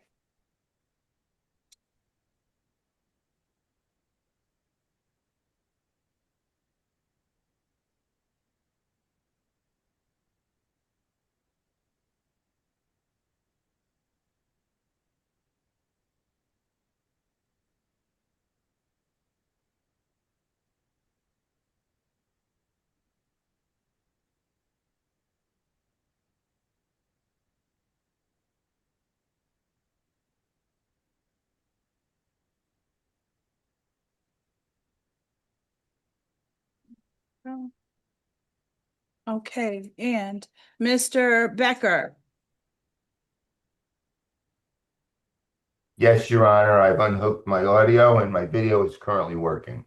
Okay, and what do we need to address with your Well, client? just to review things quickly, as I see it, we've got three cases. 17667, which we've agreed to a $7,500, $10,000, and a $5,000 bond. Could you state your client's name again for the Michael record? so it's Becker clear? on behalf of Jamie Jimenez. I'm now talking about case F25-17667. The first count, we set a bond of $7,500. That's trafficking of fentanyl, 14 grams to 28 grams. Count 2 was controlled substance sell possessed with intent within 1,000 feet of a school, which you said at 10,000. And count 3, communications device, you set at 5,000, correct? So we're in agreement. Yes, let me just double check. And I didn't make any probable cause arguments because I don't really have an A form to go off of, so I'm holding them for a later date. Okay. On the second case, F25-17668, of the 3 charges trafficking fentanyl, I guess you basically have a no bond hold on that entire case, correct? Yes, hold on, let me jump over to the 68. I don't have a 68 here, do I? Okay, go ahead. So On we've the got a no bond 68, hold on count 1, 2, and 3. Am I understanding that correctly? no, on the 68, hold on, I'll tell you, just a moment. There's no bond with regards to the case ending in 6-9. On 6-8, I have a bond on the first count of 7,500, 10,000, and then 5,000. Okay. So we've got bonds on 7667 with 7668 was 7,500, 10,000, and then 5,000, correct? Yes, that's correct. So that brings us to case 17669, and you're holding her no bond on armed trafficking of Xanax. Hold on. State that's what the request was for. Like I That said, was you're the, holding a no bond. Okay. yes. And the That's intent trafficking to within sell. 1,000. That I just so we clarify things with the state. Count 1 is intent to sell. It's not intent to traffic. There is no minimum weight for trafficking on Xanax. Hold on one second. It is for, I'll tell you what it is. It's for armed, it's felony in the first degree, armed possession with intent to sell. And then the second count was trafficking of the controlled device, suspected It's like out trafficking for the purpose. within 1,000 feet, within 1,000 feet. Armed. I don't see 1,000 feet on here, but hold on. On count 2, 669, or yeah, count 2 for case ending in 669, it's not within 1,000 feet. Okay, that's not, it's just armed. It's the traffic. Trafficking. Armed trafficking of what? Xanax? There is no trafficking in Xanax in Florida. I'll pass that. We're gonna go on. You all talk. You can have someone talk and we'll return back. Let me just finish my argument. Miss Jimenez has an autistic child who needs 24/7 care. She's not a flight risk at all. She's born, bred, and raised in Miami. She's been here her whole life. This child needs 24/7 care. We don't have the system to put that in place right now. Barely have the money. So if we could agree to something like house arrest, where she could be home and at least take care of her son who needs the care. it's just not gonna work unless she's around. I mean, this is a kid who's really far out on the spectrum. I'm not making any of this up. It is Okay. really out there. It's a So I'm dangerous gonna, situation. I'm gonna let you argue that in front of the division judge with regards to that. Who is the division judge, Your Honor? They'll tell you. Judge Miranda, Can we set it up for Wednesday, I believe it's already set for Monday. Is that correct? It's already set for Monday, counsel. Monday? Yes. And as far as anything else goes today, is there gonna be a point of talking to state about it, or? I'm not sure, but you have two prosecutors in the courtroom right now, so I am gonna move on. Mr. One of Gomez, them gonna call me? I'm not sure, but you all You can can go. reach out to the felony ASAs, or the felony ASA in charge of bonds, this afternoon or this evening when we get out of here and. There is no more this afternoon. The day's shot. Okay, okay, but we're gonna go through. This is All not. right. I'll be there. I'll be there on Monday. All Thank right. you. All Thank right, you, Mr. guys. Have a Gomez, did beautiful we? day. Thank you. Mr. Gomez, I thought we addressed, you had two. What was the second case? No, Your Honor, you never got to me. You took your break, and I understand the break. You've had a long day. That's all right. I am refreshed, ready to address your case. What's the client's last name? Rafael Castro, F25 17641. Have it. All righty. Can we bring Mr. Castro? We're waiting for Mr. Castro to approach. And while we're waiting, we'll address Beatrice Herrera if she's ready. Is that Mr. Castro? Mr. Castro, Your Honor, I've spoken to him already. We don't have a copy of the A form. It hasn't been uploaded yet. So Okay, so let me share with you, Mr. Castro has been charged with, let's see, burglary with an assault or battery. I have it. Rafael Castro, this is it.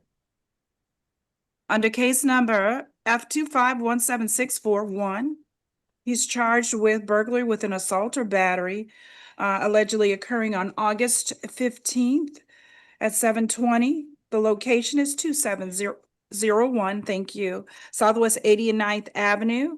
And Mr. Gomez, it alleges that on that date that the victim advised that as she was pulling into her driveway of 2701 Southwest 89th Avenue, the defendant approached her vehicle and began knocking loudly on her driver's side window.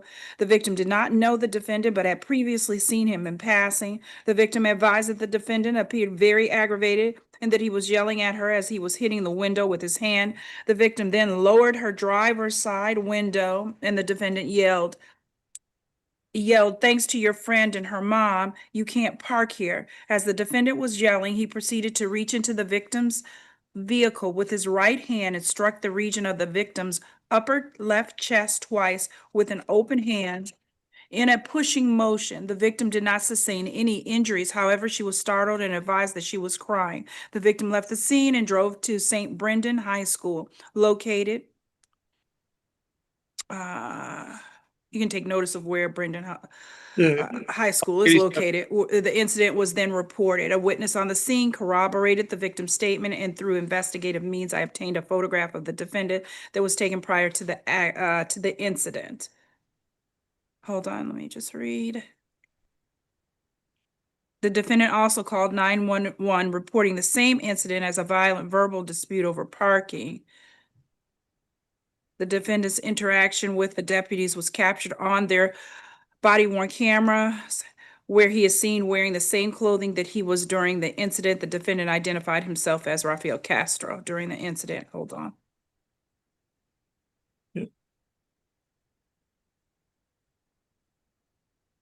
It proceeds to state that he was given his Miranda. That's fine, Your Honor. I wanted to share that with you since you didn't have a copy of the arrest affidavit. I appreciate everything you're doing. And it's a traffic dispute that, he allegedly reached in and touched her. I'd have a bondsman I have express bail bondsman standing by. If the state would object, we'll just give them a standard bond and a stay away order from the victim. Yes, just one moment. He appears on page 6 of my calendar. Let me just jump over there. And Mr. Castro, state. He has no priors. He's a disabled law enforcement person, Your Honor. State, any response? Defendant does not have any priors, the defendant does not have any priors, reviewing the arrest form, with the stay away order, the state would, request standard bond. I Thank you. have a written amount for that one. We'll give 10,000 on that one. Your Honor, I think it's nearly 700, Your Honor, and I have expressed bail bondsman on the on And form. And you're also requesting a stay away order from the victim Yeah. in this case? All right. So they do not know each other's stay away order, non-domestic violence. Order will be signed. Just make sure that your client, sir, Mr. Castro, you're ma'am. not to have any contact with the victim in this case. Yes. That means directly or indirectly, in person, in writing, by telephone, pager, fax, social media, anything of that nature. And you must stay away from her 500 feet from her house, place of employment, and or school, if Right. applicable. All right, sir? And you'll Yes, be ma'am. provided with a copy of the order, which is being signed. Ma'am, can I say something? I don't want you to discuss the facts of the No? case. Do you have a question to ask me?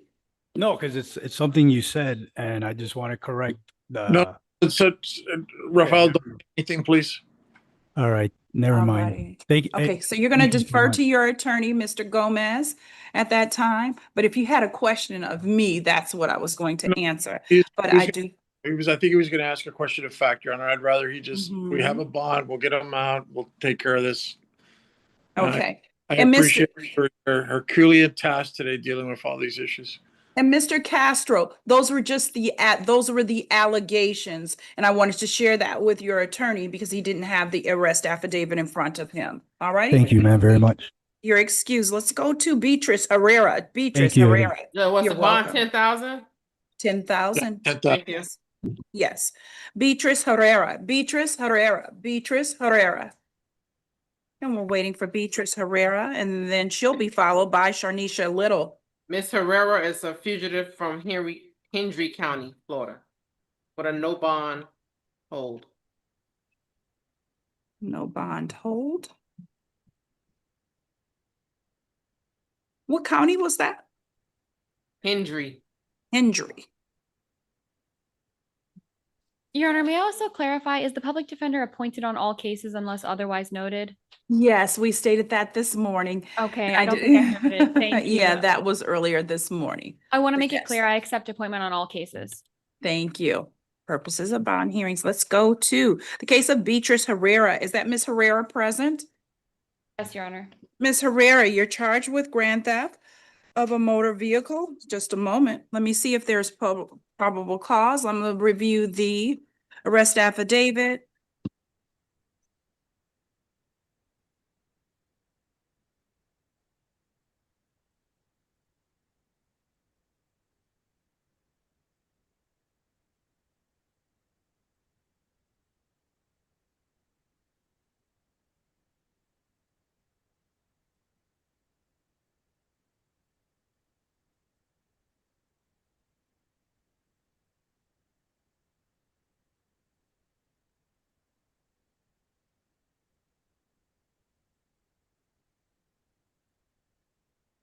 Okay, anything from defense? Your Honor, I have no probable cause arguments. I'd just like to note for the record that Ms. Herrera has no local priors and she does have a local address. She wouldn't be a flight risk. And I would ask for a $1 bond given the no bond hold out of Hendry County. State? It appears there is there's a lack of much of a criminal record. However, the state would request standard bond of $2,500. $2,500 standard will be issued in this case. PC found. Please remember that there is a no bond hold. Moving on to the next case, that would be Sharnisha Little. After Mr. Little, we have Jermaine Larkins.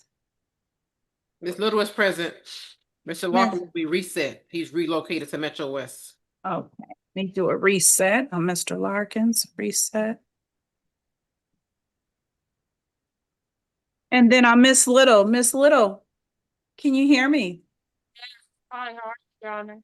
Okay, good afternoon. Miss Little, you're charged with fraudulently using identification cards, 1 count, credit card fraud, and counterfeit theft with regards to an ID. Just a moment, let me review the arrest affidavit. Your Honor, I do only have a probable cause argument as to count 1. Okay, just one moment. Let me just read the arrest affidavit quickly.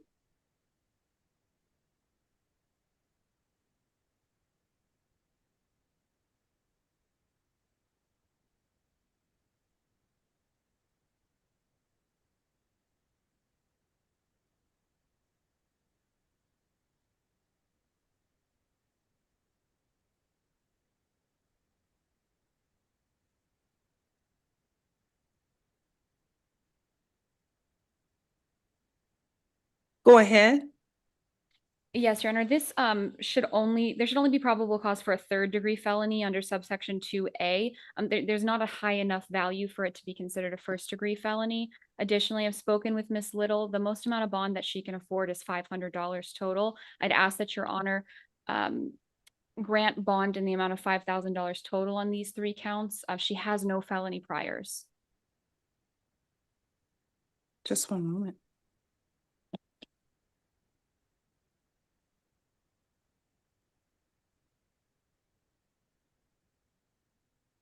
And the amount that you're referencing that wasn't high enough?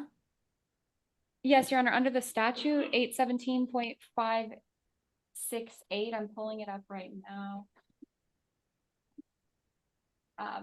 Isn't that $1,500 or more? She's charged right now under subsection 2C, which is what makes it a 3rd-degree felony. It has to be, the amount of the fraud perpetrated is $50,000 or more. And then if it's a 2nd-degree felony, it's $5,000 or more. And if it's less than $5,000, it's a 3rd-degree felony under subsection 2A instead. The amount is not $5,000 in the 4 corners of the A form, so it should only be a 3rd-degree felony. Yes.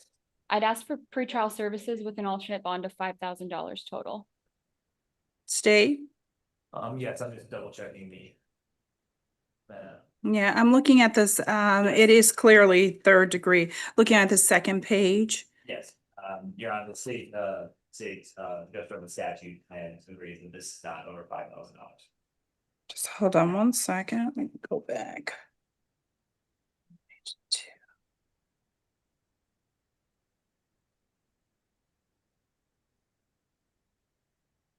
2. $2,500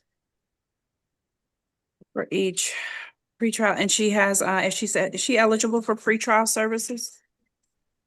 She has a Pretrial local address. Yes. And just hold on 1 second. So that's $2,500 for each. That's the alternate bond. Pretrial services, she's eligible. PC phone.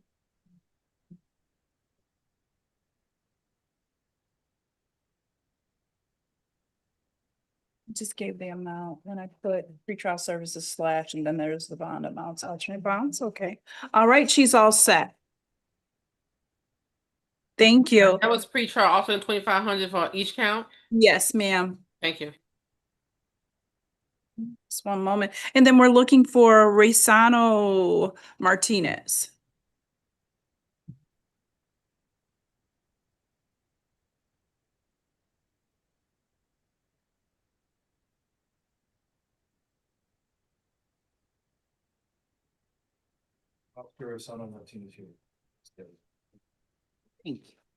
Mr. Martinez, do you need the interpreter, sir?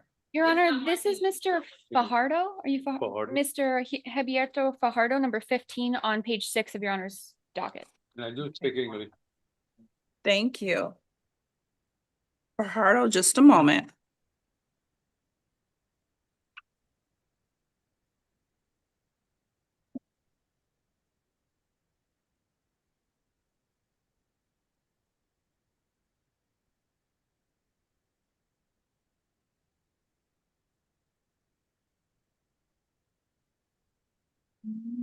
You said page 15? 6. Oh, he said 6. I thought he said. Page 6, number 15. Okay, all right. So we have Mr. Fajardo Humberto Jesus Fajardo. Sir, you're charged with grand theft in the 2nd degree, as well as, let's see, driving with a suspended license. Just one moment. Let me review the arrest affidavit. And Your Honor did grant pretrial services on the misdemeanor bond hearing, so I'm just requesting that you match the pretrial services. Okay. Oh, what's your address, Mr. Fajardo? 171 Southwest 63rd Avenue, Miami, Florida 33144. Could you repeat that one more time? 171 Southwest 63rd Avenue, Miami, Florida 33144.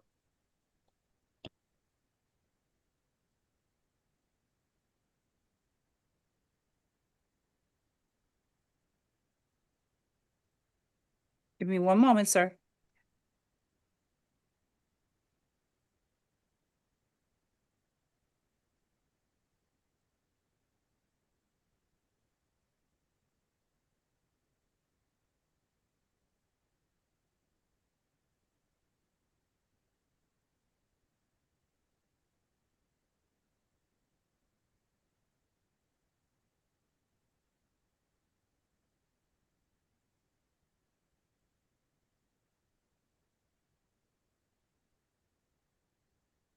Find probable cause with regards to the grand theft. Just a moment, everyone. Page 6.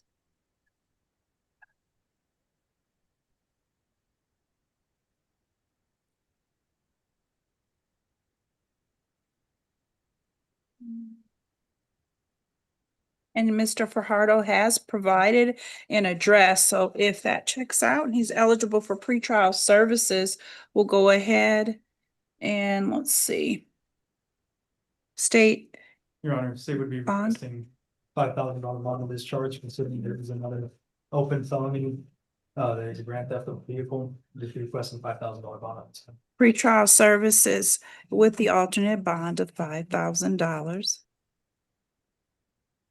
And we have the address again for the record. It's 171 Southwest 63rd Avenue with the 33144 Miami. Okay, we're all set. And just a moment. State's also requesting a stay away order. Yeah, that's what I was waiting for. And there will be a stay away order in the case of Humberto Fajardo falling under F25017653. You are to stay away from Edgar Camacho directly or indirectly, in person, in writing, by telephone, or pager, fax, or third parties. That includes social media. Stay away from that individual 500 feet. A victim's home, place of employment, and school if applicable. Please follow the order that's being entered. Stay Your Honor, away order. Go ahead. I apologize, I'm sorry. I just want to make sure that there's going to be no hold for F2421051. I want to make sure there's nothing going to keep him in. F24, which one is that one? It's the case that the state referenced just now before Your Honor granted pretrial services. No, he has a pretrial services alternate bond, correct?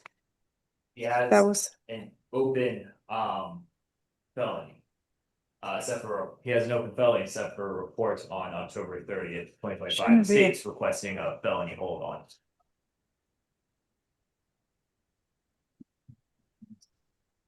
Pardon me? You missed it. Hold on. When is that felony case set for? October 30th for report. He's already been arraigned on that case? Yes. I assume Should be a whole thing. There'll be a felony hold issued in that one for that case. Even a pre-trial. And what's the case number again? Just one second. What's the case number? So there'll be a bond in the amount of $5,000 in that case, since there is a felony, an open felony case. And if you could share with us that felony case number? And the hold will be for F2421051. Again, that's F2421051. There's a felony hold. Okay, let's move back to the case of Did we address the Oscar Eduardo Racino Martinez? Is that Mr. Martinez? Does Mr. Martinez need the services of the interpreter? ¿Hablas inglés o español? He needs a Spanish interpreter, Your Honor. Ms. Clucci is present.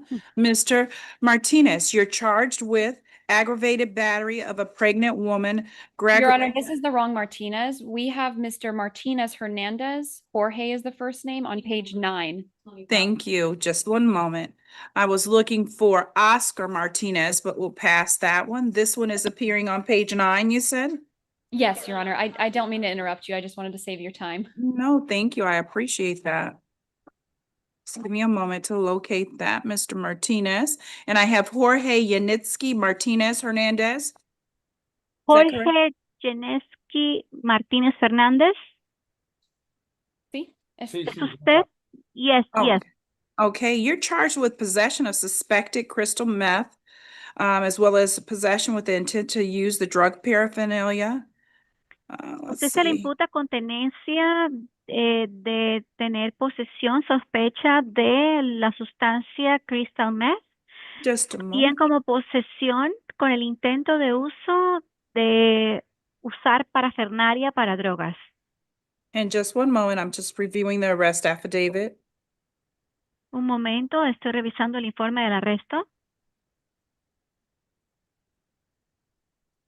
And I've been informed he was granted pretrial services on Your Honor's misdemeanor calendar this morning. Se me ha informado que se le otorgó los servicios previos al juicio en la lista de causas de su señoría de los delitos menores de esta mañana.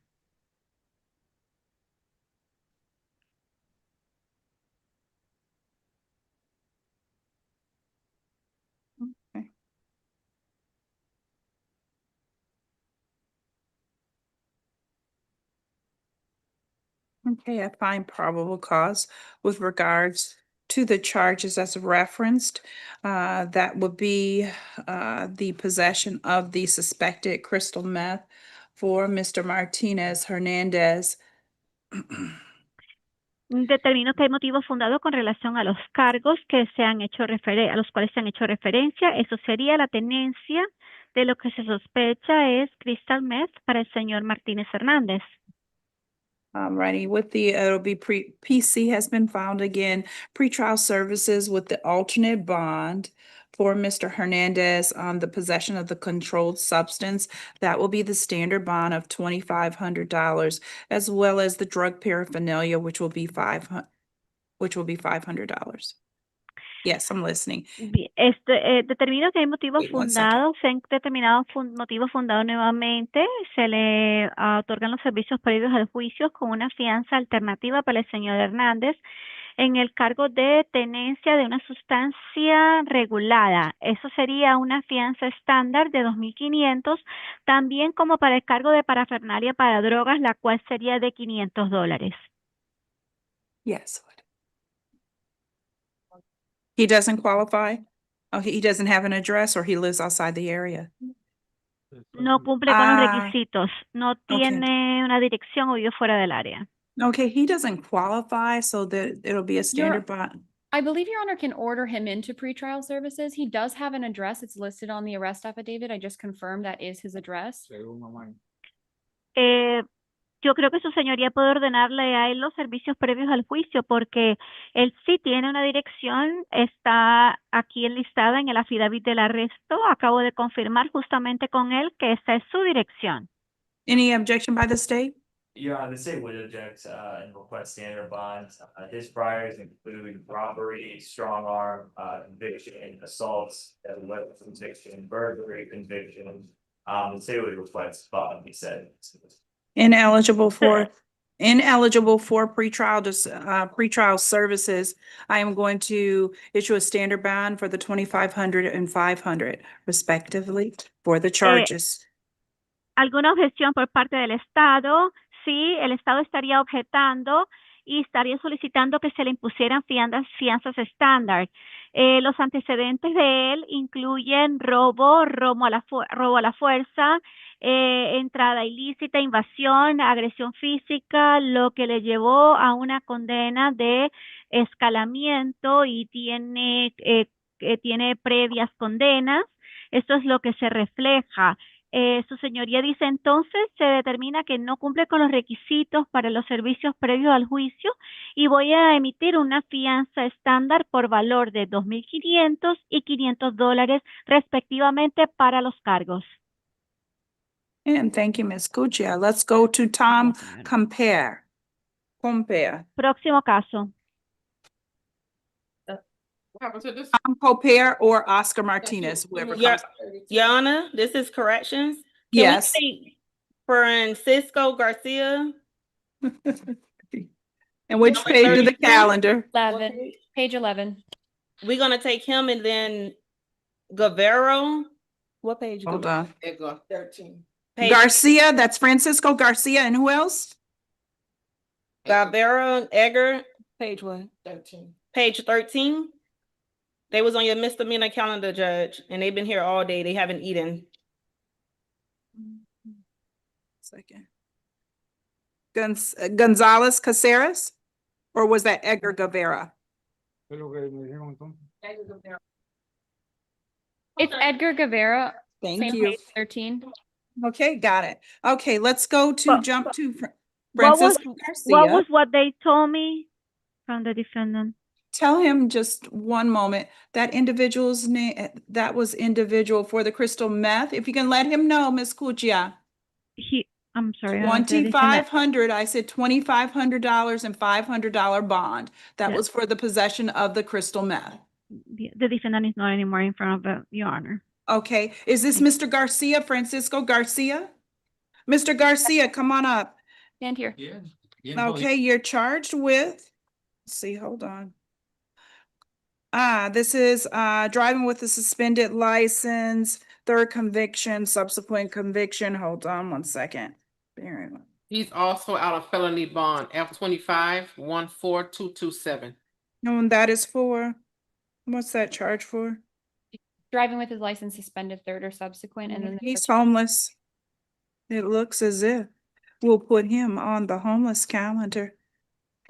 Your Honor, I don't believe there's a homeless. And he has a, felony yes, yes. Okay, so his other case can be addressed well on the homeless calendar. Can you do that when they are still in custody? Since he has two cases, so this case, if I'm holding him. Both the DWLSs that he has open are both felony DWLSs. Okay, alrighty. So just a moment. I do find probable cause with regards to the DWLS. And if Your Honor is going to issue a hold in F2514227 for the division judge, I would just ask for a dollar bond on the case in front of you right now, F2517639. Just a moment, everyone. Okay. See Francisco Garcia.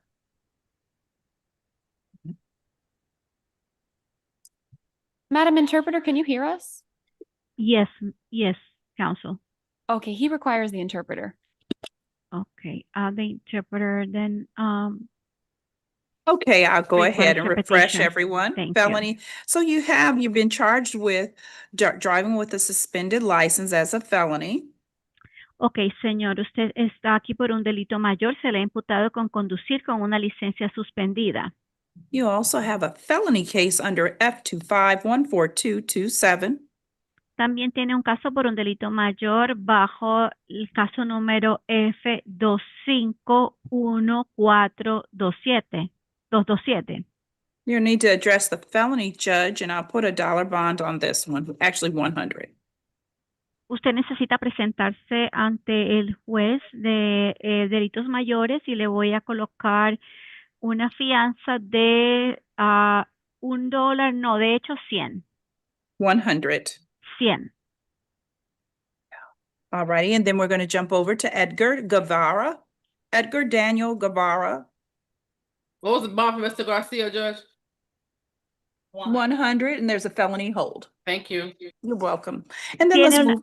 una fianza de $100 y tiene una retención para el señor García. And then I believe the next person is Guevara. That is Edgar Guevara. As we wait for him to make his way to the podium, I'm going to read the arrest affidavit. Guevara. Is that Mr. Guevara? Yes, Your es Honor, el he señor speaks Guevara. English. He speaks English. English. Okay, thank you. And All Your Honor right. did grant pretrial services on the misdemeanor, the no valid driver's license, and the reckless driving. Which case are you talking about? The one that I already finished? You addressed Mr. Guevara's misdemeanors this Oh, morning. okay. and Okay, I so- didn't know if you were just speaking about the person that just left. No, you gave Mr. Guevara pretrial services this morning, so I would Mhm. ask, I have a probable cause argument, but I would also ask for pretrial services. Okay. Just one moment. And he does not qualify for pretrial services. I don't know if you heard that, but just one moment, if I may read the arrest affidavit. You're charged with aggravated fleeing or eluding a police officer with an accident or damage. So hold on.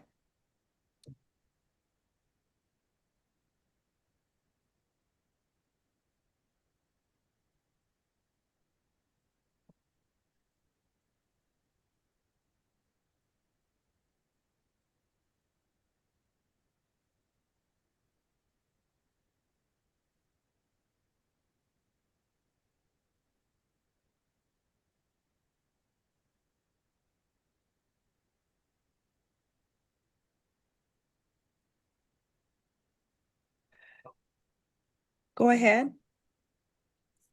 Yes, Your Honor, he has two cases, so I'm going to address the case ending in 17621 first. Go ahead. Under this subsection of the statute, he would actually have to cause injury or damage. There's nothing in the four corners of the A form that he caused either injury or damage. So this should only be a third-degree felony. I'm sorry, I'm not following. It says resulting in a head-to-head collision with an unmarked Miami-Dade Sheriff's Department vehicle. Yes, but then that vehicle was able to follow him after. Nothing indicates there was actual damage to the vehicle or injury to anyone. It has to be within the four corners of the A form. Your Honor, I think the A form stating head-to-head collision is sufficient to show that there was damage done. Just because the victim car could drive afterwards does not mean that there was not damage done. Okay, and then just one moment. And then with regards to the second case, Your Honor, there's possession of the firearm. I have no probable cause argument. I know that you just said he doesn't qualify for pretrial services, but given that he has no local priors, he is fairly young. He was born in 2003, and he has a local address and ties to the community. Your Honor can order him into pretrial services.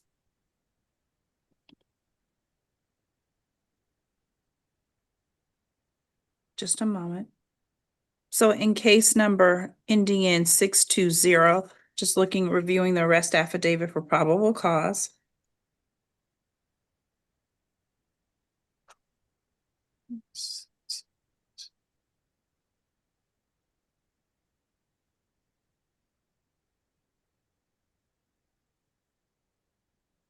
Oh, so.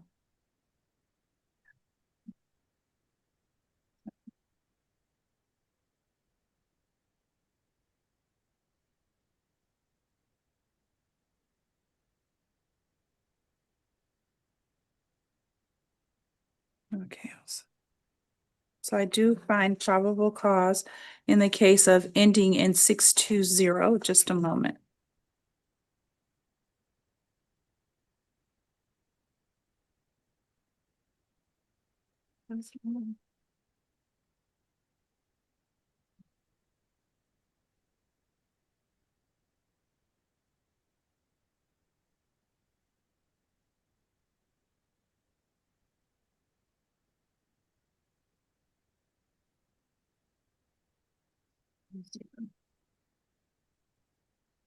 I do find probable cause with regards to the second case, which is ending in 621 as well.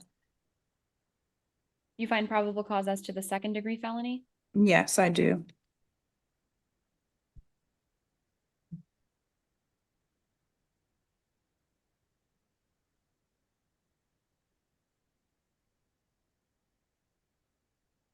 State, any comments with regards to the bond?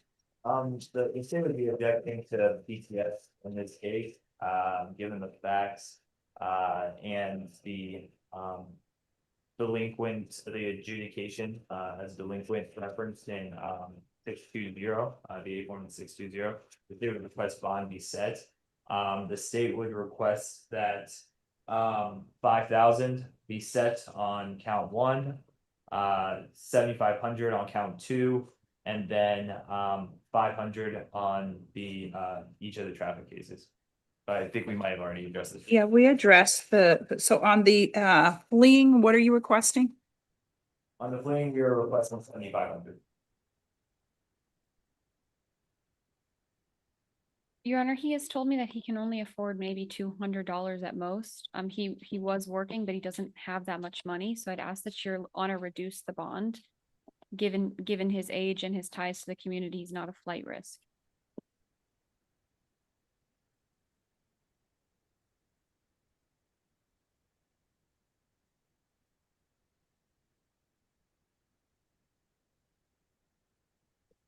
Hold on, everybody.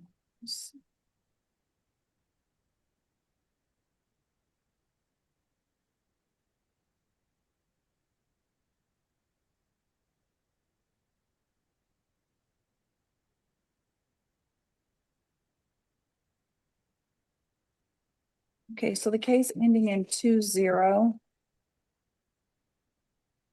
Your request again was state for 2-0.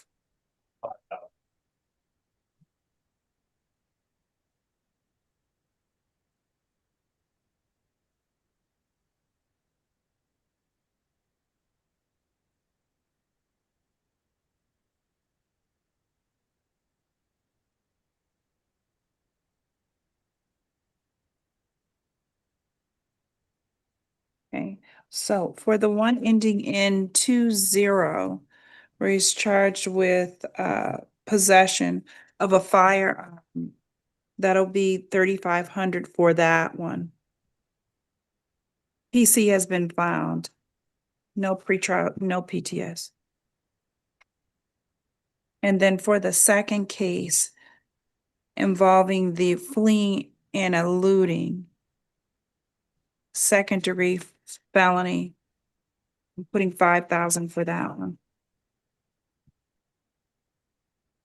No pretrial services, says he's ineligible. I'm not giving it. And then let's move to Tom Compare. Tom Compare. Tom Compare. Then let me know when you have Oscar Martinez back up. Going back to the front of the calendar. Let's try to go through these and stay in order. Tom Compare. Thank you. And Your Honor, I'm not sure if it's still on, but we're informed that the victim was on the Zoom at some point of this case. Hi, State. This is Video. What is the name of the victim that wishes to appear on Zoom? Name is Mr. Compare refused court, reset tomorrow. Thank you. All right, video, yeah, video, can you, if the victim is there, can you inform them that the defendant refused court?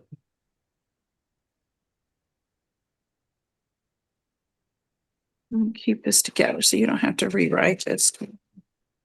Well, State, the Zoom is already able to hear corrections, and so I don't really have to, but thank you. And then that brings us, did we ever get Martinez? Oscar Martinez?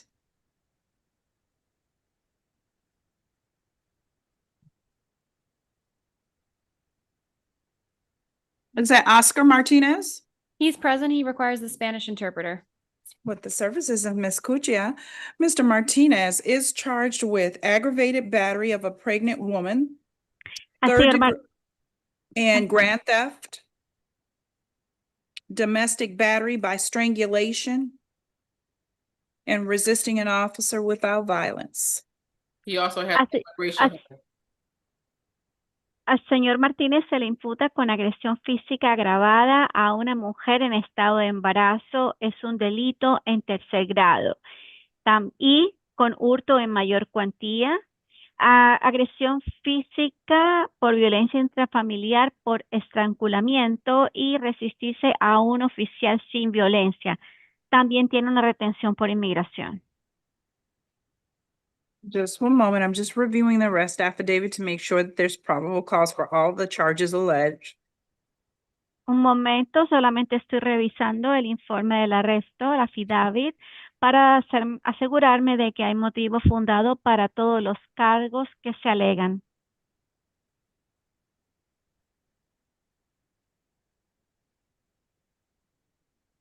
I only have a probable cause argument as to counts 1 and 3, Your Honor. Okay, just a moment. Solamente tengo un argumento para motivo fundado con relación a los cargos 1 y 3, su señoría. Ok, un momento.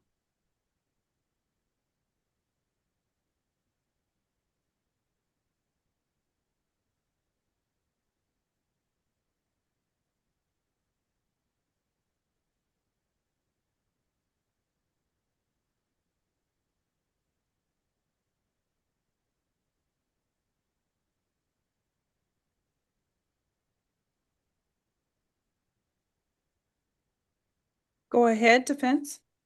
Yes, Your Honor, as to count 1, it should only be a misdemeanor battery. There's no probable cause for the aggravated factor. There's nothing indicates that he knew or should have known that she was pregnant. It only says that the girlfriend said it's possible that he knew.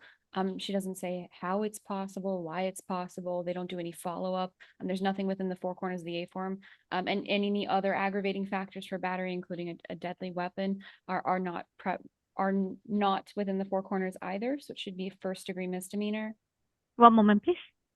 Su señoría, no debe haber motivo fundado para el delito de agresión física. No hay un factor agravante, no hay nada que indique que él sabía o que él debía de estar enterado de que ella estaba embarazada. Solo dice que la novia dijo que era posible que él supiera. Ella no dice cómo es que es posible o por qué es posible, y ellos no le dieron ningún seguimiento. No hay nada dentro de el escrito, el contenido del informe del arresto que hable de ningún otro tipo de factor agravante para la agresión física que incluyese un arma mortífera. No hay nada dentro del contenido del texto tampoco. Debería ser entonces un delito menor en primer grado. And then the other argument? Yes, Your Honor, as to count 3, there's no probable cause for battery by strangulation. 784.0412A specifically requires that it would have to impede normal breathing or the circulation of blood flow. That is not present anywhere in the 4 corners of the A form. It only says that he grabbed her by the neck. Y también el otro argumento, su señoría, es que con relación al cargo número 3 no hay motivo fundado para la agresión física por estrangulamiento. De acuerdo a lo que dice la ley 784.0412A, específicamente se requiere que esto haya impedido la respiración normal o la circulación del torrente sanguíneo, que no estuviese y esto no se encuentra presente en ningún momento durante el contenido del informe, del escrito del informe del arresto. Solo dice que él la agarró a ella por el cuello. Date. Regarding count 1, the statute requires the defendant to have known or should have known that the pregnant person was pregnant. The person was pregnant. It's in the arrest form. It indicates that the victim and defendant had been in a relationship for 7 months. It's the state's position that a relationship of 7 months. The defendant should have known that the victim was pregnant. One moment, please, for the interpretation. I'm sorry. Con relación al cargo número 1, la ley requiere que el acusado tenga que tener un conocimiento que debiese haber sabido que la persona estaba en embarazo. Y en el informe del arresto indica que la víctima y el acusado habían estado en una relación por 7 meses. Así que es el punto de vista de la fiscalía que durante una relación por aproximadamente 7 meses, el acusado debería haber tenido conocimiento de que la víctima estaba en embarazo. Regarding count 3, the arrest form indicates that the defendant pushed her as well as grabbed her by the neck. It's the state's position that is sufficient to establish that there is probable cause that strangulation around the neck occurred. And yes, and the state requests standard bond. Con relación al cargo número 3, el informe del arresto indica que el acusado la empujó, también como que la agarró a ella por el cuello. La fiscalía piensa que esto es suficiente para establecer que hay motivo fundado para el estrangulamiento alrededor del área del cuello que esto sucedió. Y sí, la fiscalía estaría solicitando una fianza estándar. I'm find probable cause. I'm issuing a bond in the amount of $3,500 for count 1, $2,500 count 2, and count 3, $3,500. Determino que hay motivo fundado. Estoy poniendo una fianza de $3,500 para el cargo número 1, para el cargo número 2 de $2,500 y para el cargo número 3 de $3,500. I'm also issuing in the 4th count with regards to, just one moment, the resisting an officer without violence, just a moment. Tends to further, and just a moment, and then that'll be $500 on the 4th count. Para el cargo número 4, con respecto al cargo de resistirse a un oficial sin violencia, serían $500 para el cargo número 4. There'll be a stay away issued as well. Se está emitiendo también una orden de alejamiento. You're not to get 3 again, Judge, I'm sorry. $500 for the misdemeanor. That was count 4, it should have been. No, count 3. What was count 3 again? I'm sorry. Hold on, let me go back. It is $3,500 for the strangulation and $3,500 for the agbat, and $2,500 would have been for the grand theft. Thank you.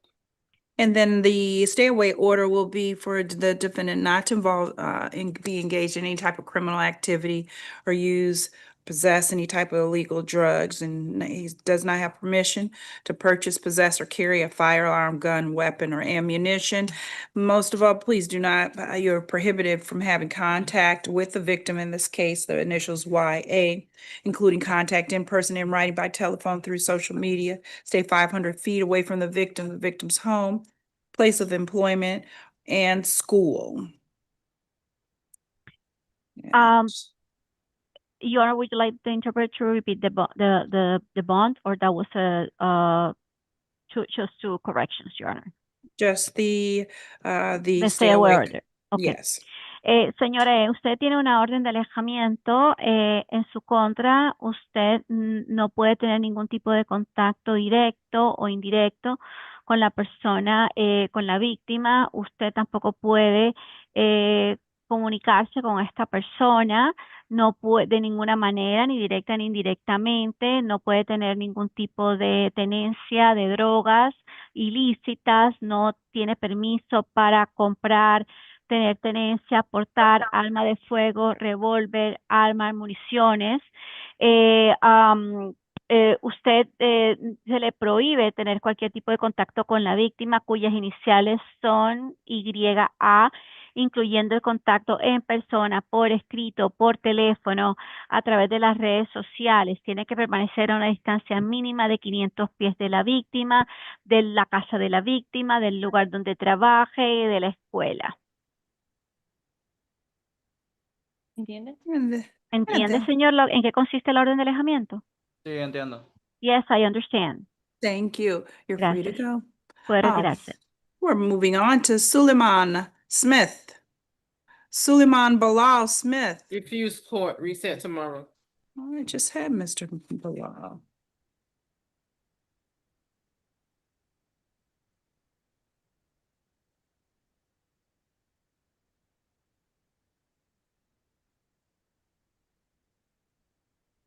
And then we have Perry Campbell. Perry Campbell. Perry Campbell. He's also out on felony bond F 25-9433. All right, and he's charged with sale, possession with intent to sell within 1,000 feet of a school, crack cocaine, selling within 1,000 feet, selling within 1,000 feet of a church, convenience store, crack cocaine. And then the third is sale with a possession with intent to sell, public housing. Here's on page, I think this is page 9 of the calendar. Hold on. Page 5, thank you. And Mr. Campbell has 2 cases. And then the second case is, let's see, that was for August 15th. The one that I just read, that was on the case ending in 7636. That allegedly occurred on July 18th. The next one is on August 15th, allegedly occurred. Sale of cocaine within 1,000 feet of a school, within 1,000 feet of a church, within 1,000 feet of public housing. And those were the cocaine charges. And within 1,000 feet of a school, the cannabis. Let me see if there's a page 2 with regards to that. Oh, yes, let me keep going. Possession with intent to deliver cocaine, cannabis, 1,000 feet, church of convenience store, 2nd degree. Possession, 1,000 feet of housing cannabis and cannabis sale. Let's see if there's a 3rd page on this. No, there's not. Let me review the arrest affidavit for the August 15th case ending in 7635.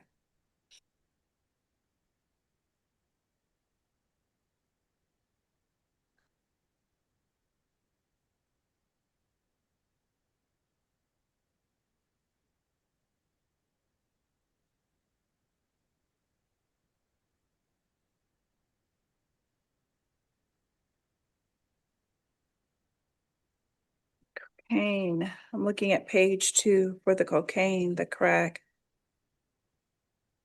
And the cocaine, let's see. And the crack cocaine. So we have cocaine, crack, loose crack cocaine, and marijuana. Schools referenced. Yeah, Robert Russo, Moton Elementary School, Nassau Night Convenience Store, and the church is Kerr Memorial United. All right, and did we have a housing? Public housing. Hold on.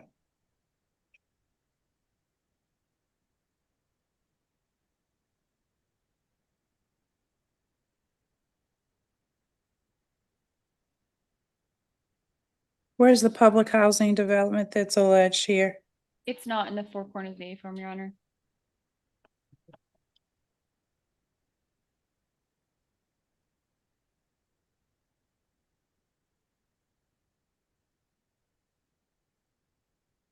Okay. And I'm reviewing F-25-176-36. Your Honor, there are probable cause issues with counts 3 and count 7, and I do believe that the court should take into account that there might be a double jeopardy issue in count 5 and count 8. Okay, are you, wait, let me go back. I was on the next case. Hold on. That is what Here's- I'm referencing case 1, the case ending in 17635, the one that has. Okay, I was moving on to the next one. Okay, so you said that as well as counts, you said the housing, well, we know that that's a problem. There's no probable cause for count 3 on the case ending in 636, which the court just addressed, but then the, No, I was on 3-5.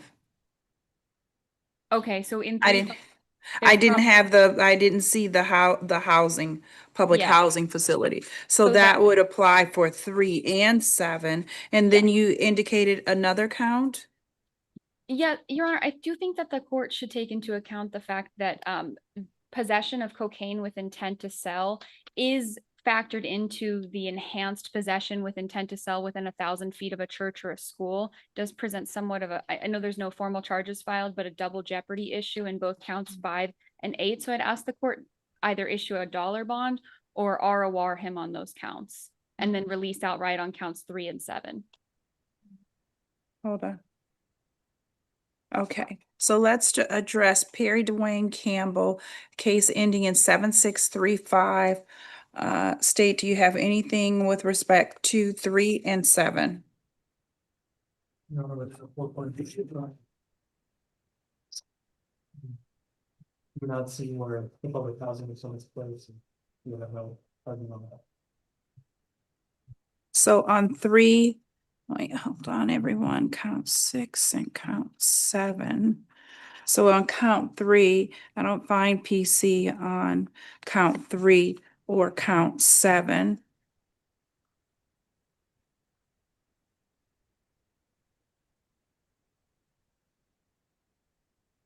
And that's in case number ending in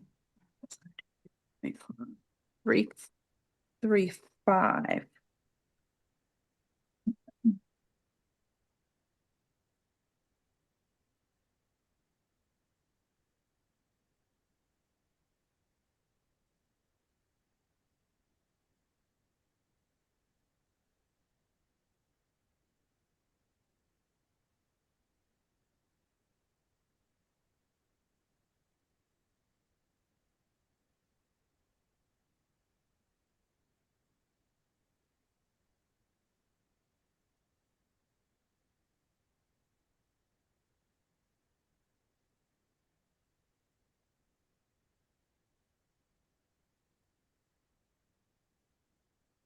Give me one moment, everyone.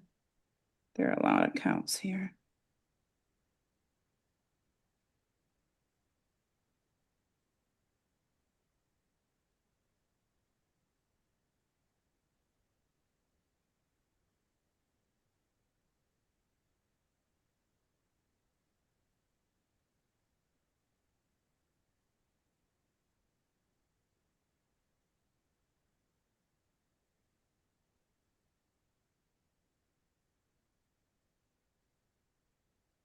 And I'm reviewing F 17636.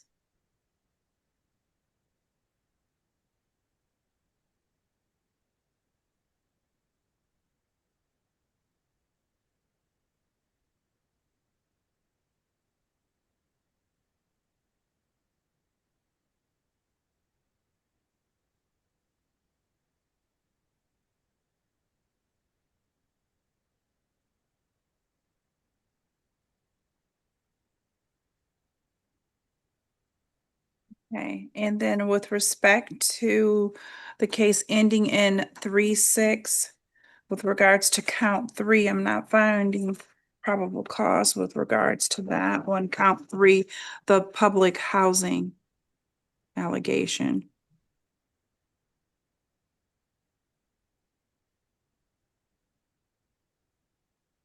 So of course he would be our art on that count. Just a moment. Okay.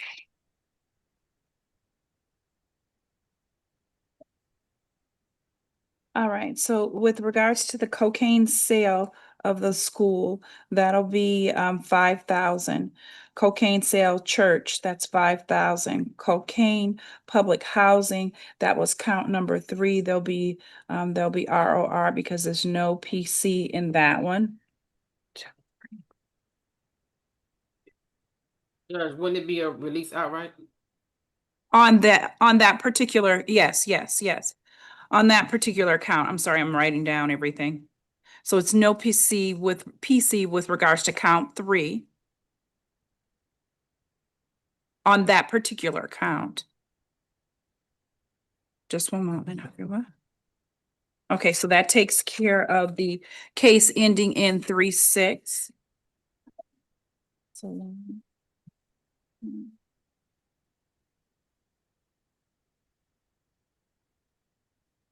and then on the second case ending in 3-5, there'll be, just a moment. Count 1, 5,000. Count 2, 5,000. Count 3, no PC released on that account. Count 4,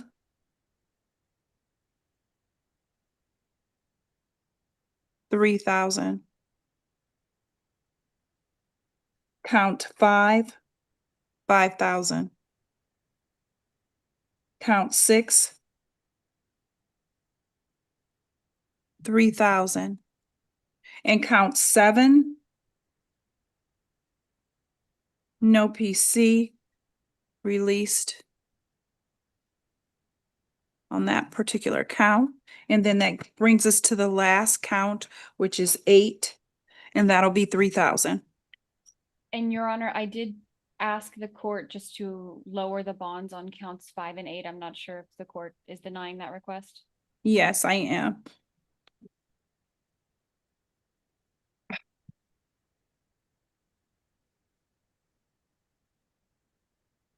You placing the hold as well, Judge, right? Yes. Thank you.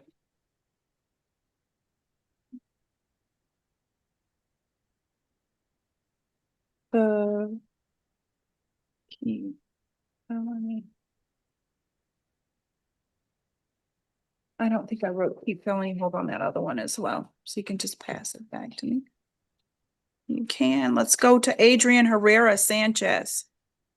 Herrera Sanchez, strong arm robbery. He requires a Spanish interpreter. He's here. With the assistance of Miss Cuccia.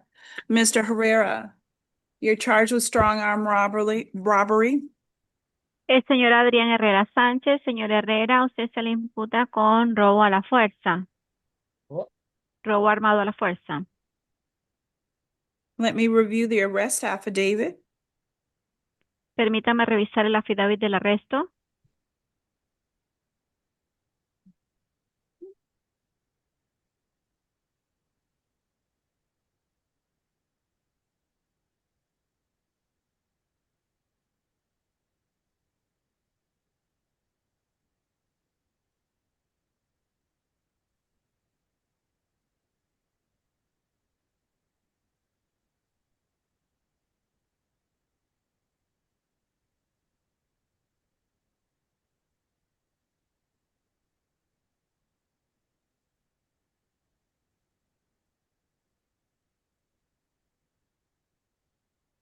Defense.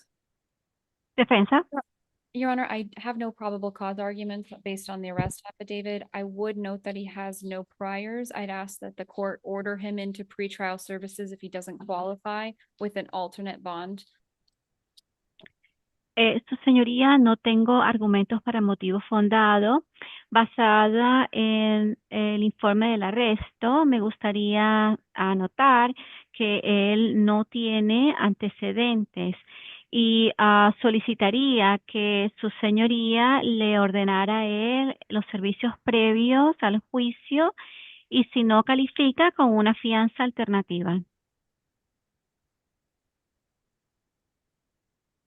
PC has been found in this case.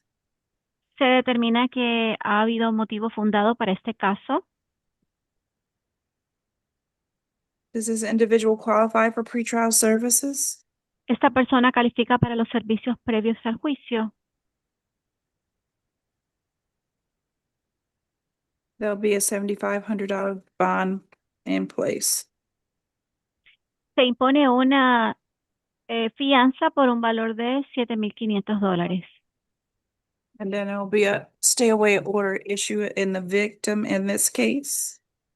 Se va a emitir una orden de alejamiento a favor de la víctima en este caso. Stay away from Tatiana Maya. If you post bond, don't have any contact with her directly or indirectly, in person, in writing, by telephone, by cell or pager. Stay away from her places of employment, as well as school and home. Permanezca alejado de Tatiana Amaya, usted se le prohíbe, no puede tener ningún tipo de contacto con ella, ya bien sea contacto directo o indirecto, en persona, por escrito, por teléfono, por medios electrónicos, beeper, permanezca alejado de ella en cualquier lugar que ella se encuentre, de su sitio de trabajo, de la escuela y de su hogar. And then let's move on to the case of Michael Krumel. Michael Melvin Krumel. Krumel. Is Mr. Krumel present? Krumel? Mr. Krumel is a fugitive from Broward County. Okay. No bond.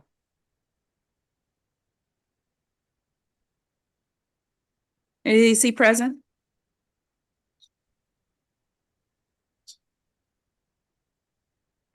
Just right there. Hold from Broward. Okay, go ahead. Let me see.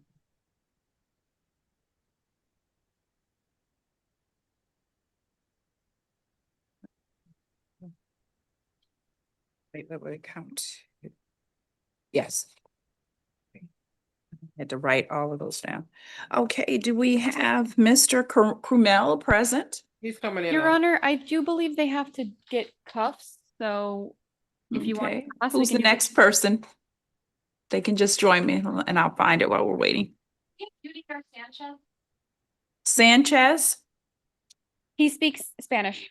Okay, with the services of Miss Cugia, we have Mr. Sanchez. He's charged with grand theft in the 3rd degree, as well as exploitation of the elderly. El señor Sánchez, usted se le ha imputado con hurto en mayor cuantía en 3er grado, también como explotación de una persona de edad avanzada. And Your Honor, I do believe the victim in this case, Maritza Kaniwaki, is on the Zoom and would like to speak, Your Honor. Okay, just a Y moment. su señoría, yo creo que la víctima en esta causa, Maritza Kaniwaki, se encuentra en Zoom y le gustaría dirigirse a su señoría un momento. In just one moment. Un momento.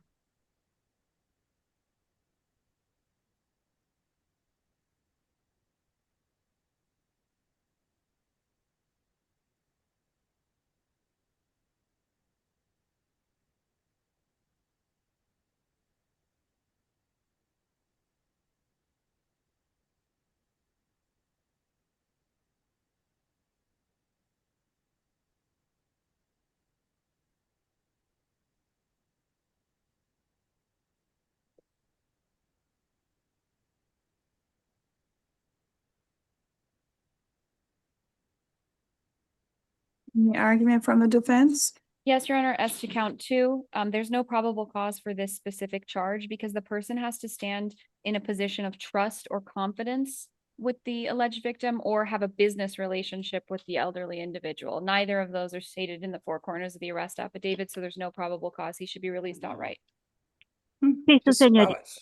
Su señoría pregunta que si hay algún argumento de parte de la defensa. Sí, su señoría. Con relación al cargo número 2, no hay motivo fundado para este cargo en específico porque la persona tiene que ser una persona que se encuentra en una posición de confianza con la supuesta víctima o que tengan una relación de negocios con la persona mayor de edad. Esta persona mayor de edad, ninguno de estos se ha declarado dentro del contenido del informe o el affidavit del arresto, así que no hay motivo fundado y él debería ser dejado en libertad inmediatamente.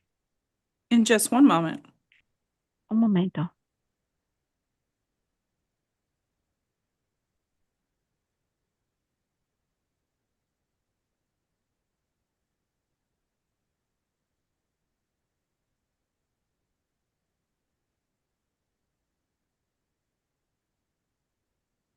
In defense, your argument again was with regards to count 2? ¿Cuál fue su argumento nuevamente la defensa con respecto al cargo número 2? per the statute, the person has to stand in a position of trust or confidence or have a business relationship with the elderly individual. Neither of those are present in this A form.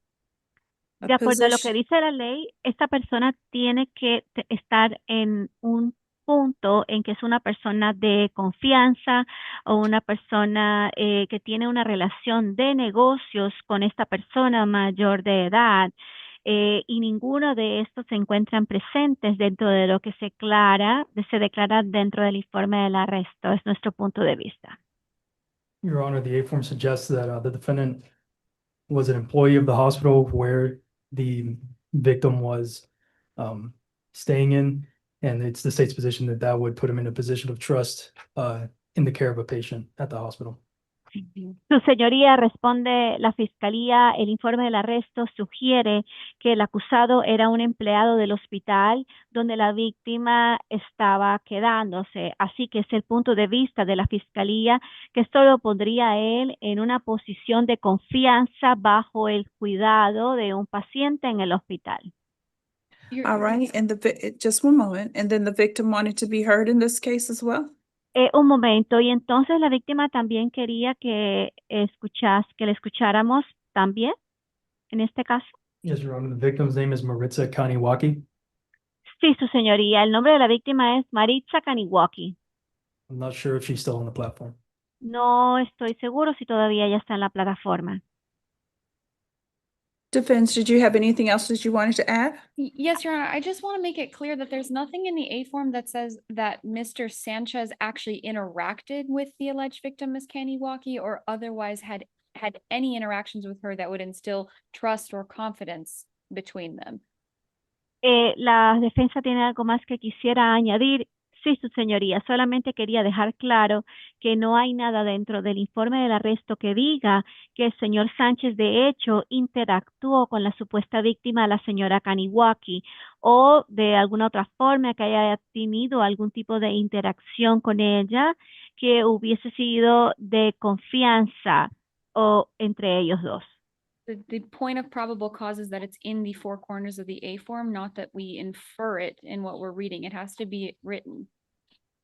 El punto para el motivo fundado es que dentro del contenido del informe del arresto debe estar, no que nosotros estamos infiriendo, sino que esto tiene que estar por escrito para ser leído. I do believe that there's probable cause in this case. The defendant was suspended for not following the hospital policies and procedures. She was also provided a copy of the hospital internal investigation, employee statements, her written statement, and video footage of the theft. Creo que hay motivo fundado para este caso. El acusado se le suspendió de parte del hospital por no cumplir con las políticas y los procedimientos. A la señora Kaniwaki también se le proporcionó una copia de la investigación interna que hizo el hospital, las declaraciones de los empleados, también sus declaraciones por escrito y un video del incidente. And I'm also reviewing, that was the summary, but then it states the analysis of the video footage that gives more credence to the crime alleged. So I'm satisfied. And then I'm going to issue, with regards to the bond state, do you have any request? También esto lo que dije ahora era un resumen, pero también aquí dice que hay un análisis de el video que se tomó donde da más creencia del delito que supuestamente se cometió, y con esto estoy satisfecha, así que voy a emitir entonces en este momento con relación a la fianza, voy a emitir mi fallo, que es lo que solicita el Estado para la fianza.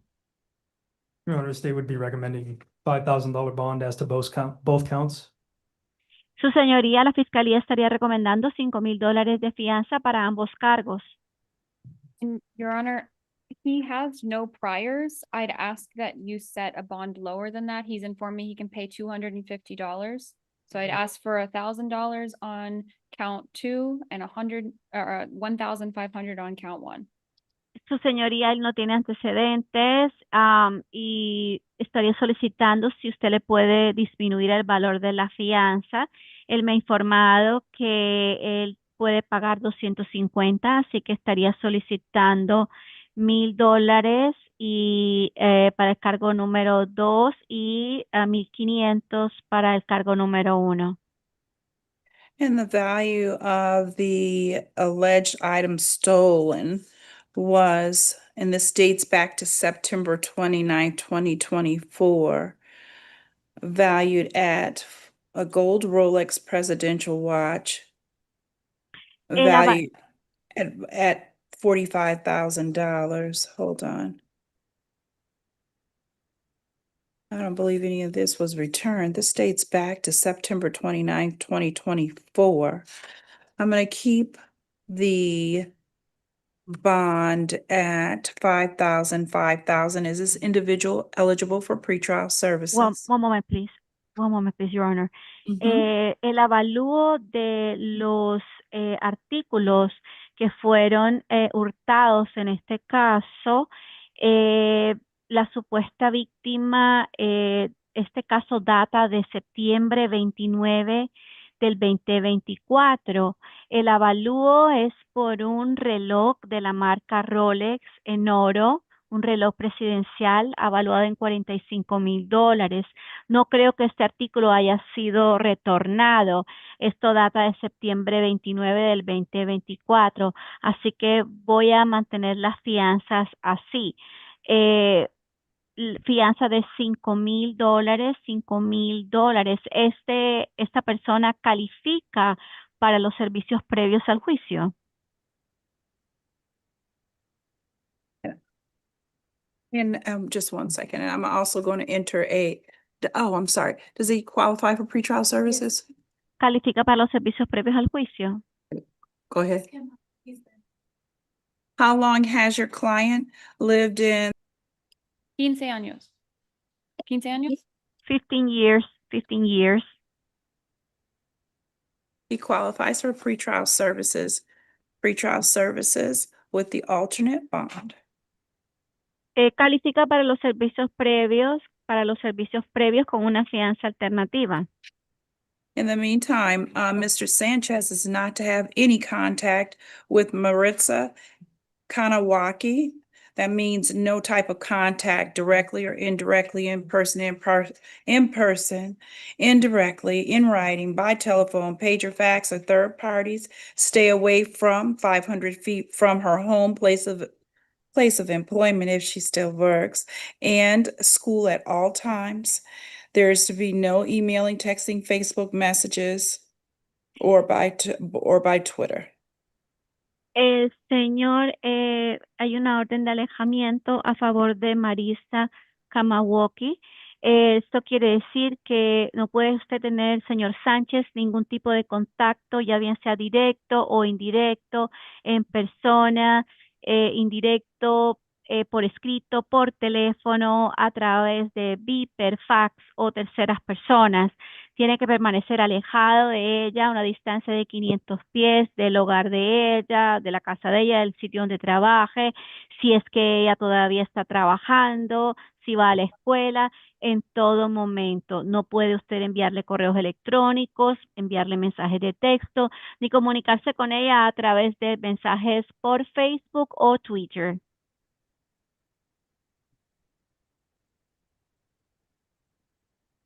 Thank you. Gracias. And then we're going to move on. We have number 16, Mr. Krumel. The page prior, Your Honor, called the case. Michael Krumel. Hello, Your Honor. Just one moment, sir. We gave another one for Miss Little earlier, but we haven't received it back from you. Well, No, let's see, got mixed up. I don't have it. I have searched all through my papers like 3 things. You want to do another one? I know I didn't put anything here. Hold on, let's see. Just a moment, everyone. Nothing. Yeah, no. No, oh, wait. You said Krumel? No, it was for Yes. Little. Okay, I have Krumel. We're gonna take him Next, no, I don't have it. Must have gotten misfiled with one of the other ones. Just going to do another one. Thank you. Mr. Honor. Crumell, Hello, Go ahead. hello, Your Honor. would you like me to tell Mr. Crumell his charges first? Yes, Your Honor. Mr. Crumell, you're charged with possession of suspected cocaine as well as possession of cannabis. And I'm just gonna read the review the arrest affidavit. And I believe he is on a fugitive hold from Broward. And just one moment, let me just take a look at the arrest affidavit to see if there's probable cause.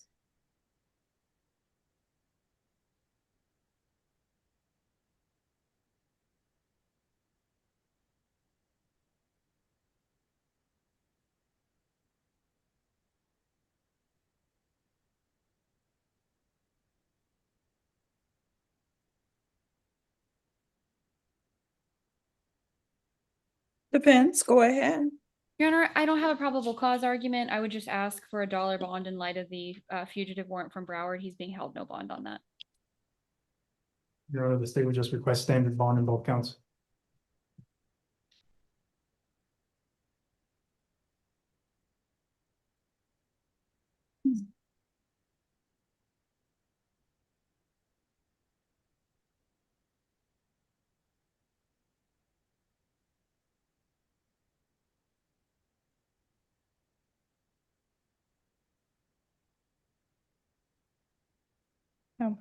It'll be the standard bond, 2,500, 500 for the cannabis, 100 on the cannabis and $2,500 on the cocaine. PC file.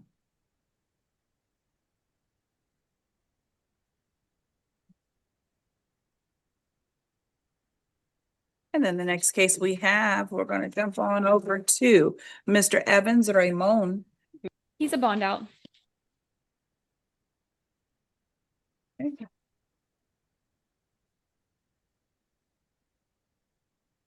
Next case on the calendar belongs to Haryan Sesma.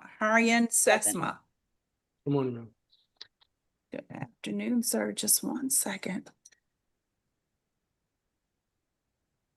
You're charged with possession of a, possession by a felon wearing a mask of a concealed weapon, drug paraphernalia, and possession of cannabis. Just one moment.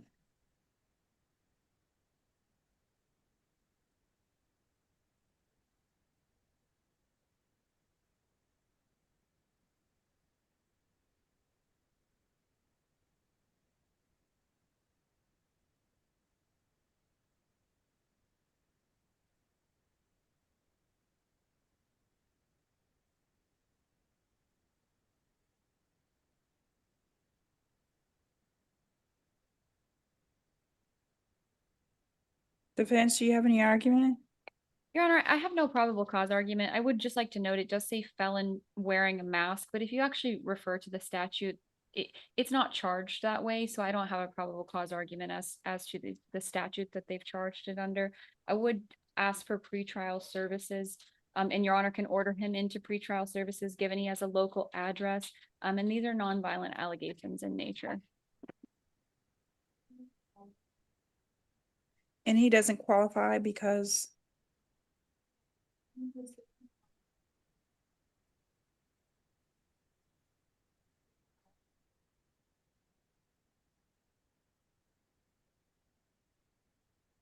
just one moment.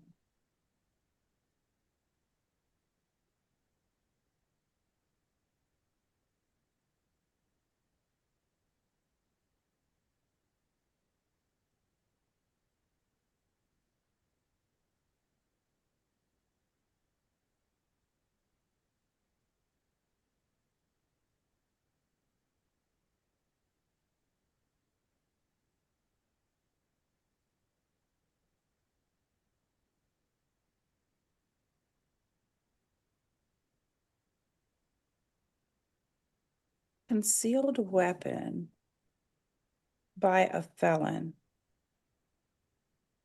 And the weapon was a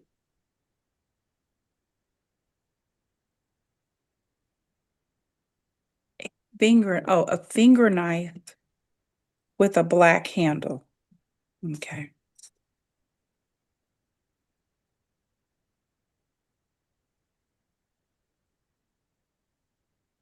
Mr. Sesma appears on page 7. Hold on.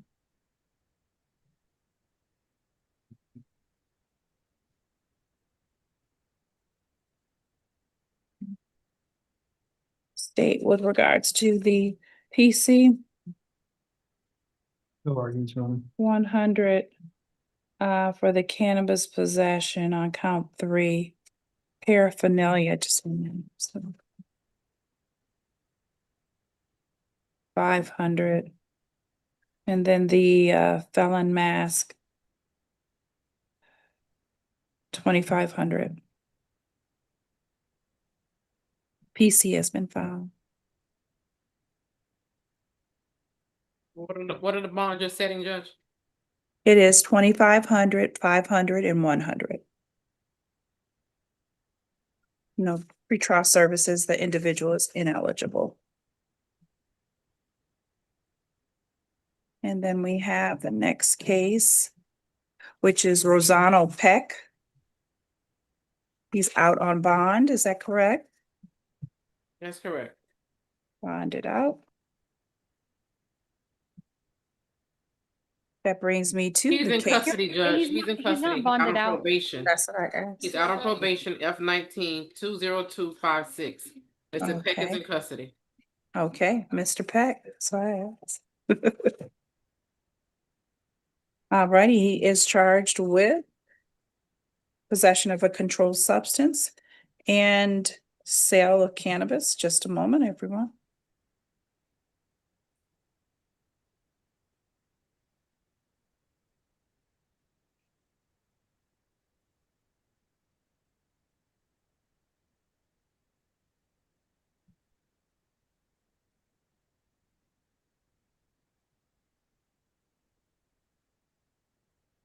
Any arguments, defense? Your Honor, I do have a probable cause argument as to the first count. It doesn't say what I guess the controlled substance is. It just says it's unknown or how they even know it's a controlled substance. He does have another felony hold. So I'd ask Your Honor to issue a dollar bond.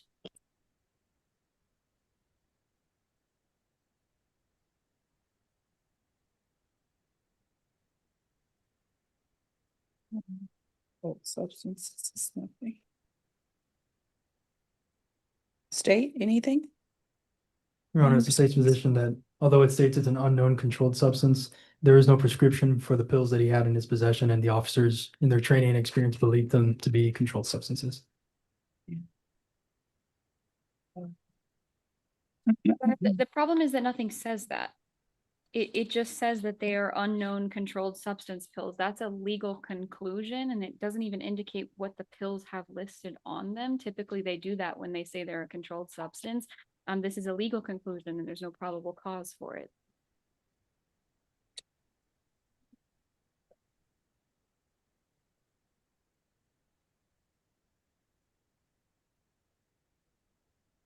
On count 2, it would be a $2,500 bond. Is this person eligible for pretrial services? No PC on count 1 released on that particular count. However, there is a felony. Is there a felony hold? Yes, there is. On He's felony also a hold. FIFOS. Okay. On felony hold. Thank you. No PC on count 1, PC on count 2. What bond you're setting, Judge? Count 1, release outright. Count 2, 2,500. Thank you. And then let's move to Brandon Anderson. Anderson. That person bond out, or was Mr. Anderson present? He's a Bond, bond. Your Honor. He bonded out? Yes. Thank you.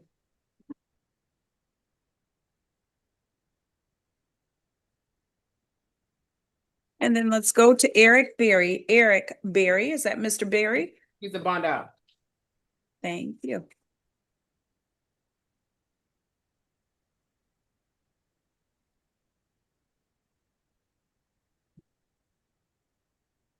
And then we have Iman Albert Burkett.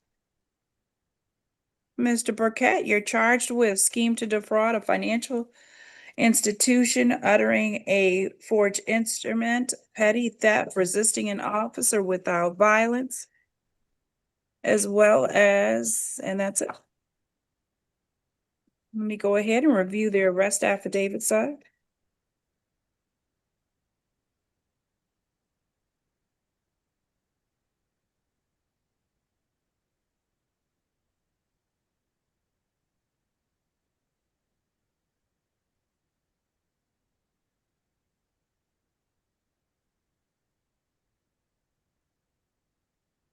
$422.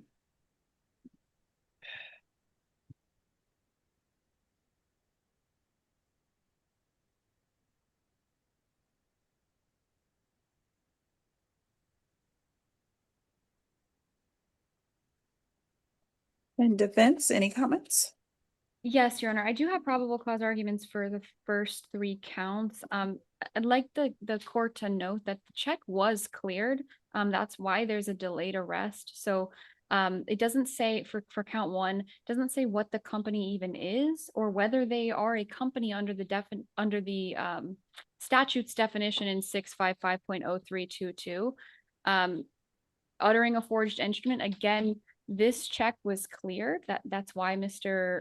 Burkett was able to leave the store that day.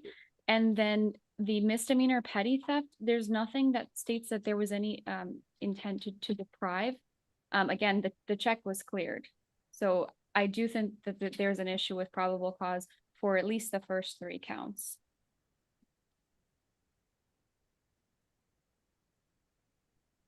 I also have an argument as to why he should be released if the court does find probable cause, though.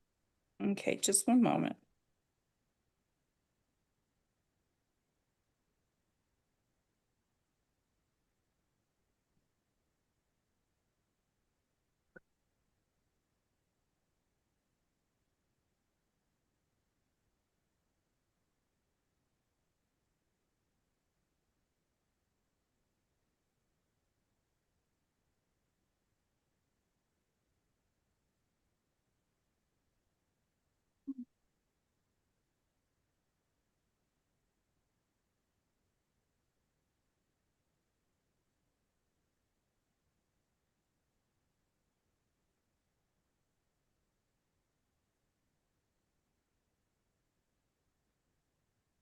Okay, I find probable cause.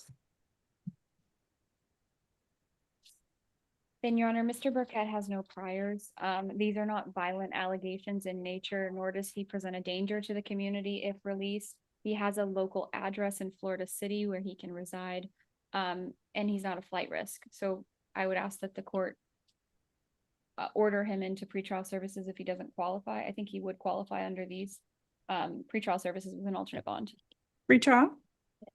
He qualifies. So pretrial services will be allowed with the alternate bond. Just a moment.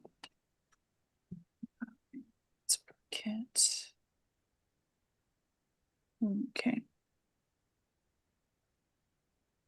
Alternate bond will be the standard. So for count 1, that's 2,500. Count 2 is 2,500. Count 3 is 150. Count 4 is 500. Count 5 is 500. Count 6 is 500. And count 7 is 500 for a grand total of 7,150.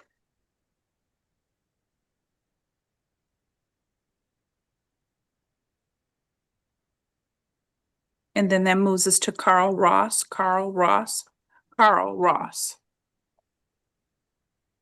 Mr. Ross present. Mr. Ross, Carl Ross. He's coming, Your Honor. Okay. Sir, stand here.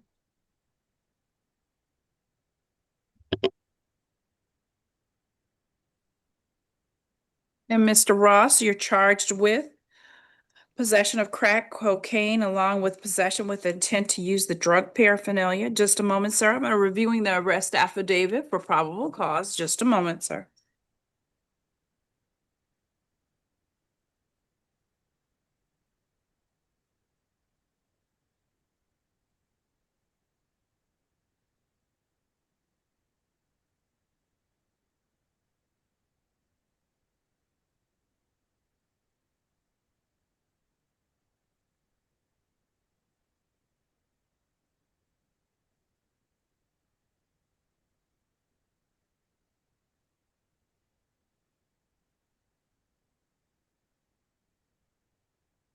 Is he eligible for pretrial services?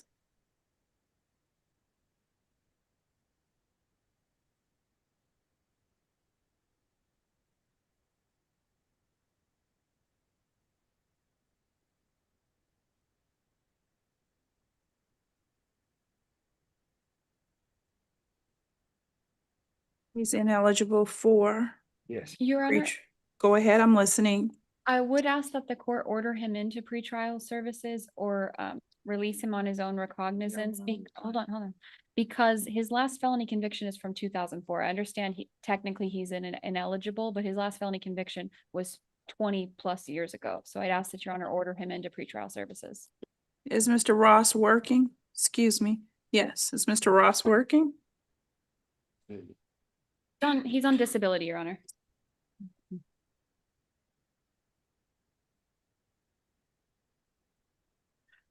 Order pretrial services with the alternate bond of the 3,000, that's 2,500 on the cocaine and 500 on the drug paraphernalia.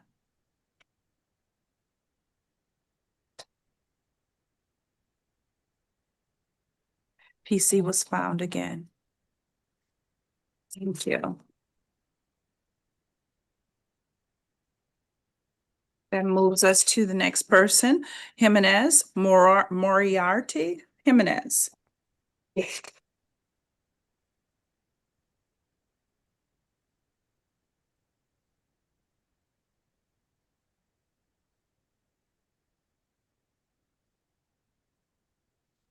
Correction says he refused. This is Eduardo Moriarty Jimenez. Okay. Reset tomorrow, please. Absolutely. And then that brings us to the case of Carvin Jones, Claire Zias. Claire Zias. Correction says he's refused. Thank you. Charged with carjacking. Use court.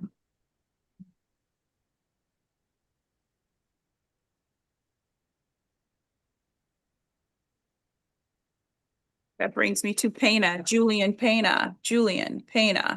Bond out. Thank you. Charged with cocaine possession. Bonded out.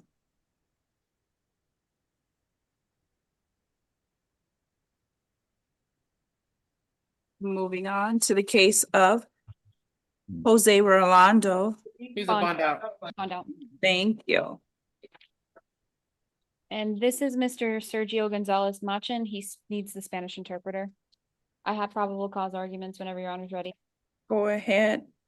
Sergio González Machín, con la ayuda de la intérprete, tengo argumentos para motivos fundados. Proceda. And before you begin, Mr. Gonzalez Machin is charged with grand theft and vehicle with an altered ID possession. Antes de que proceda, al señor González Machín se le imputa con hurto en mayor cuantía y vehículo y una tenencia de una identificación alterada. Your Honor would like me to go ahead? Yes, if you can just give me one moment, let me finish reading. Yes, Your Honor. Un momento, por favor, permítame terminar de leer.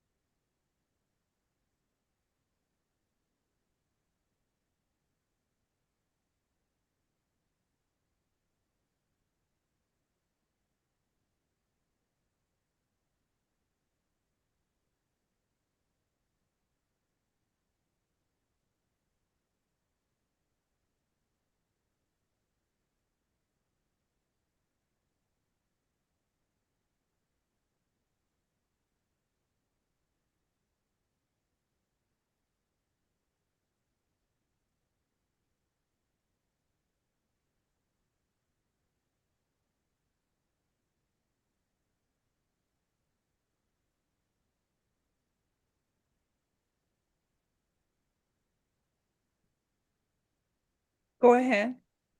Yes, Your Honor. There's nothing in the arrest affidavit that indicates that Mr.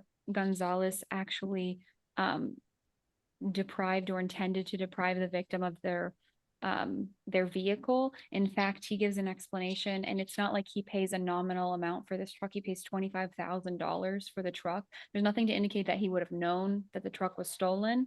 And additionally, in terms of the altered VIN, under that statute as well. One you moment, have- please, for the Sorry, go ahead, Madam Interpreter. I'm sorry. Thank you. Okay. Sí, su señoría. De hecho, no hay nada dentro de la affidavit del arresto que indique que el señor González, de hecho, tenía la intención o le quitó a la víctima el vehículo. De hecho, él proporciona una explicación. No es que él haya pagado una cantidad una cantidad de 25,000. Él paga una cantidad de 25,000 por por el camión, pero no hay nada que indique que él hubiese sabido que el camión había sido robado. Adicionalmente, con respecto a esta camioneta o este camión que ha sido modificado de acuerdo a lo que dice la ley. And for the altered VIN, you do have to have knowledge that the VIN was altered. Mr. Gonzalez there's nothing in here that demonstrates he has knowledge of the altered VIN. He is nothing but compliant with the police. He allows them to search the vehicle, and in fact, signs a consent to search form. There's nothing that indicates he has any knowledge that this vehicle is stolen or that the VINs are altered. Con respecto a la situación de la modificación, él no tiene conocimiento de que esta matrícula o el número de identificación del vehículo, por sus siglas en inglés VIN, había sido alterado. El señor González, no hay nada que pueda demostrar aquí que él tenía conocimiento de que el VIN del vehículo había sido modificado.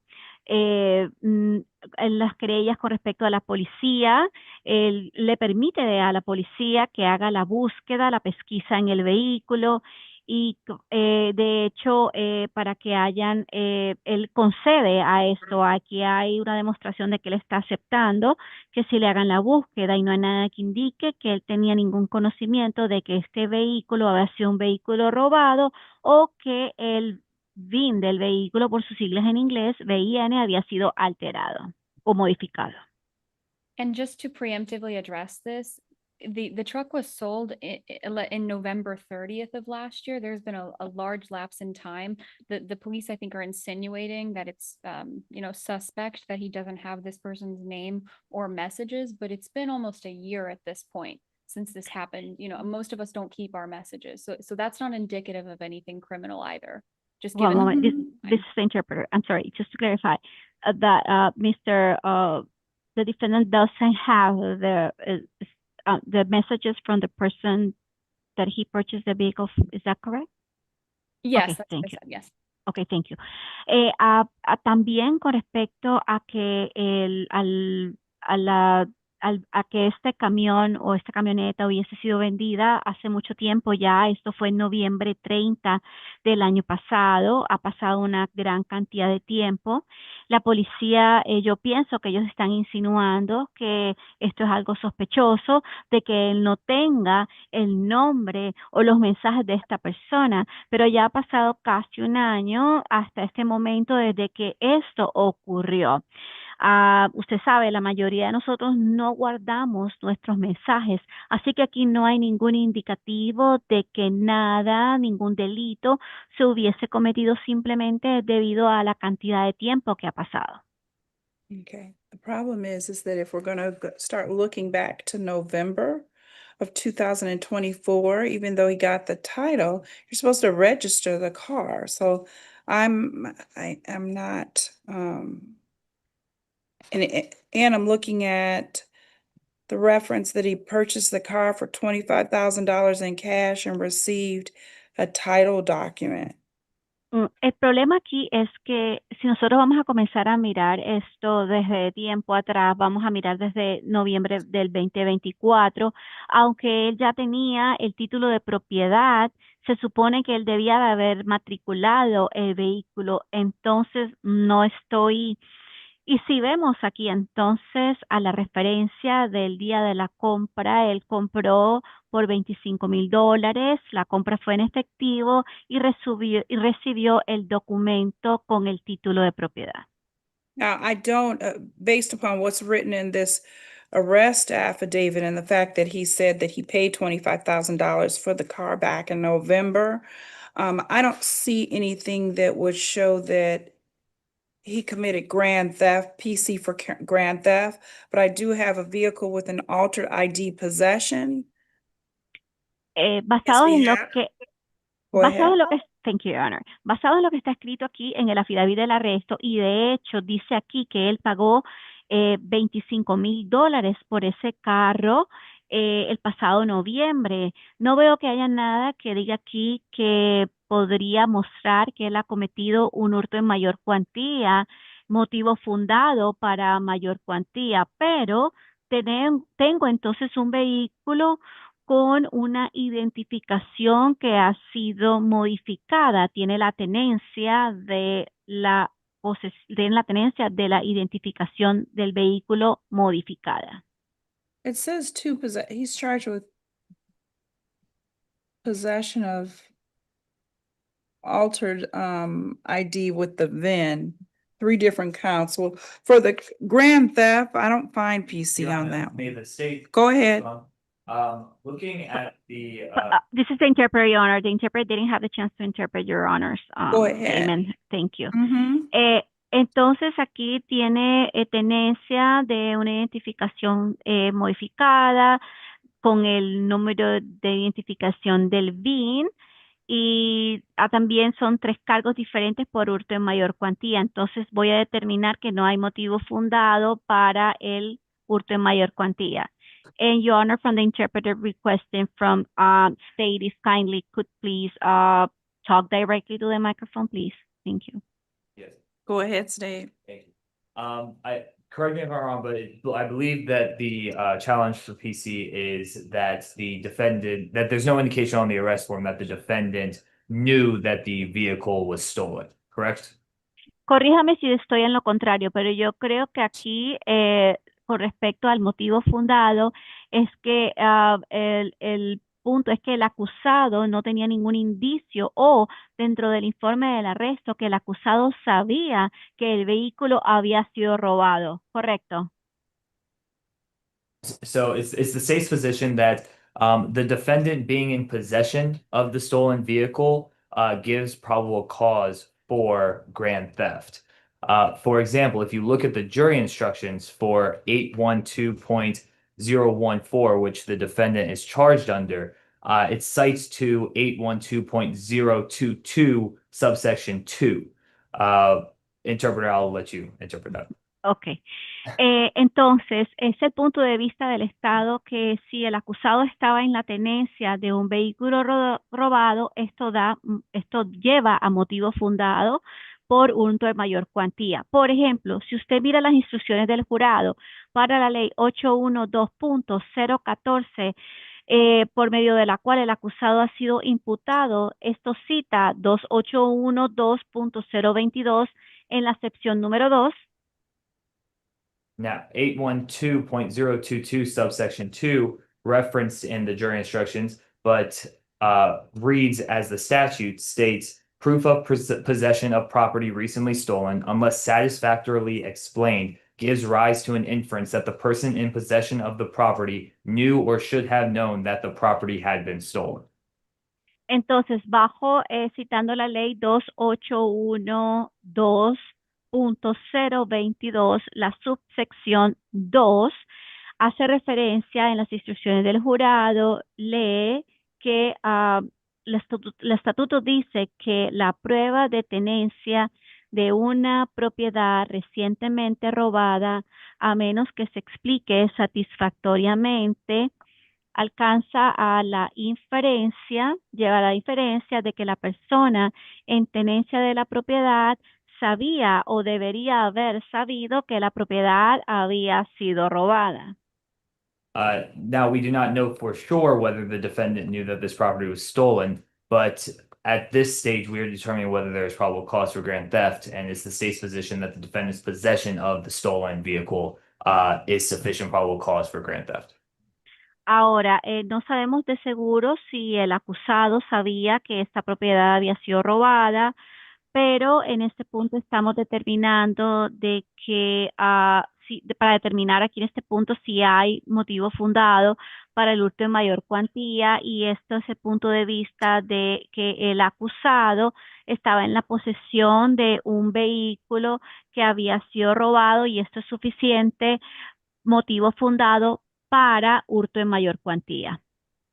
Okay, so my ruling is that there's no PC with regards to the grand theft, that's count 1. However, with regards to possession of a vehicle altered, then I am going to find PC as to that. Because if he bought this car, I should have registered, and then yeah. I'm sorry, Your Honor. I'm going to say PC with regards, PC found with regards to 2, 3, and 4, based upon what's in the arrest affidavit. No PC with regards to 1. He's released on that one. Ok, entonces voy a determinar que hay motivo fundado para el cargo número 2, 3 y 4, pero no hay motivo fundado con respecto al cargo número 1. Para este cargo se le va a dar en libertad, el 1. And just 1 second. And I am noting that in the arrest affidavit, it says that the car, the truck had 195,000 miles on it, 195,500 miles. He said he paid 25,000 for the car, for the truck. También So, voy a colocar una nota que dice que esta es un camión, una camioneta, un camión que tenía 195,000 millas, 195,500 millas, y que él dijo que él pagó $25,000 por el carro o por la camioneta. okay. Now with regards to the VINs, the vehicle altered VIN or possession, I don't know if he thought he was getting a deal or whatever. That's not for me to decide right now, but he was in possession. Tamper evident labels that self-destruct. So I'm going to say PC with regards to those. 2,500, 2,500, 3 counts. That's the bond on those. Go ahead, Ms. Gutierrez. Thank you. Entonces, con relación a, por sus siglas en inglés, los VINs del vehículo que habían sido modificados o la tenencia de estos, yo no sé si él pensó que él allí tenía un muy buen negocio o era muy buena oferta, no sé, pero esto no es para yo decidirlo ahora mismo. Pero él estaba en posesión de unas marquillas, evidentemente que habían sido modificadas, así que voy a determinar que esto es en motivo fundado.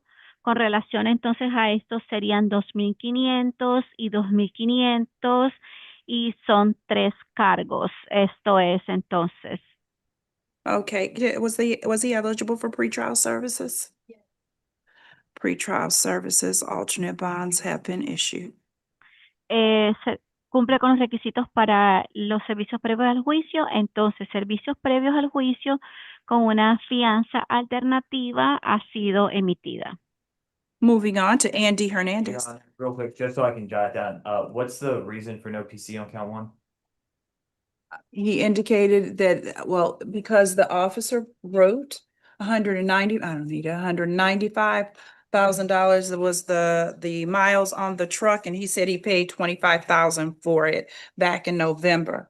Now, whether or not he should have known that there was an issue with regards to those VIN numbers, that's a whole nother situation, which I find PC based upon how it was written.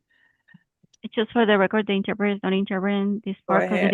the defendant is not before the Your Honor anymore. So the interpreter is not interpreting for that reason. Okay. So in some state, he said he paid $25,000 for it. Whether or not he's going to be able to produce a receipt, I'm not sure, but he said that's what he said.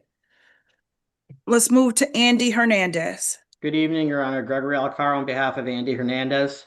How are you? It's 5:30.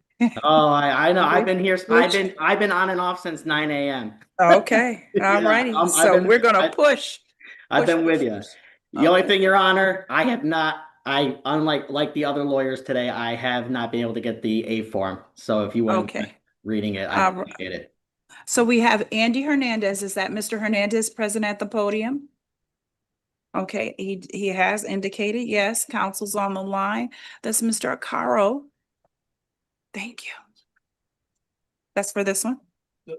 Okay, all righty. He has been charged with grand theft in the second degree with regards to motor vehicle parts, forgery, organized scheme to defraud, communications device, unlawful use. In just one moment, let me take a look at the arrest affidavit that alleged in some on July 24th, 2025. The officer responded to Bom Nen Doral, reference to an internal theft involving a large quantity of high-value automotive tires. Made contact with the general manager, it's alleged. The general manager, hold on, advised that the service director, Onyx Hernandez, conducted an internal audit of open service tickets and identified a suspicious activity. Specifically, it discovered a service ticket for a Jeep Grand Cherokee included in an order for tires designed for a Jeep Wrangler Rubicon. Notable size difference between the two vehicle models prompted further review. The tech assigned to the ticket was identified as Julio Lazos. Question with regards to the discrepancy was unable to offer an explanation. Later that same afternoon, Lazo submitted a formal resignation via email citing personal reasons and has not returned to the dealership since. As a result of this discovery, the property manager, Mr. Seal, ordered a more comprehensive internal audit of the previous 100 service tickets.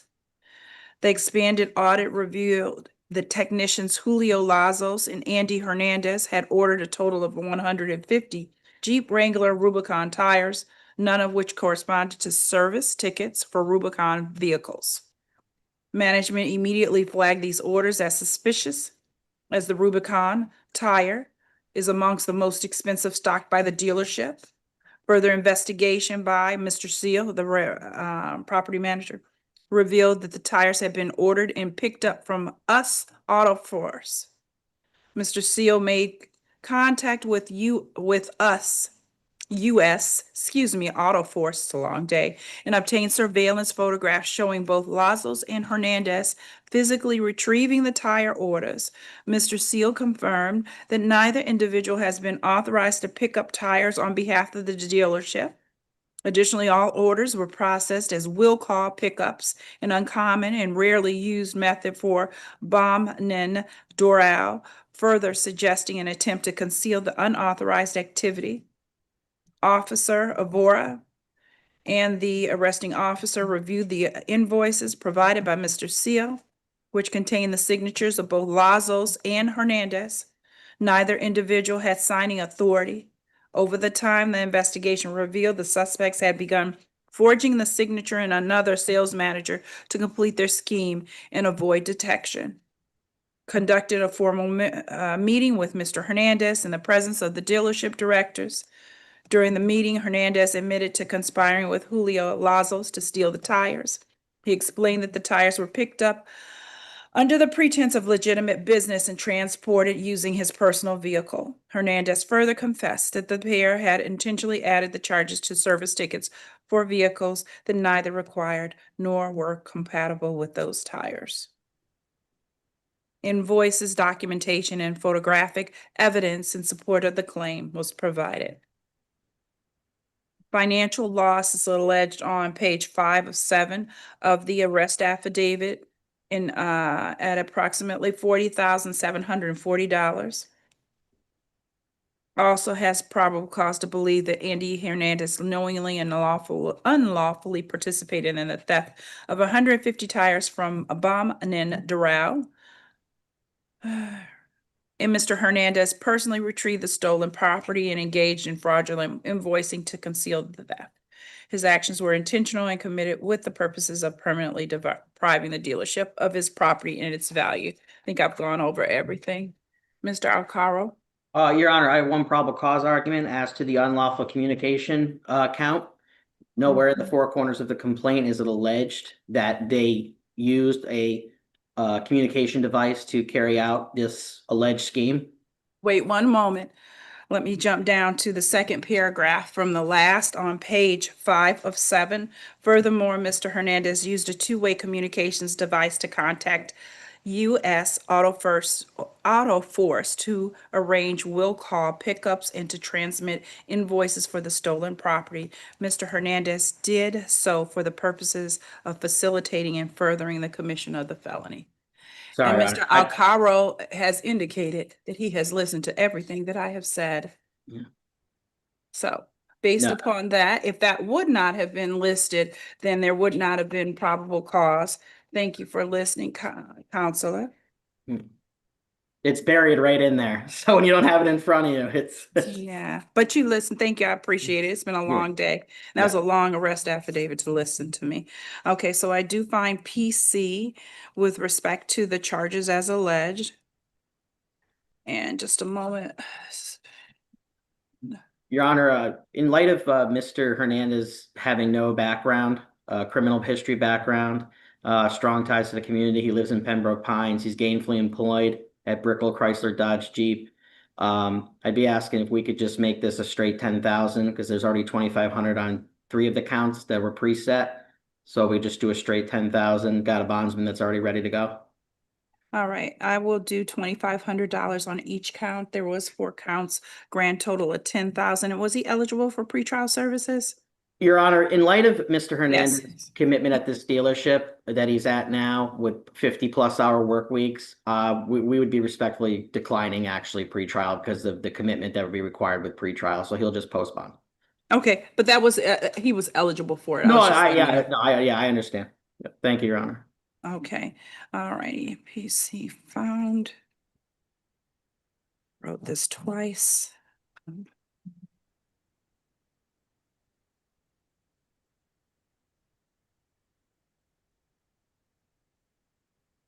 Please make a note that he wants to just post a bond.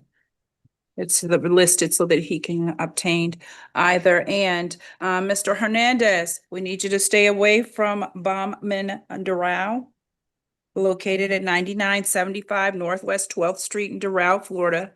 And you'll be provided with an order that gives you all of the details. All right, sir? Okay, do you understand, sir? I do. Okay, all righty. We're gonna move on to Edwin. Thank you, Counselor. Thank you, Judge. Have a good rest of your day. You too. Let's go to the case of Edwin Thompson. Edwin Thompson. He's here, Your Honor. Okay, just one moment, Mr. Thompson. Grab Mr. some Thompson water. is out on felony bond, F 25-9832.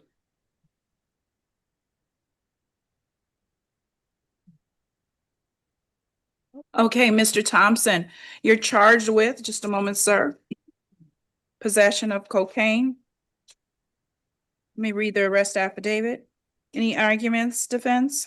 No, Your Honor, if the court is going to issue a hold in F 25-9832, I would just ask for a $1 bond in light of that hold.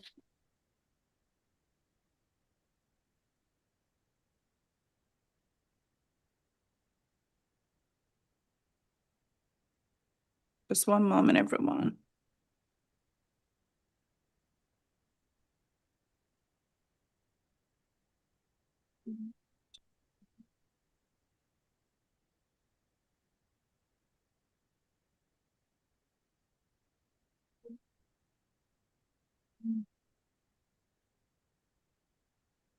I'm going to hold him on the felony case, and then I'm going to issue, I'll give let's see. $1,500. $1,500? Was it Yes, 1,500? as opposed to 2,500. Oh, understood. Thank you. Okay, PC found. And then let's move on to the next case. That'll be Marcel Fial, or is that an I? Flol? No, it's Fial. Just correct me. He's here, Your Honor. How do you pronounce his last name? Fiol. Fiol? Yes, ma'am. Okay, you're charged with aggravated battery with a deadly weapon. Just a moment, sir. Let me review the arrest affidavit.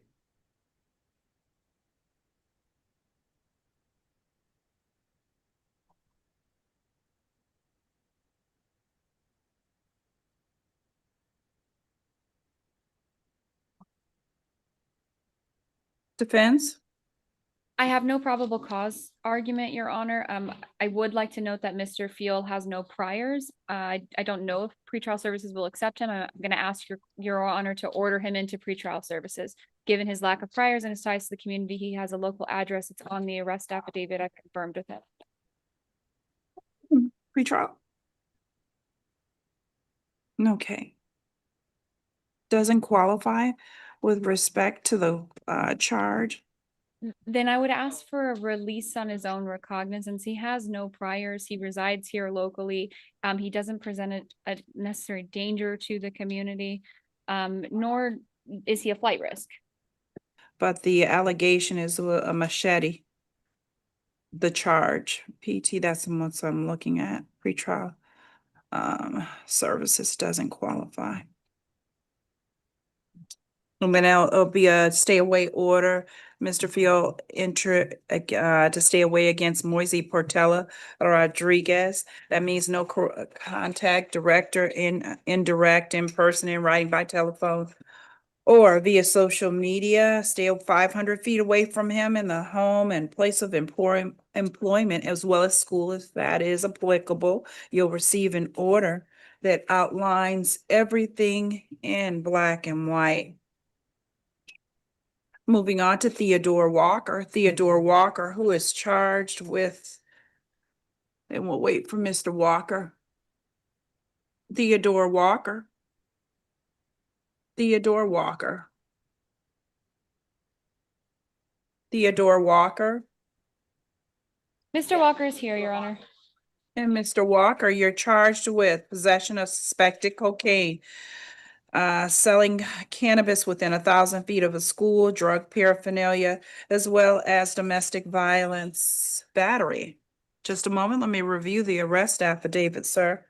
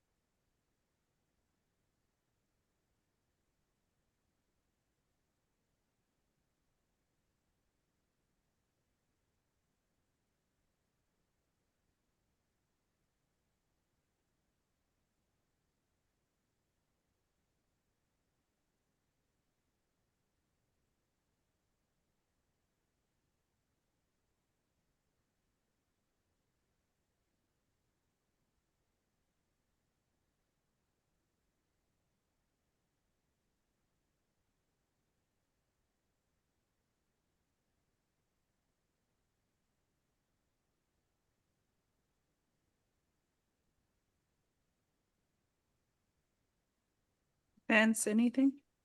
Your Honor, the only probable cause argument I have is that there's no school listed. So there's no probable cause for selling within 1,000 feet of a school. That's as to count, technically count 5.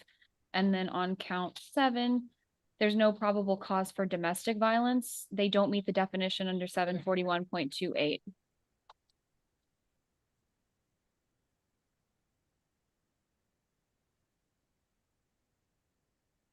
Boyfriend and girlfriend? Does it state, do you have any comments? The state agrees, they do not, at least for the A form, do not, meet the conditions for domestic violence, for the battery count. I'm double checking the A form, before I respond to the school. I don't see anything with the school.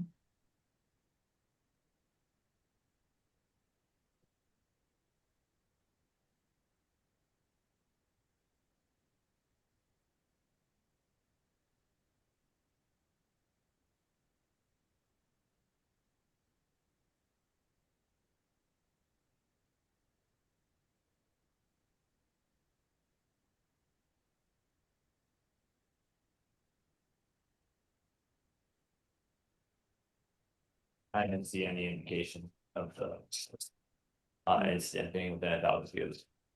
Okay, just one second. Let me just look at 1, 2, 3, 4. Okay, so with regards to the sale school, that's count 5. There's no PC for that. The state would, request that you, find PC for the lesser included, over 20 grams of, marijuana. Hold on, no PC for school sale.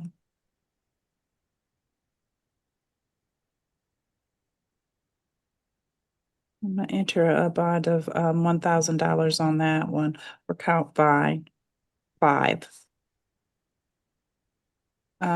That's for, and for count 7, hold on, count 7. Count 7, there's no PC for domestic violence battery. State, do you agree? But there is for battery? Yes, the state's, fine with that. C for battery. $2,500 for that one. So with regards to 6, count 6, $500. That's paraphernalia. Moving to 4, it'll be standard bond. 2,500. 1, 2, 2,500. 3, 1, 2,500, and 4, 2,500. No PC with regards to the school, but for the lesser, for the possession, 1,000. Count 6 is 500. Count 7, no PC for the domestic violence, violence, DV battery, PC for battery, and that's $2,500. And Your Honor, if it's misdemeanor battery, the standard bond is, I believe, $500. No, it's a Or it's 1,000. 1,000, it's 1,000. Yeah. So this will be updated to 1,500, reduced to 1,500. And what kind is that for 1,500? That is for count 7, and that's for PC for battery, not domestic battery. Count 6 is 500. Possession, 1,000 for count 5. Count 4, 2,500. Count 3, 2,500. 2 and 1, 2,500. And given Mr. Walker's lack of priors and his permanent address in Miami, which we can update with the court, would you do pretrial services with those alternate bonds? Is he eligible? Okay, he's ineligible. So we'll keep it as that. And then I'm also going to issue a stay away order from Marina Sampaio. Make sure you stay 500 feet away from her. So as her house, employment, school, if applicable, no contact, indirectly or directly or through third parties. That includes via social media. And also do not engage in any type of criminal activity or attempt to purchase, possess, or carry a firearm, gun, weapon, or ammunition, or any illegal drugs. Go ahead. I'm sorry, would the court allow house arrest level 2. Mr. Walker is self-employed. And he doesn't have any priors, but he does have a permanent address here. Self-employed, go ahead. Oh, I was just saying house arrest level 2 with the alternate bonds that your honor's already established. Will you qualify for house arrest? We'll do the house arrest. I'll allow that. Is it alternate bonds or plus bonds? Alternate bonds. If he qualifies for house arrest level 2.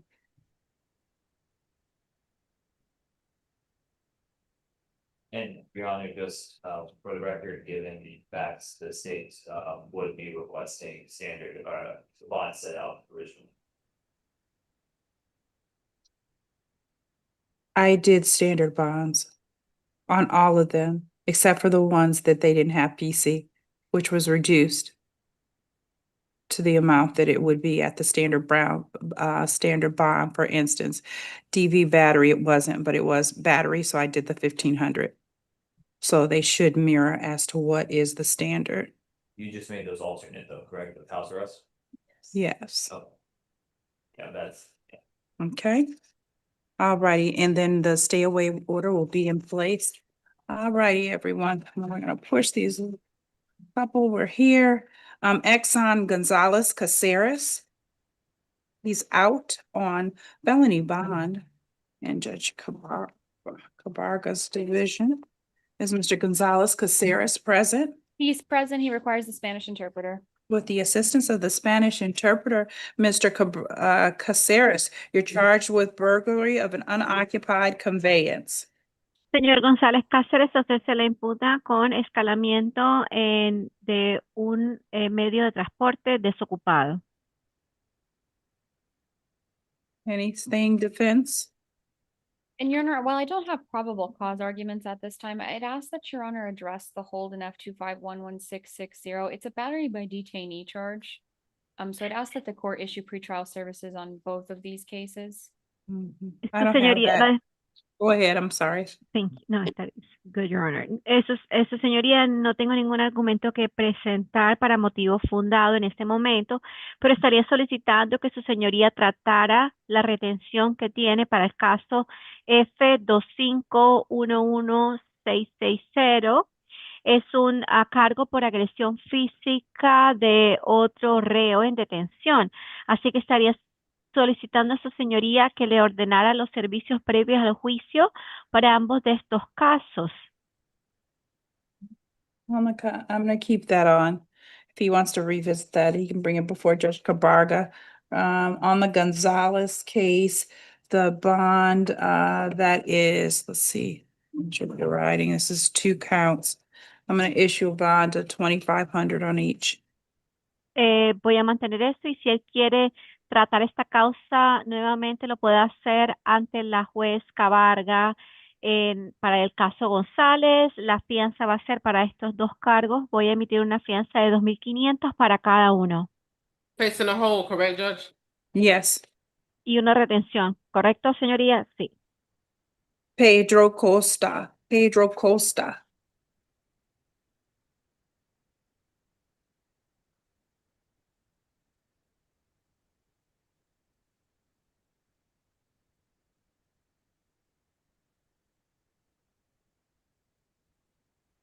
He requires a Spanish interpreter. He's coming, Mr. Pedro Costa. Okay. El señor Pedro Costa. Sí. Yes. This is another one. Okay, Mr. Costa, you're charged with possession of cocaine, suspected cocaine.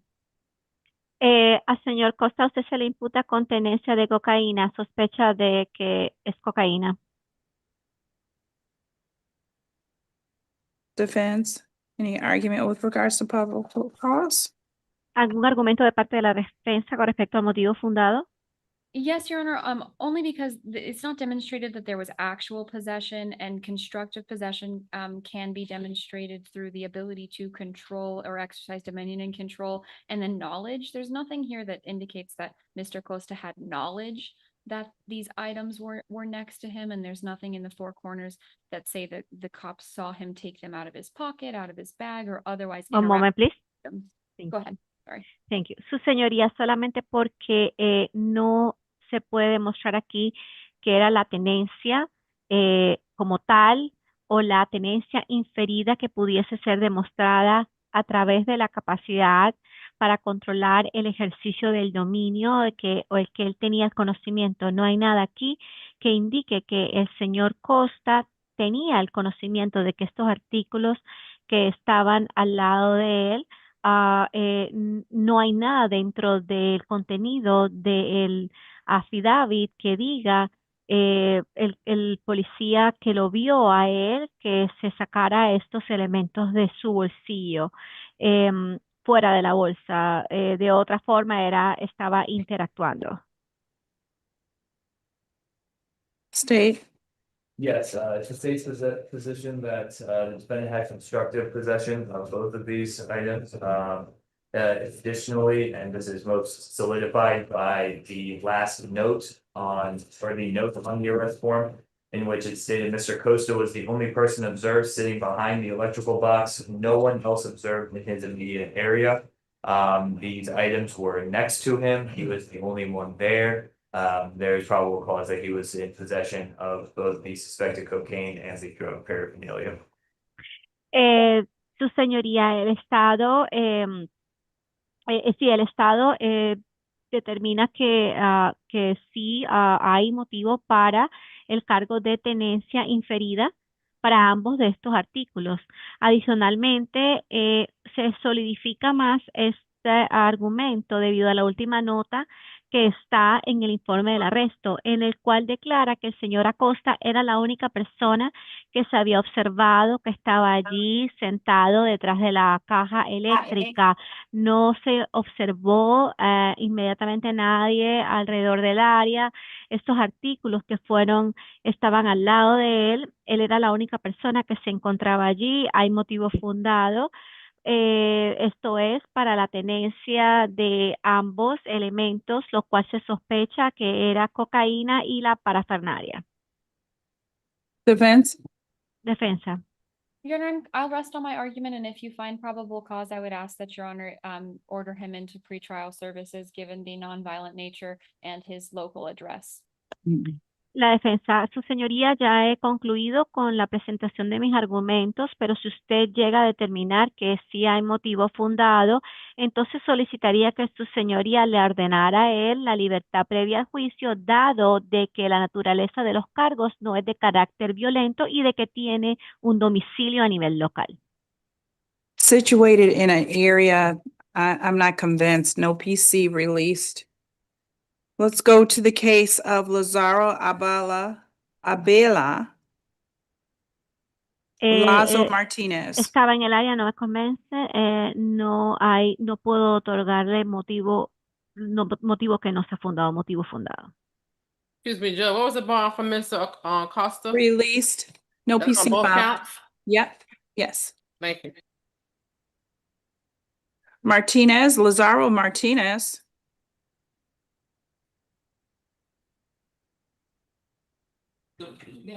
He's a bond out.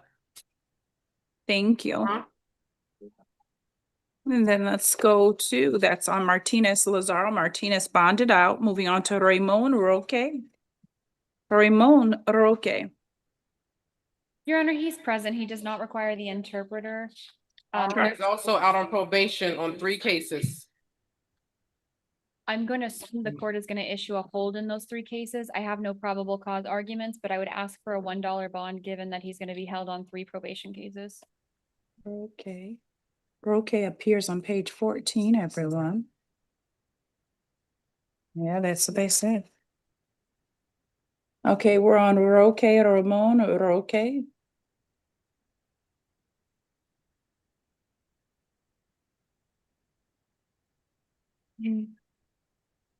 Driving with a suspended license, but it's a felony hold on those. There's a couple cases, 3 felony holds, hold on felonies.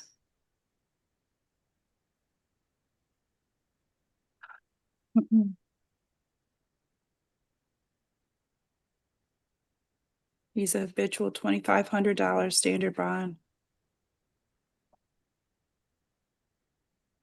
Moving on to the next case. Charged with driving with a suspended license.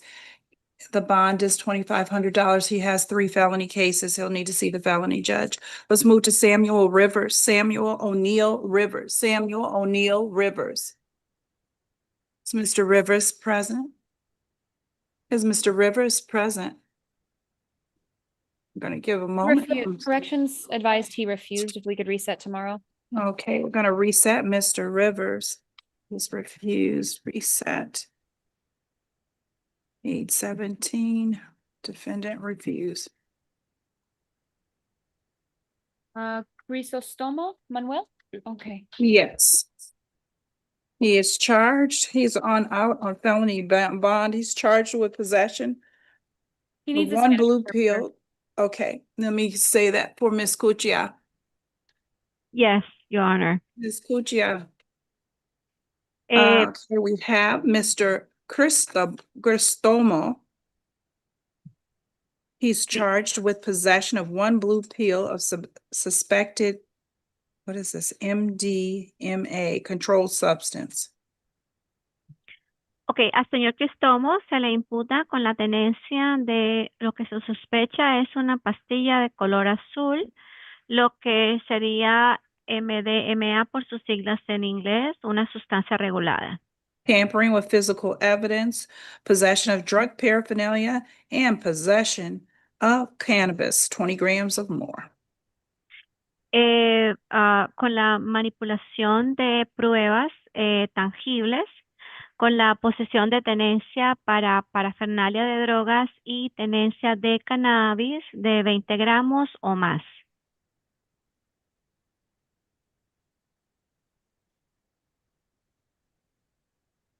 Just one moment. Let me review the arrest affidavit with regards to probable cause.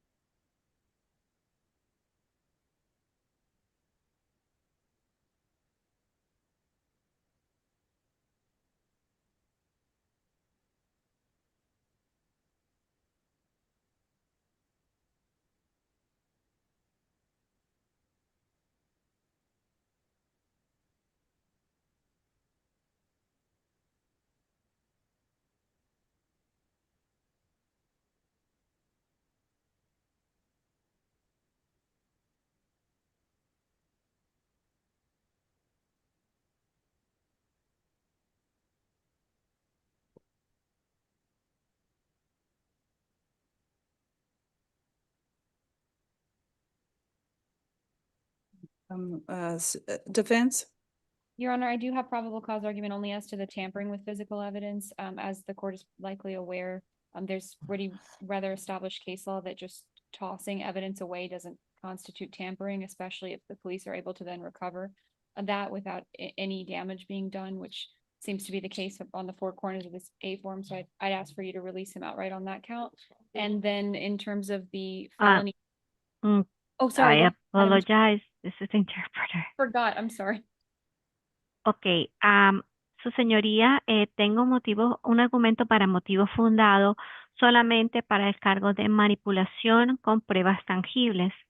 Como su señoría tiene conocimiento amplio para establecer sobre lo que dice la ley, sobre despojarse o eliminar las pruebas, eso no constituye una manipulación, especialmente si la policía entonces puede recuperar estos elementos sin que se haya causado ningún daño, lo cual parece ser aquí el caso dentro de lo que está recopilado en el informe del arresto. Así que voy a solicitarle a su señoría que le dé libertad total sobre ese cargo y en los términos para el delito mayor. In light of the felony hold, I'd ask for a $1 bond on the other charges. Y por el delito mayor, por la retención que tiene, estaría solicitando entonces que se le dé una fianza de $1 para el otro cargo. State with regards to count 1. Blue pill suspect MDMA, what is that? MDMA is like, it's I believe it's short term for a drug like Molly, stuff like that. All right. Con relación al cargo 1, que es la sospecha de que tenía una sustancia por siglas MDMA, esta sí lo que es una pastilla de color azul, que es MDMA, creo que es la forma abreviada para cómo se conoce la droga, el éxtasis. I'm going to issue the standard bond, 2,500 for the 1, no PC, released on account number 2, 500 on 3 and 500 on 4, grand total of 3,500. Okay, this is the interpreter. Voy a emitir una fianza estándar de $2,500 para el cargo número 1. Did you say no PC released? Yeah, no PC on for count 2. Okay. And on count 1, it's $2,500. Count 3, 500, and count 4, 500 for a grand total of $3,500. Okay, entonces sería fianza estándar de $2,500. No hay motivo fundado para el 1. Se le da libertad en el cargo número 2 por $2,500 la fianza y en el cargo número 3 por 500. Entonces, para un gran total de $3,500 en fianza. All right, we're going to jump over to Christopher James Lopez Jackson. Lopez Jackson.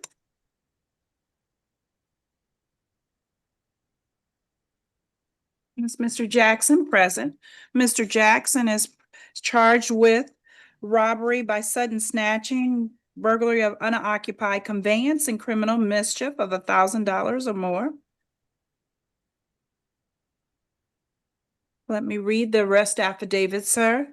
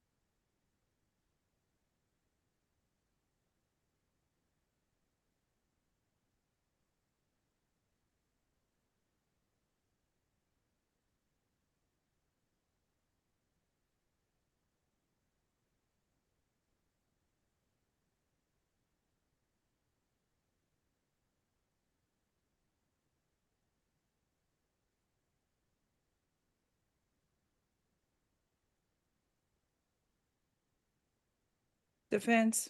Your Honor, I have no probable cause argument. I would just like to note a couple of things. Mr.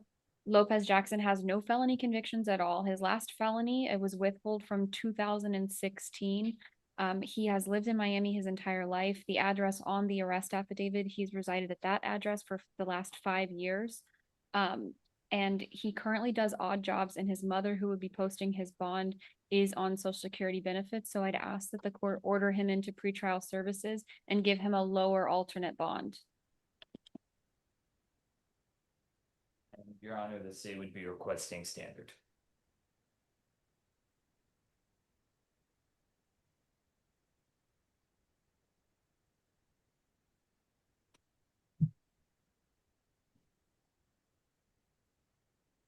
Okay, just a moment.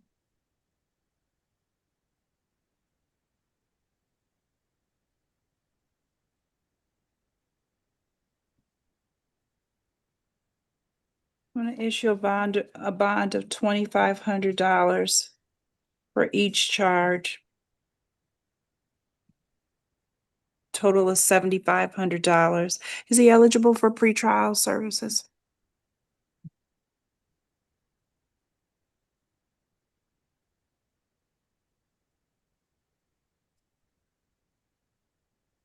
And the state's asking for a stay away order. And it'll be a stay away order issued to stay away from the ex-girlfriend, former girlfriend, BSP. Don't have any contact with her indirectly or directly. Pretrial judge or straight bond? No, straight bond. If we gonna transfer. I'm sorry, I couldn't hear you. Or you granting pretrial or you straight bond? No, he's ineligible for pretrial Thank you. services. So it'll be the bonds of $2,500 on each count. Grand total is $7,500. He's not to have any contact with the victim in this case directly or indirectly, in person, in writing, or by telephone, pager, or social media. Stay away from her 500 feet. That includes place of business, home, and school if applicable. I'm signing an order to that effect so that you have it, and it will remind you as to what you can do and what you can't do. All right, and then let's move on to John Markovich, followed by Alond Lafont. Mr.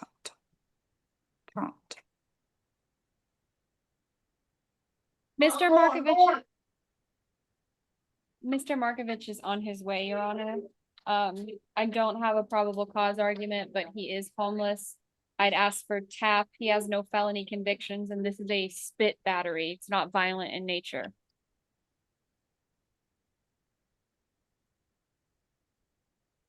PC is found.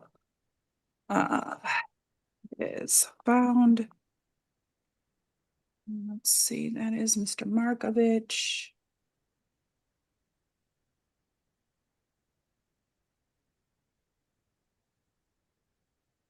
Your Honor, if I. Go ahead. Briefly, the defendant does have a 2023 bad Leo withhold, several trespass convictions. Just double checking. He's homeless. So I'd be able to put this on the homeless calendar? We don't have a homeless calendar in circuit court, but Your Honor could give him TAP with an alternate bond. The alternate program finds beds for unhoused individuals. It'll be 1,000. Count 150 on the ladder. TAP. This is felony. Thank you. PC found.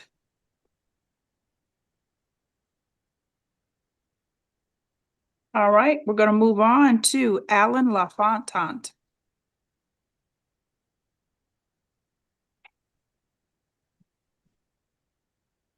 School.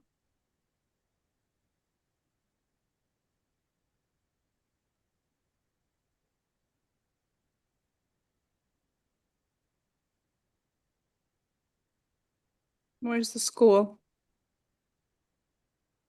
Looking at LaFontant State, do you have a school listed in this arrest affidavit?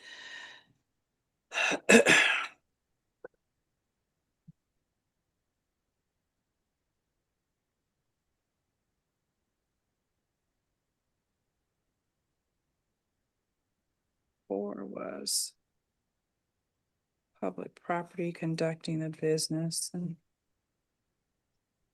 50. C.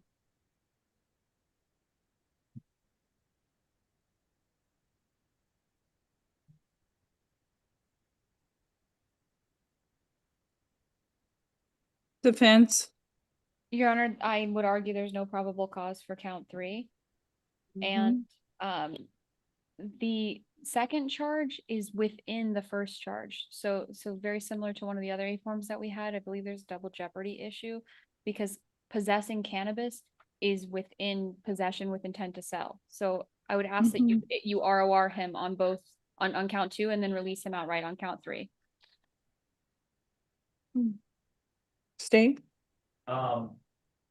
Sale. Your Honor, the state would be, state understands that position, we would be fine with an ROR on count 2. The state would request standard bond on count 1. And I did not see any indication as to count 3 with the school. Okay, so what I'll do is, I'm gonna put for count 1, $2,500 ROR on count 2. With regards to count 3, sale, and I'm gonna take it without the school. I'm gonna give $2,500 on that one and $150. Your Honor, he's already charged with cannabis possession with intent to sell. So that would again be a double jeopardy issue. That's just the school. It says, no, I'm saying sale. For Sale count 3? For count 3. Yeah, but he already is charged with that in count 1. It's possession with intent to sell. And there's nothing that indicates he actually, Sold, hold on, let me read this.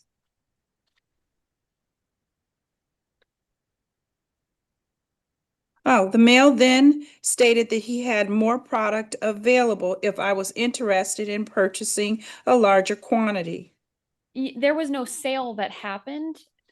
This 893.131C2, is that a sale occurs with? At which point he produced a plastic $100 bill styled Ziploc bag containing suspected marijuana. The man then stated he had more product available. Conducting an undercover operations Hawkeye. I was approached by a black male wearing a white shirt. Hold on. And I proceeded to walk towards, hold on, read the second page.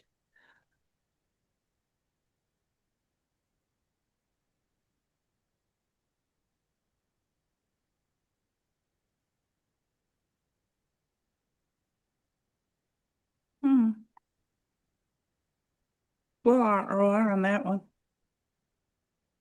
And that would be for count 3. Was that a release outright or an ROR? ROR. So count 2 and 3 is RR, Judge? Count 2 and 3, yes. And then there's a bond of $2,500 on count 1, and on count 4, that's $150. Thank you. Thank you.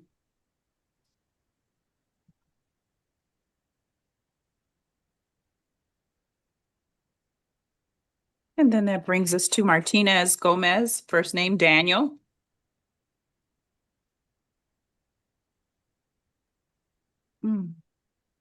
He's present and requires a Spanish interpreter. But the services of Ms. Clucia, Mr. Gomez is charged with burglary of unoccupied structure and grand theft in the 3rd degree.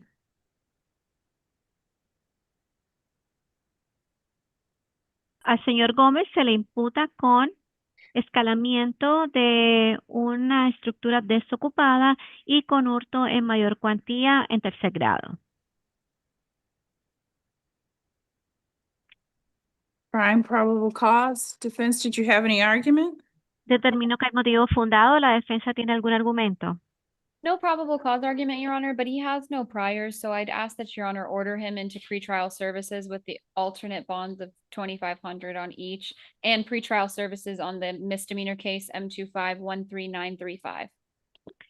Su señoría, no tengo ningún argumento para motivo fundado de parte de la defensa, pero él no tiene antecedentes penales, así que estaría solicitando a su señoría que le ordenara a él los servicios previos al juicio con una fianza alternativa de $2,500 en cada uno de los cargos y que se le dé libertad bajo los servicios previos al juicio en el caso para los delitos menores, el caso M2513935. Is he, let's see, I'm asking, is he eligible for pretrial services? Dígame si él cumple con los requisitos para los servicios previos al juicio. And Your Honor, just for the record, given that there were several different incident dates, it looks like, the state would be requesting standard bond of $2,500 for each count. It'll be 2,500. Oh, go ahead. Su señoría, para que conste en el acta, debido a que fueron varios incidentes, varias las fechas donde ocurrieron incidentes, parece que la ciudad estaría solicitando que se le impusiera una fianza estándar de $2,500 para cada uno de los cargos. I don't have the misdemeanor in front of me. I only have the felony, so it'll be a $2,500 count one and count two, 2,500 pretrial services, alternate bond. No tengo el caso por el delito menor aquí ante mí, así que solamente tengo este cargo por delito mayor. Así que va a ser $2,500 de fianza para el cargo número 1 y $2,500 para el cargo número 2. Y se le da también libertad bajo los servicios previos al juicio con una fianza alternativa. Alrighty, and there'll be a stay away order issued. In this case, you'll need to stay away from the Amazon warehouse located at 13450 Northwest 14th Street in Sweetwater, Florida. Bien, también va a haber una orden de alejamiento que se va a emitir para este caso. Usted necesita permanecer alejado de la bodega de Amazon que queda ubicada en la 13450 del Northwest con la 14 calle en Sweetwater, Florida. Next case belongs to Shane Salea. Your Honor, I Set tomorrow, relocated to Metro West. Hold on. We need to make sure Mr. Martinez Gomez doesn't have a hold. I just want to make sure corrections doesn't have a hold so that he can be released on pretrial services. There's Thank no you. hold, Madam Thank Judge. you. Quiero asegurarme que el señor no tenga ningún tipo de retención para que salga para los servicios previos al juicio. No tiene. Not brought to court. Sent. And then that brings us to Robert Homoquist. Homoist. Bond out. Bond out. Okay.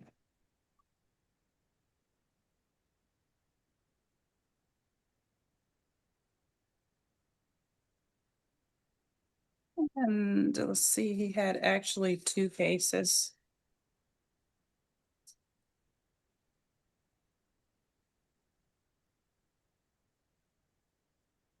It brings up Duglin or Dujalin Use G. court, reset tomorrow. Thank you.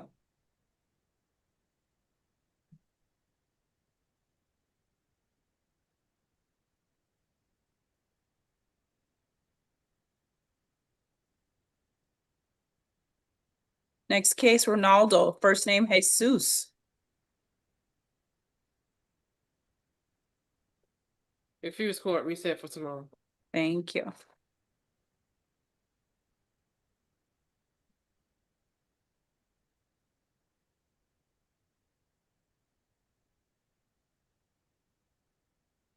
And then that brings me to Dennis LeBront Dennis. Refuse court, reset tomorrow. Yeah. Your Honor, Mr. Dennis, I'm being told that he refused, but I can waive his presence. Given his other felony holds, I'm asking for a $1 bond. I don't have probable cause arguments.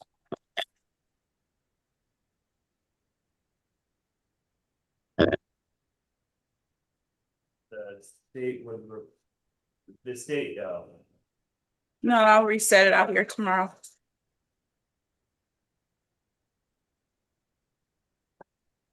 Moving on to Tabaris, first name Miguel.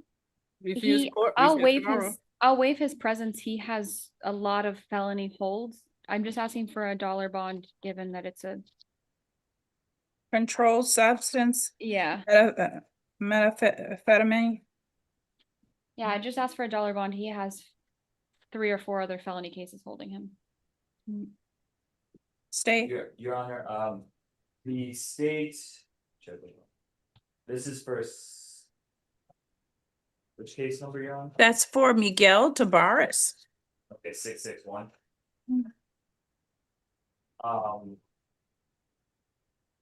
The city would be requesting the standard bond of 2,500. Yeah. There's a detective that has been in the Zoom chat, kind of all day asking for the outcome on this one. I'm not sure if this detective Ruiz is still on the platform. He refused court. Yes, Is that Judge. correct? Yes. Defendant refused court. He's on a felony hold. I'm not going to give a reduced bond Added on charge, that. just an added charge, he's already in custody. Okay, added charge. We'll just reset it for tomorrow.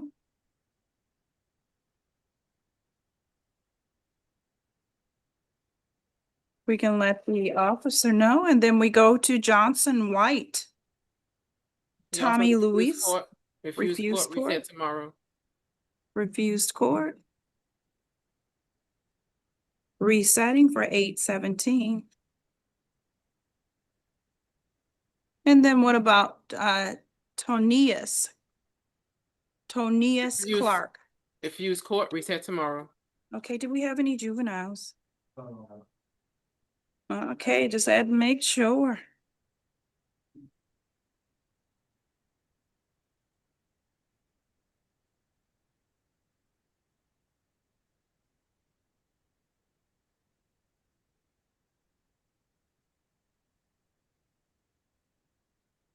Have dinner, everyone. Thank you.